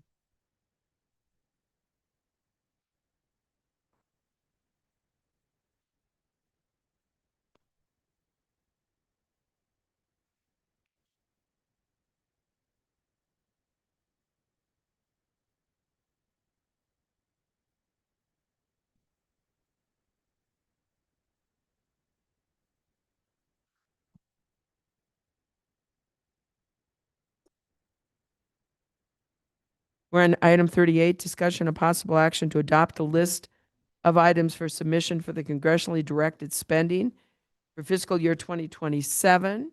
And I know that Eric is with us and Keith is with us. and we did get a handout for recommendations. So let's proceed. Thank you, Madam Chairwoman. Eric Peterson, Deputy County Manager. Keith will take it from here, but I just wanted to give another highlight again. We have sort of formalized our CDS process a little here to combine these requests, bring them to the board to make sure that they are an authorized part of our authorized work in government affairs and represent the interests of the county, but also so that finance can have a moment just to look at them to make sure the match requirements, if there were any, well, how would we proceed with that if we were awarded and such. So I wanted to give some flesh to that process. And also then to just recognize that our county has been very fortunate. We've had incredible success, comparable to many others in the CDS world since the return of congressionally directed funding and spending earmarks in the bills. We have just this past year, this session now, the President just signed in a $1.9 million CDS. So we are, again, thankful for their work of our federal representatives, the senators at providing them. Keith will present the list of department submittals, and I think, Keith, we can say that it is our recommendation, both from the Manager's Office and Government Affairs, that the list be approved as that for our submission.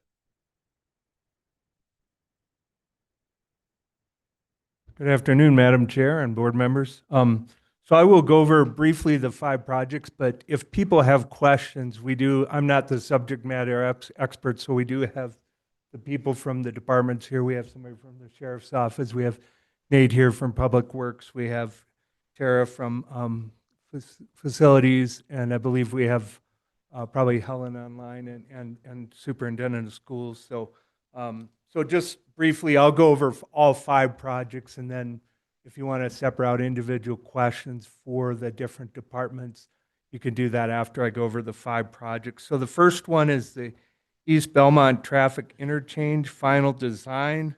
What this does, and I should mention too that our departments did a pretty good job in terms of we don't have a lot of match requirements on these projects, so the county's general fund wouldn't be probably heavily impacted if all these are approved. These first 2 projects do have a match with these Belmont Traffic Interchange. We're trying to meet that match with another grant. If that doesn't go, we would still have a way to fund it, but the departments have done a really good job of trying to protect the general fund as much as possible. So on the Belmont Traffic Interchange, with complete final design, environmental clearance, and right-of-way for a new full-access I-40 interchange east of Hughes Avenue out there by Belmont. It would advance the project to construction-ready status and would also position the county very well for future federal funding once we get past that design phase. And it's based on an ADOT-led design concept report, a diamond interchange with a new bridge, and realignment of the frontage road. And I've seen the project, it looks pretty good. I mean, I'm not an engineer, but it does look better than what's there now. The second project is from IT, it's the digital transformation, the clerk of board records. This is I should have mentioned on the first project, it's a $4 million request with a $2.2 million match.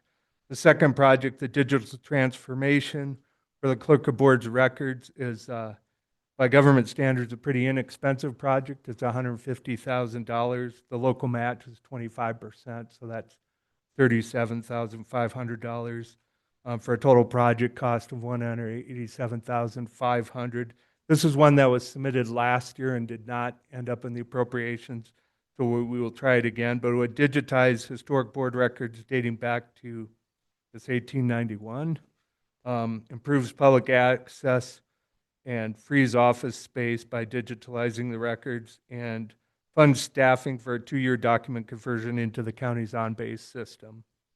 The third... Before you move forward on item number 1, the local match is $2.2 million, and I guess is that money that is currently available within Public Works? Or it is? The answer, you're shaking your head. So for the record, I'm going to say Public Works does have this, monies available. So it wouldn't be coming to ask for new monies out of our general fund, correct? Correct. It is within the county's capital improvement program budget. They could cover that cost. However, they are also attempting to get a program grant of $2 million from the Rural Tribal and Assistance Fund, and may have a reasonable good chance of getting that. So that would be less of an impact on their capital improvement fund if they got that grant. It's always fun trying to match grants with programs because you're never guaranteed any of them, but our departments do a good job of trying to seek as much as they can. Thank you. Yes. And then the digital transformation, I think I mentioned. If you have questions on that, we can go to those after those. The third project is from the superintendent of public instruction schools, the countywide school safety and cybersecurity initiative. We're asking for something in the range of 4 million. Once we get, 3.8 million I put on there, none of this would not cover the entire needs of the physical school security, cyber security, and AI literacy that would needed.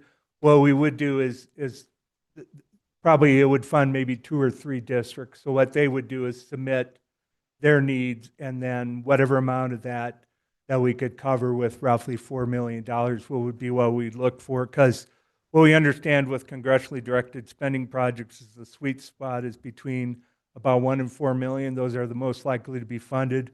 So if we ask for the entire financial needs of the entire district in a county this size, we would probably get denied because it would be too big of an ask. So we will at some point have to prioritize which schools put forward the best proposals or have the greatest need.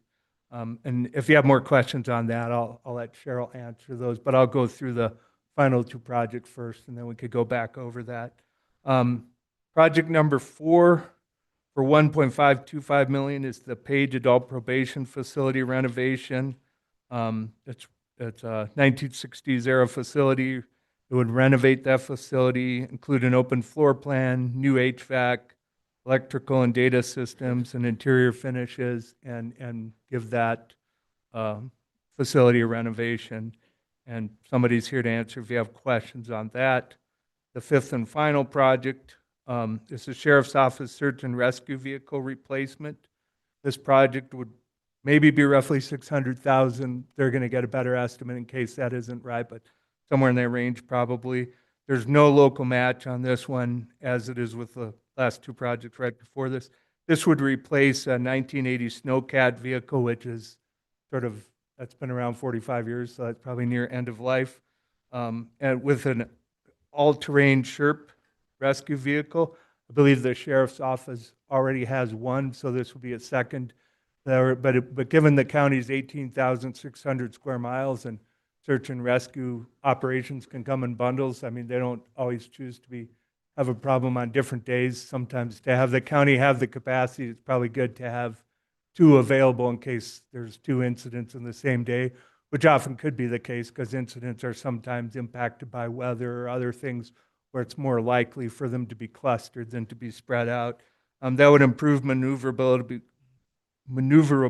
across snow, mud, ice, remote terrain for search and rescue operations, and would give the county more capacity to address those problems.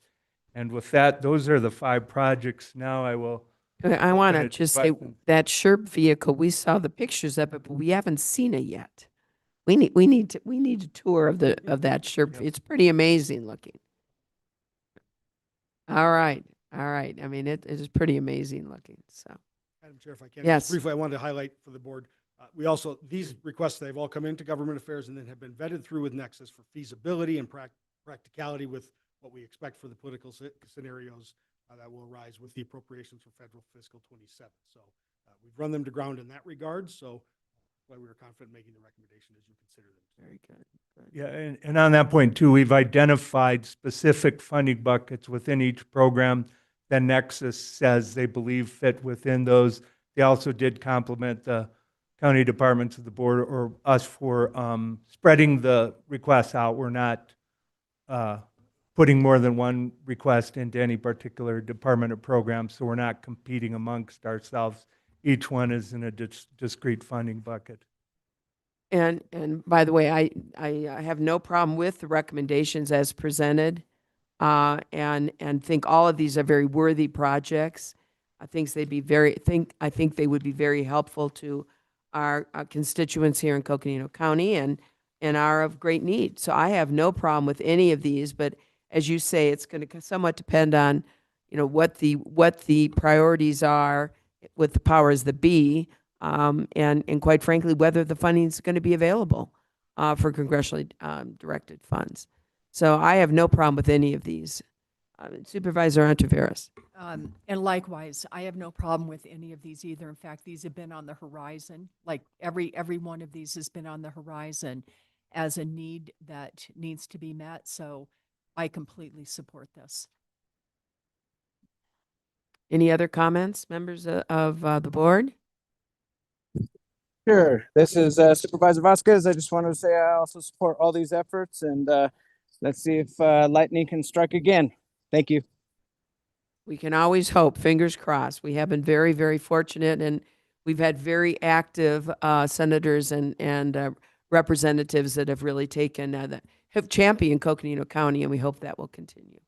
So, all right, thank you. The county manager. Thank you, Madam Chair, members of the board. I just wanted to note as well,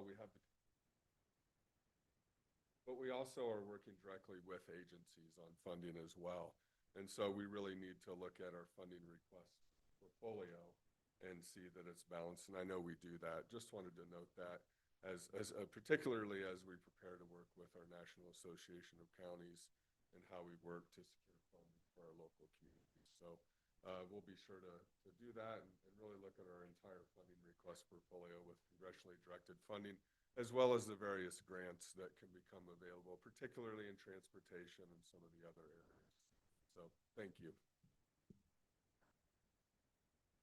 Anything we can do as a board, as we go back to Washington to advocate for this, we're here. We're here to represent the county and to try to get this past the GOA line. So let us know. Keep us informed. Do we need a action item or we're good? Okay. would turn to the county Directions and attorney. possible action. You want action? We can take Same, action. just on the recommendations. We'll be happy. It is set for a motion.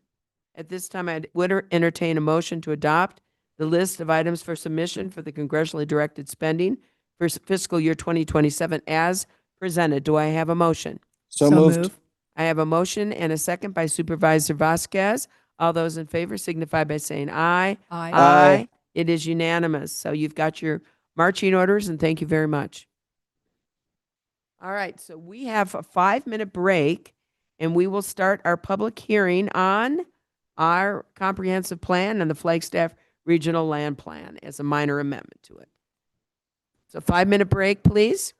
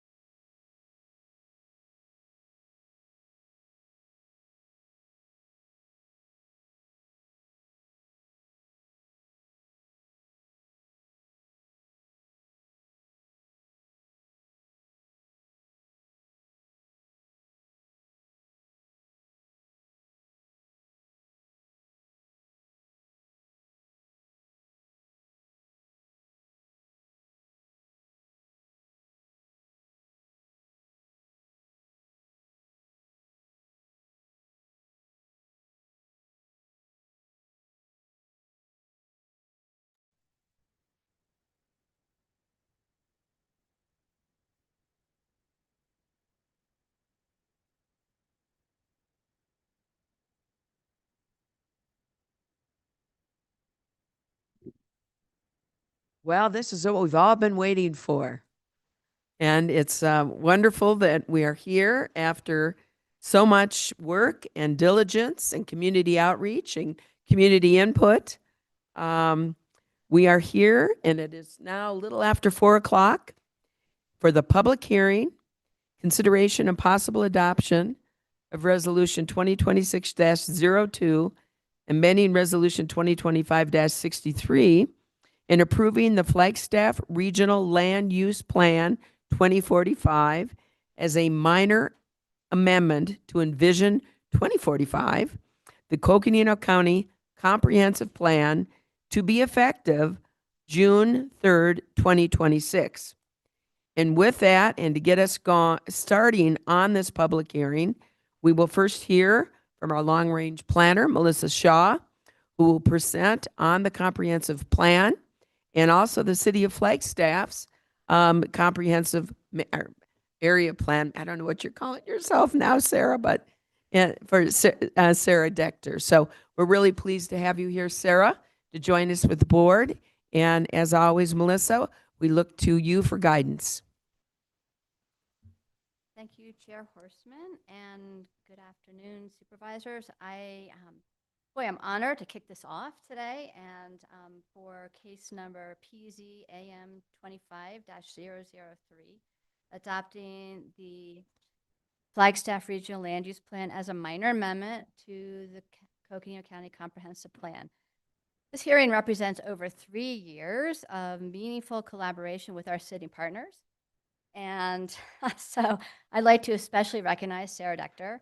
She's been the project lead, and just to thank her for all of her outstanding work in pulling this entire plan together. She will present part of the presentation to you this afternoon, and so you'll hear from her in a bit. And I just want to say too that this shared plan represents, really what a powerful tool local planning is.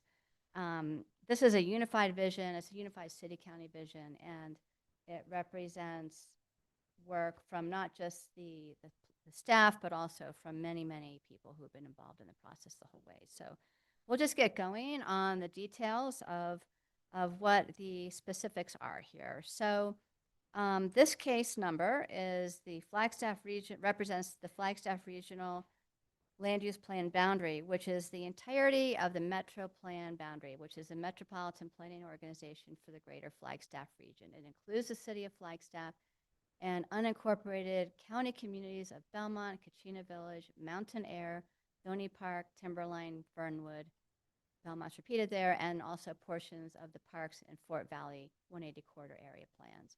It's approximately 525 square miles. All of the zoning districts are represented in this planning area, and all of the supervisor districts are also represented here. The applicant is Coconino County Community Development. So what is the Flagstaff Regional Plan specifically? Well, it is the general plan for the city of Flagstaff, and it is an amendment to the Coconino County Comprehensive Plan. Just for a little bit of background, the current regional plan is Flagstaff Regional Plan 2030. It was adopted by the county in 2013. So this is the over 10-year update to that plan. And to talk a little bit more specifically about the planning area itself, about 2/3 of the county's total population live in this Flagstaff region. And again, this includes all of the city of Flagstaff and then those unincorporated county communities that we've talked about. And so when you think of the numbers of about 145,000 people in the county, 97,000 approximately live within this region. And here's a visual of where that sits in relation to the entire county. So you can see that purple rectangle represents the Metropolitan Planning Organization boundary, which is the Flagstaff region, and that's the part that this plan, the area that this plan covers.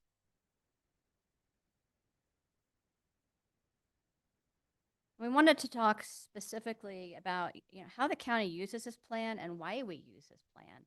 Well, it is used like an area plan. It's consistent with how area plans are used, but also consistent with how the current regional plan is used. The regional plan has been in place for over 20 years, different updates to it. And we use it as a guide for land use decisions when you hear cases such as rezonings, subdivision requests, and conditional use permits. So it guides those evaluations, and we look at the goals and policies of the regional plan in addition to any area plan and the comprehensive plan. We also use the plan through the action items, which is part of the implementation plan. So this has been something that the county has used for a long time, ever since the first regional plan was adopted. And it does function the way it will function, the way it functions now, like an area plan. And we will talk more specifically about the map. But the map itself, and this is what we'll get into in some detail, is now parcel specific. So we'll give you some details on that in a bit. And actually, this is a segue into Sarah's discussion about that future growth illustration and then also the structure of the plan. Thank you, Melissa. Good afternoon, supervisors.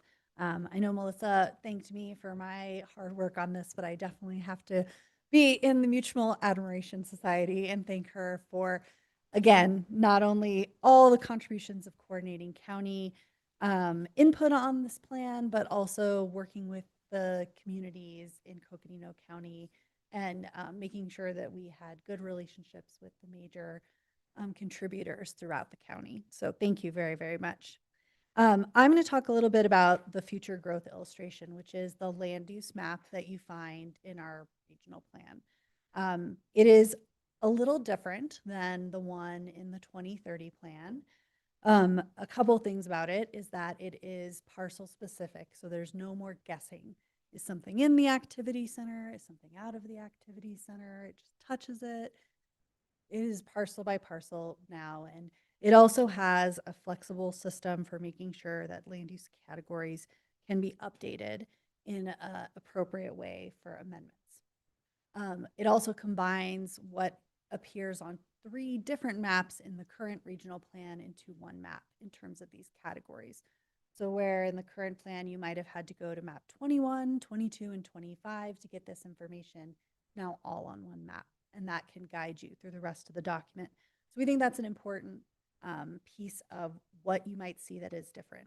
Now, in terms of this map, there are no major differences, even though it looks different in terms of the county's footprint. So areas that were generally interpreted previously as being a rural neighborhood show as a rural neighborhood on this map.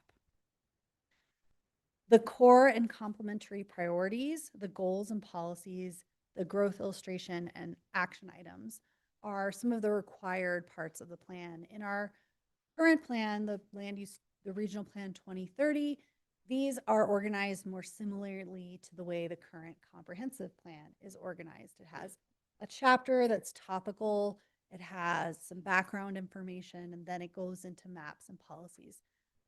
This plan is designed a little differently. It's designed so that the first 50 pages really have everything you need for land use, transportation, and water decision making. So it's designed with that in mind, that if you only read the first 50 pages, which some of our commenters we called expressed too long, didn't read as a frequent comment, really you can find that most essential information up front in chapters 3 and 4.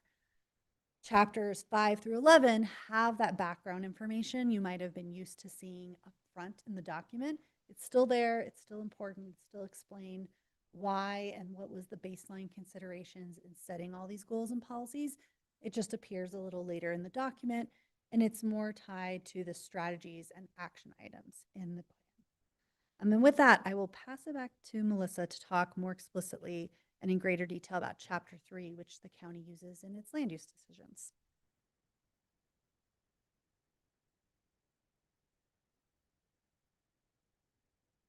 Thanks, Sarah. And so this image is out of Chapter 2, the core and complementary priorities.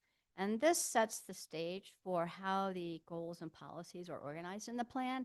And you'll see the 2 core priorities are housing attainability and equity, and also climate action, that are then supported by a walkable mixed-use community, natural and cultural resources, a healthy economy, and resilient public services and facilities. We'll talk about these in some detail, and then we'll also look at how they align with the Envision 2045, our comprehensive plan. And we won't go through each of these in detail, but what I wanted to show here is for the core priority goal of housing attainability, the different goals that are related to it. So we obviously have a goal for housing attainability. Then there's a neighborhoods and equity goal, there's a cost of development goal, and then there's a parking goal, and this is important to see because this parking goal is specific only to the city.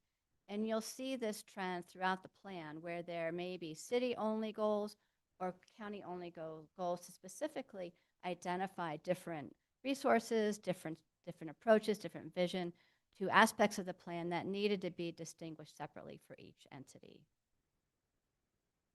And that becomes really clear on this next slide where the core priority goal of climate action has a city-only and a county-only goal, which is important to understand because the city has adopted a carbon neutrality plan, the county has not. So those were intentionally created to explain and to really highlight the different approaches to this by the city and the county.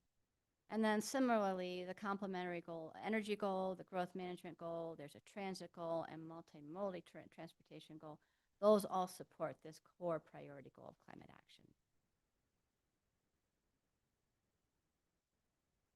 And then the next two complementary goals, a walkable mixed-use community and natural and cultural resources. For walkable mixed-use communities, there's a goal that, development pattern goal that supports that, a transportation system goal, and accessible parks and recreation. And when you read the details, you can really understand how those goals all fit into that general title of a walkable mixed-use community. And then similarly, with natural and cultural resources, natural resource stewardship, cultural resources goal, outstanding open space and parks goals. These may start to sound familiar to what you've heard with the comprehensive plan.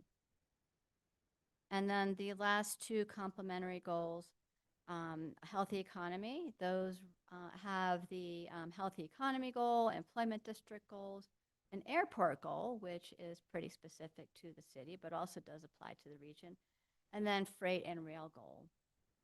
We also have then for resilient public services and facilities, water resource management goals, one for the city and one for the county.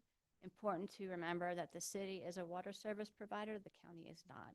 So that was a key goal where we needed to make that distinction very clear. Water quality and stormwater management goal, we have similar approaches in that regard. A resilience goal, an infrastructure goal, and public safety goals. So these are all then, we'll look a little bit closer at these in relation to the comprehensive plan as we get into that part of the analysis. So this is an image again of that future land use map, just to understand and to see, you know, keep that image in mind because we'll talk about a couple of changes to this in the next few slides as we go through the analysis. But we also want to highlight then the next couple slides, we'll talk about some of these specific land use categories. Particularly, you'll see the big blue block on the far west side, which represents Camp Navajo. And then if you see that lighter green color, which is around much of the region, that represents what we call the working landscape. So we want to talk a little bit more about what these categories actually mean and how they apply to the county. And so again, thinking back to that big blue block there, which does represent the, in this image, we're pointing to Camp Navajo. This is called University and Research District. And when you read the description, it talks about those being places for industry, tourism, research and development, and education, and that it's also anchored by an institutional, medical, or military use. So remember, this is a future land use designation map. That's what it's looking toward being in the future. It represents for the county what is there today. But it was something that actually the County Planning and Zoning Commission had a question about, so we wanted to highlight for this, this meeting tonight. The next interesting building block that is something that the county, that's really county specific, is what we call a rural center. And when you look back at this map, you can't quite see it at this scale, but there are some areas that are red in color, and those represent rural centers. And when you look at the rural center, what is that really intended to be? It's intended to be a locally serving place where local residents can go and get some goods and services, very small commercial retail places. So you can think of those as what were previously called activity centers out in our area plans. So Donny Park and Belmont, Coconino, Mountain Air, they all have what in the current 2030 regional plan are called activity centers. These are now called rural centers, with these added images to show, what could be some enhancements to those areas with the bike lanes, with some actual activity, extra activity out in some of the commercial areas to really to serve local people. So this is something that is really county specific and was important to highlight today. And then the next building block that we wanted to highlight in terms of a land use category was that federal lands and working landscapes. And what's important to know about this is these are large areas of federal land that may contain a residence. So it does acknowledge that some of these are actually working ranches, but they're also managed for natural and cultural resources. They may have sacred sites. They may be actively managed for forest restoration. They may be used as research sites, workforce development and training, managed recreation, ecotourism, ranching, mining, or other agricultural uses. So it fits really well with some of the uses going on in the county within this region.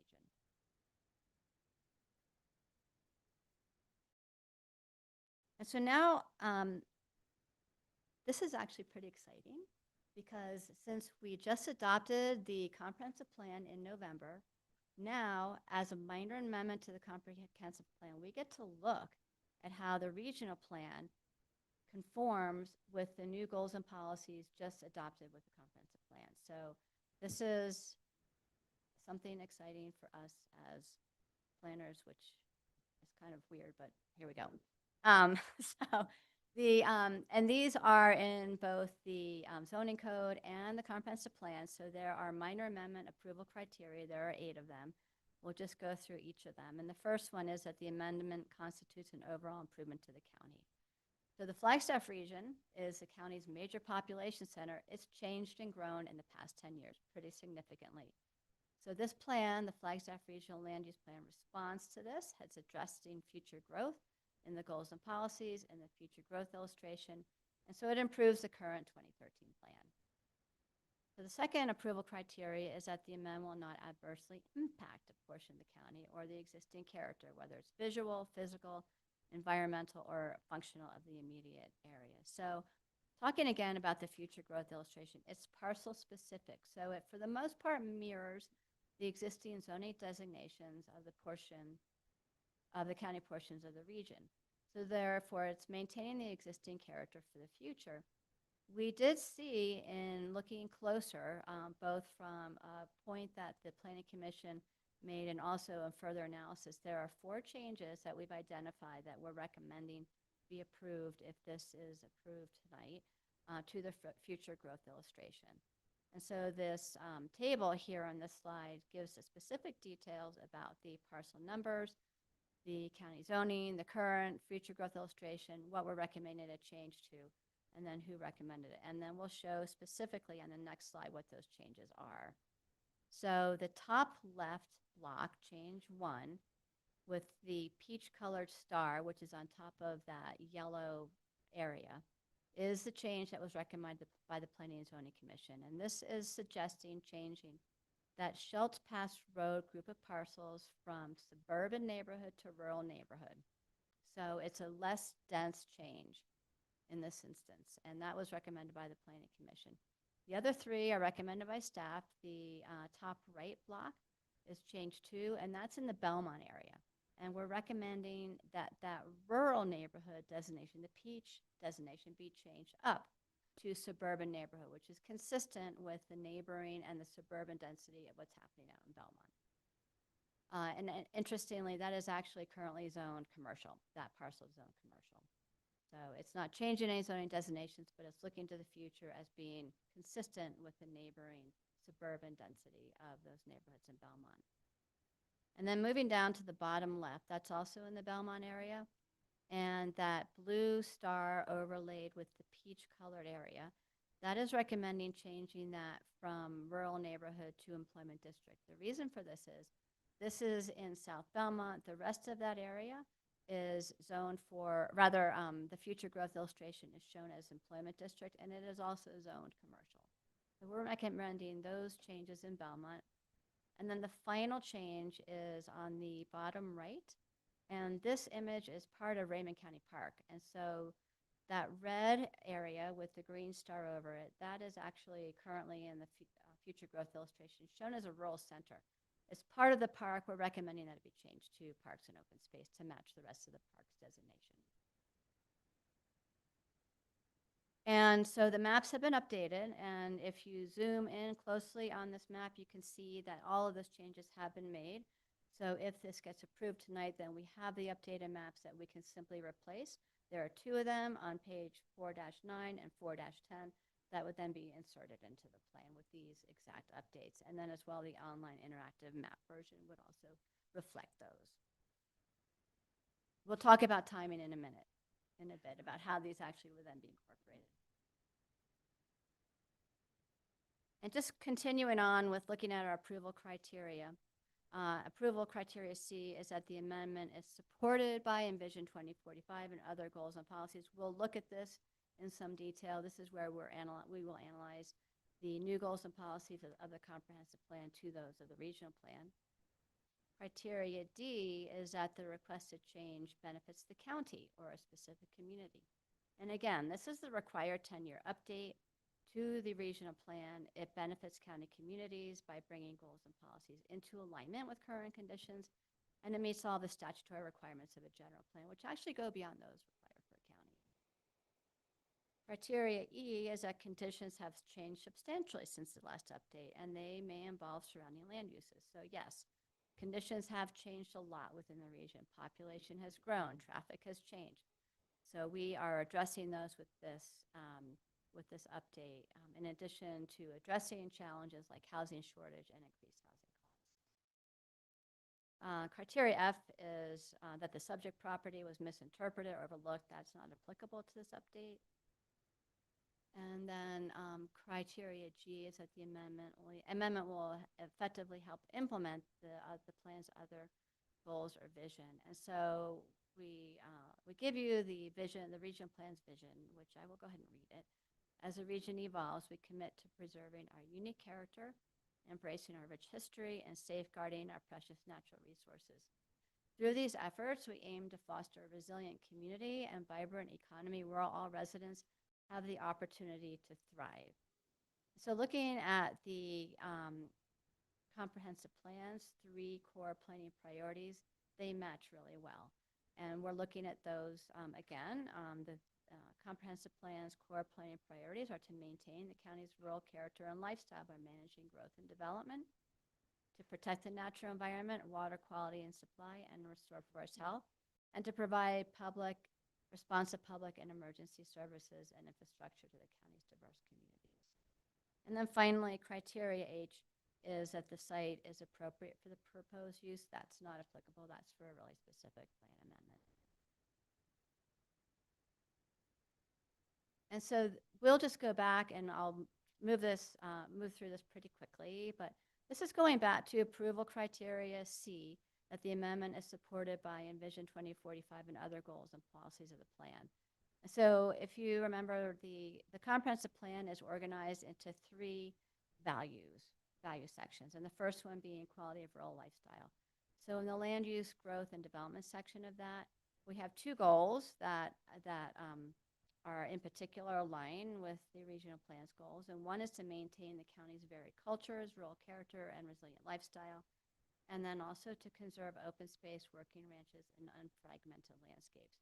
And you can see then how the core priorities and the complementary priorities that we talked about earlier match up with these. So we'll just move on then. So the next portion of the county's rural lifestyle value is circulation and transportation.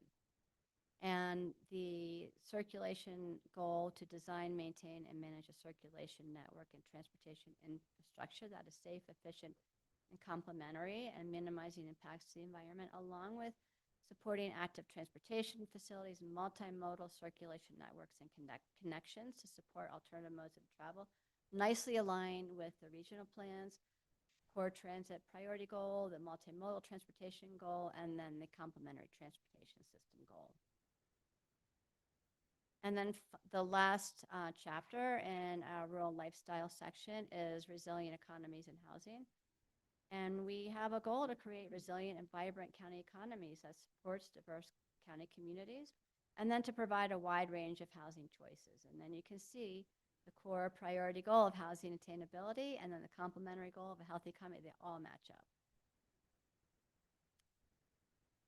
Just looking then, the next section for the comprehensive plan is the stewards of the natural environment. And we have natural environment goals that align with the regional plan's complementary priority of natural resource stewardship.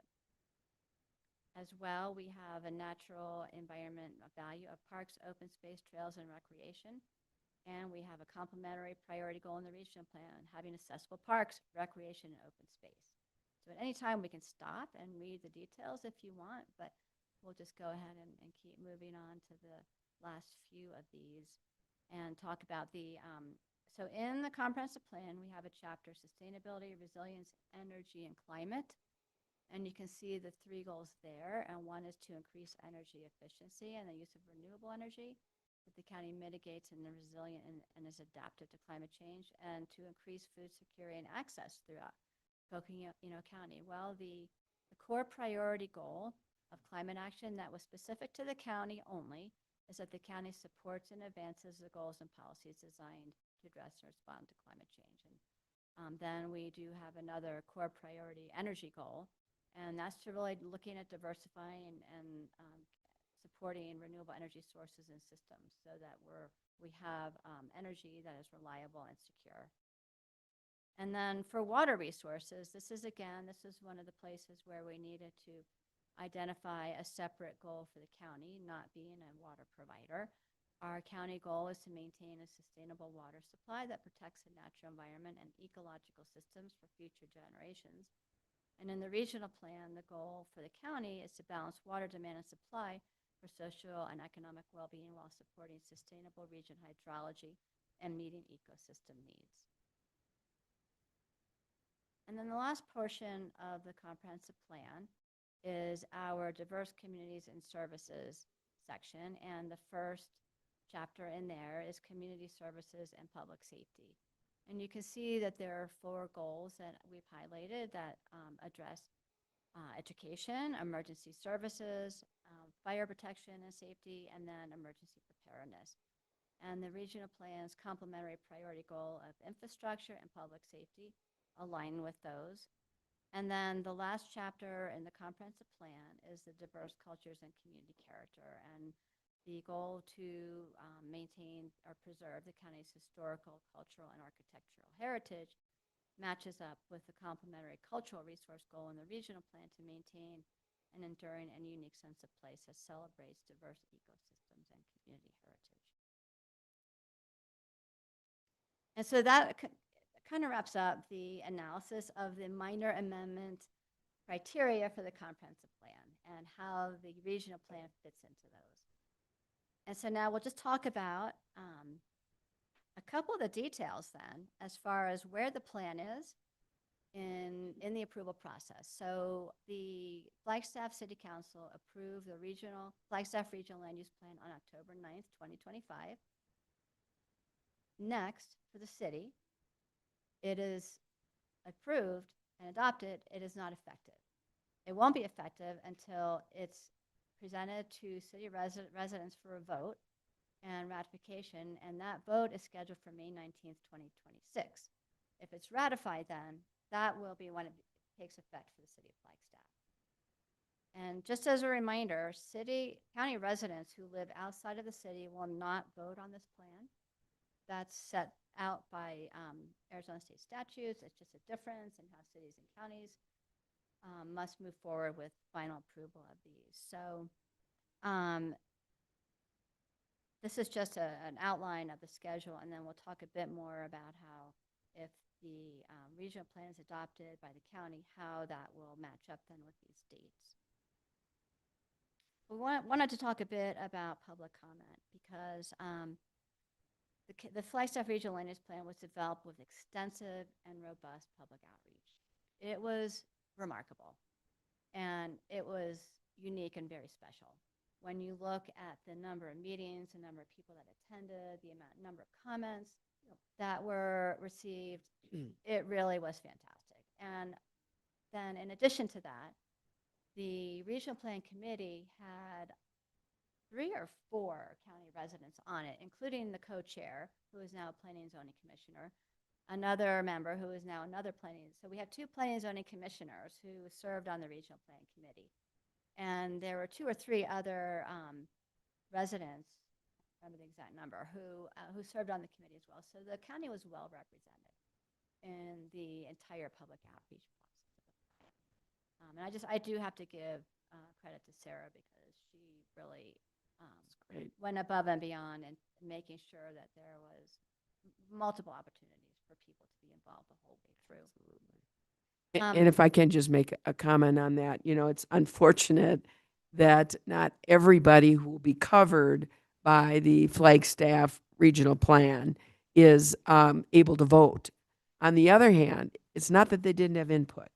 And I think that's what you're really alluding to here.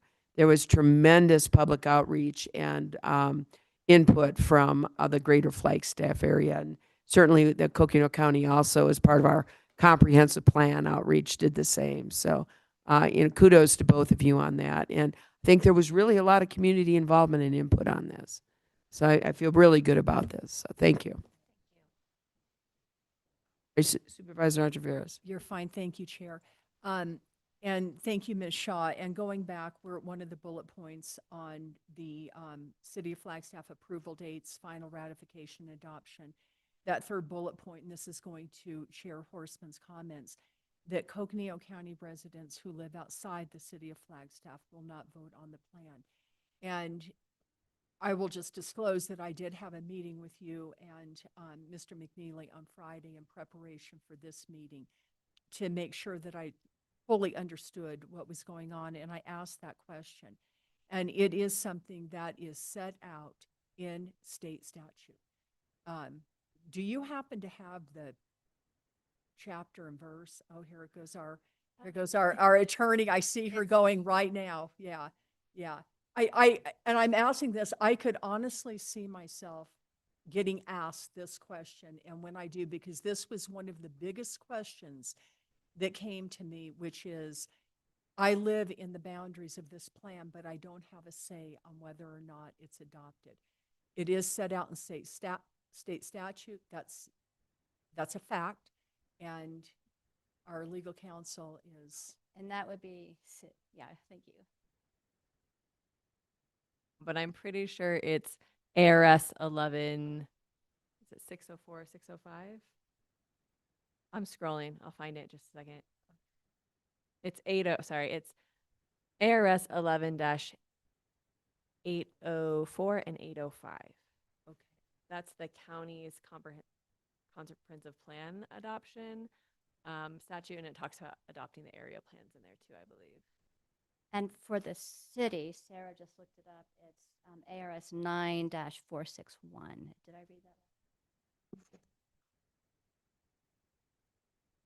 So the city's adoption procedures, which are set by the state statute, are not with the rest of the county rules. It's really like the absence of language that requires ratification in the title that you were just mentioning. So the city code that requires general plans with cities over 25,000 be ratified by voters is 9-461-06 or .06, and that is it breaks out cities of various sizes. So smaller cities do not have to send plans for ratification, but once your population hits 25,000, that's when the requirement comes into play. So we've been sending ours to the voters since 2001. Okay, thank you very much for that. And Geronimo, Supervisor Vasquez, I see you have your hand raised. Yes, thank you. And I just wanted to remind the community as well that, one, we've been going through this process for 3 years. 2, This is a public hearing, so if there's any final considerations that the public would like to put out, now would be the time to do so. We aren't there yet, but we will be soon. Well, what I'm Okay. getting at is today's meeting. Yeah, there you Yeah. go. Thank you. Yes, and that's true. We haven't started the public hearing portion. We're just getting the staff's overview on this, and we'll be starting the public hearing portion in just a moment to get public input. But that's a point well taken, Supervisor Vasquez. This is another example of allowing the input from those in the greater Flagstaff area. All right. Anything else to add? Otherwise, we're going to open this to a public hearing. I did have a couple other updates right. for you. So we have not received any public comment since this staff report was prepared. There was a comment that was sent to the board in October, and that was put in your packet. That was suggesting that the county not approve the regional plan. We have, with the planning commission, looked at that as well. We have not recommended any changes based on that comment that was received in October. And as I said, no other comments have been received to date. The Planning and Zoning Commission did hold a public hearing on this on December 3rd. And there was one public comment raised during that meeting that suggested that existing trails on public lands were not displayed completely accurately. This will be addressed by adding information to the online interactive map site with a disclaimer that states that policy maps may not contain current data. Data like trails, they change. They may not be 100% complete at the time a map was created. So that's why the disclaimer. And these are mainly, my understanding is that Sarah has contacted the Forest Service. They are okay with adding a disclaimer to the interactive maps, just to alert people that the maps on that were created at a point in time may not reflect the exact current conditions. So the Planning and Zoning Commission did recommend approval with a 6-2 vote of the Flagstaff Regional Land Use 2045 with the one map correction that changed that group of parcels along Schultz Pass Road from suburban to rural neighborhood. And then with that, we do recommend that this motion that the complete 10-year update to the Flagstaff Regional Land Use Plan does meet the criteria of a minor amendment to the Coconino County Comprehensive Plan, and to approve Resolution 2026-02 to adopt PZAM 25003, the Flagstaff Regional Land Use Plan 2045, with updated future growth illustration maps 4.1 and 4.2 as detailed in Attachment A and described in the staff report to be effective on June 3rd, 2020. And then with that, we can give it back to you. Yeah, sure. Yes, Supervisor Ontiveros. And we're going to open up for a public hearing in just a minute. But before we do that, any questions from my colleagues on the staff report? Supervisor Ontiveros. Okay, thank you, Ms. Shaw. On the third bullet point on Planning and Zoning Commission public hearing and recommendation, the Planning and Zoning Commission voted 6-2 recommending approval of this. Can you explain the two, I guess I would say, opposition votes?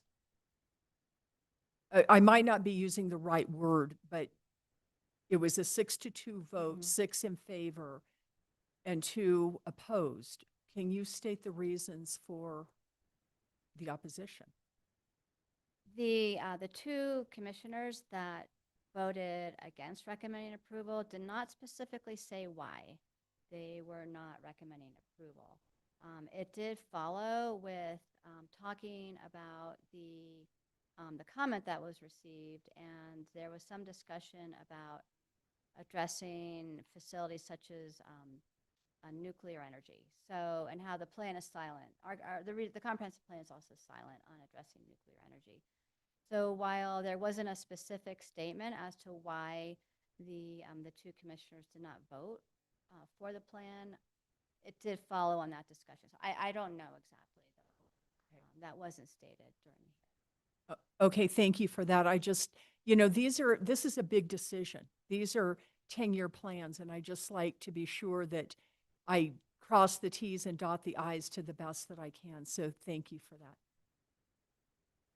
not only is it a 10-year plan, but it really is our roadmap, if you will, for the future here in Coconino County and planning for Coconino County. So, and this minor amendment is part of our comprehensive plan. So all of this is extremely important for the next 10 years in Coconino County and Greater Flagstaff. So I really, again, I don't think we can express enough the great work that's been done by the City of Flag and Coconino County on this whole process, and quite frankly on the final product. Very impressive, very impressive. So with that, I would like to open this to a public hearing. And members of the public, this is your time to be heard on this. We are here for the amending a possible adoption of Resolution 2026 and approving the Flagstaff Regional Land Use Plan 2045 as a minor amendment to Envision 2045, the Coconino County Comprehensive Plan, which, if passed, will become effective June 3rd, 2026. And with that, as I said, this is a time for the public hearing. Those who are present can speak, also online. I am going to turn this over to our clerk to explain how members of the public who maybe not be here can go ahead and respond and provide information to us on this minor amendment to our comprehensive plan. And I'm losing my voice. So with that, Lindsay, can you please describe how we go forward? Thank you, Chair Horstman. At this time, if there's anyone that would like to provide comment on this public hearing item and you're here in the room, you can make your way up to the podium. We will provide you 3 minutes to speak and ask that you state your name and address for our minutes. If you're watching the virtual format of the meeting, you can email your comment to boardcomments@coconino.az.gov.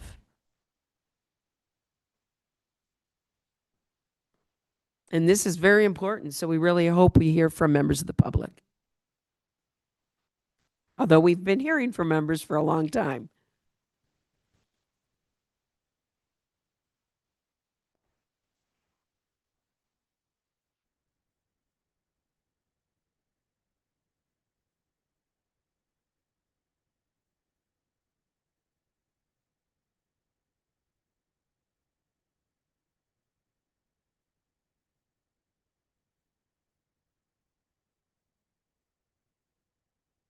Members of the public, do we have anyone online? No, we do not have any comments in our inbox, and it looks like we have nobody in the room that wants to provide comment. All right, this is our final call, and members of the public, I know we've had many public meetings on this and getting your input. Now is the time, though, for the final input as part of our public hearing. So we're going to give it another 30 seconds.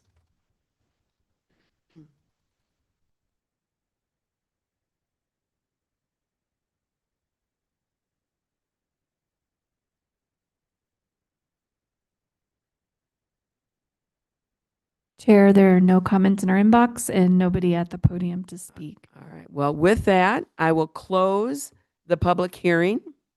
And I'm going to ask my colleagues if they have any comments or questions before we ask for a vote. Any members, colleagues, any comments? Supervisor Ontiveros.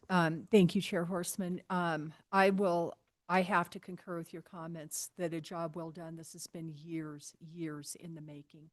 Hours, and I assume probably ran into 1,000 and above in this. So this has been a lot, and now here we are today. And I will say that we do have to, as we approve this, the board must be able to find the amendment approval criteria A through H, and I am able to do that with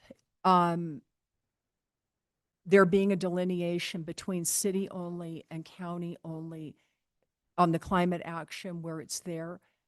As a result of those being separated, I am able to make the the criteria findings to approve this.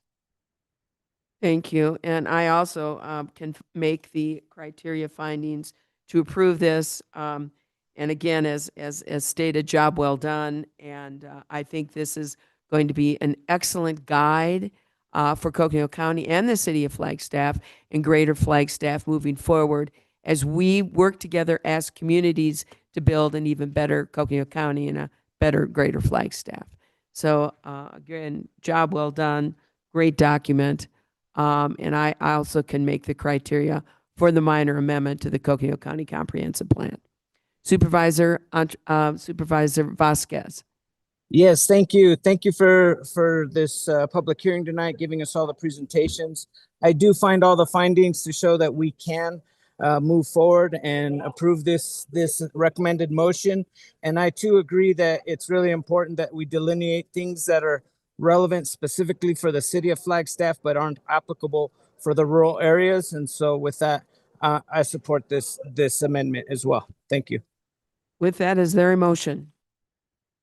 So moved.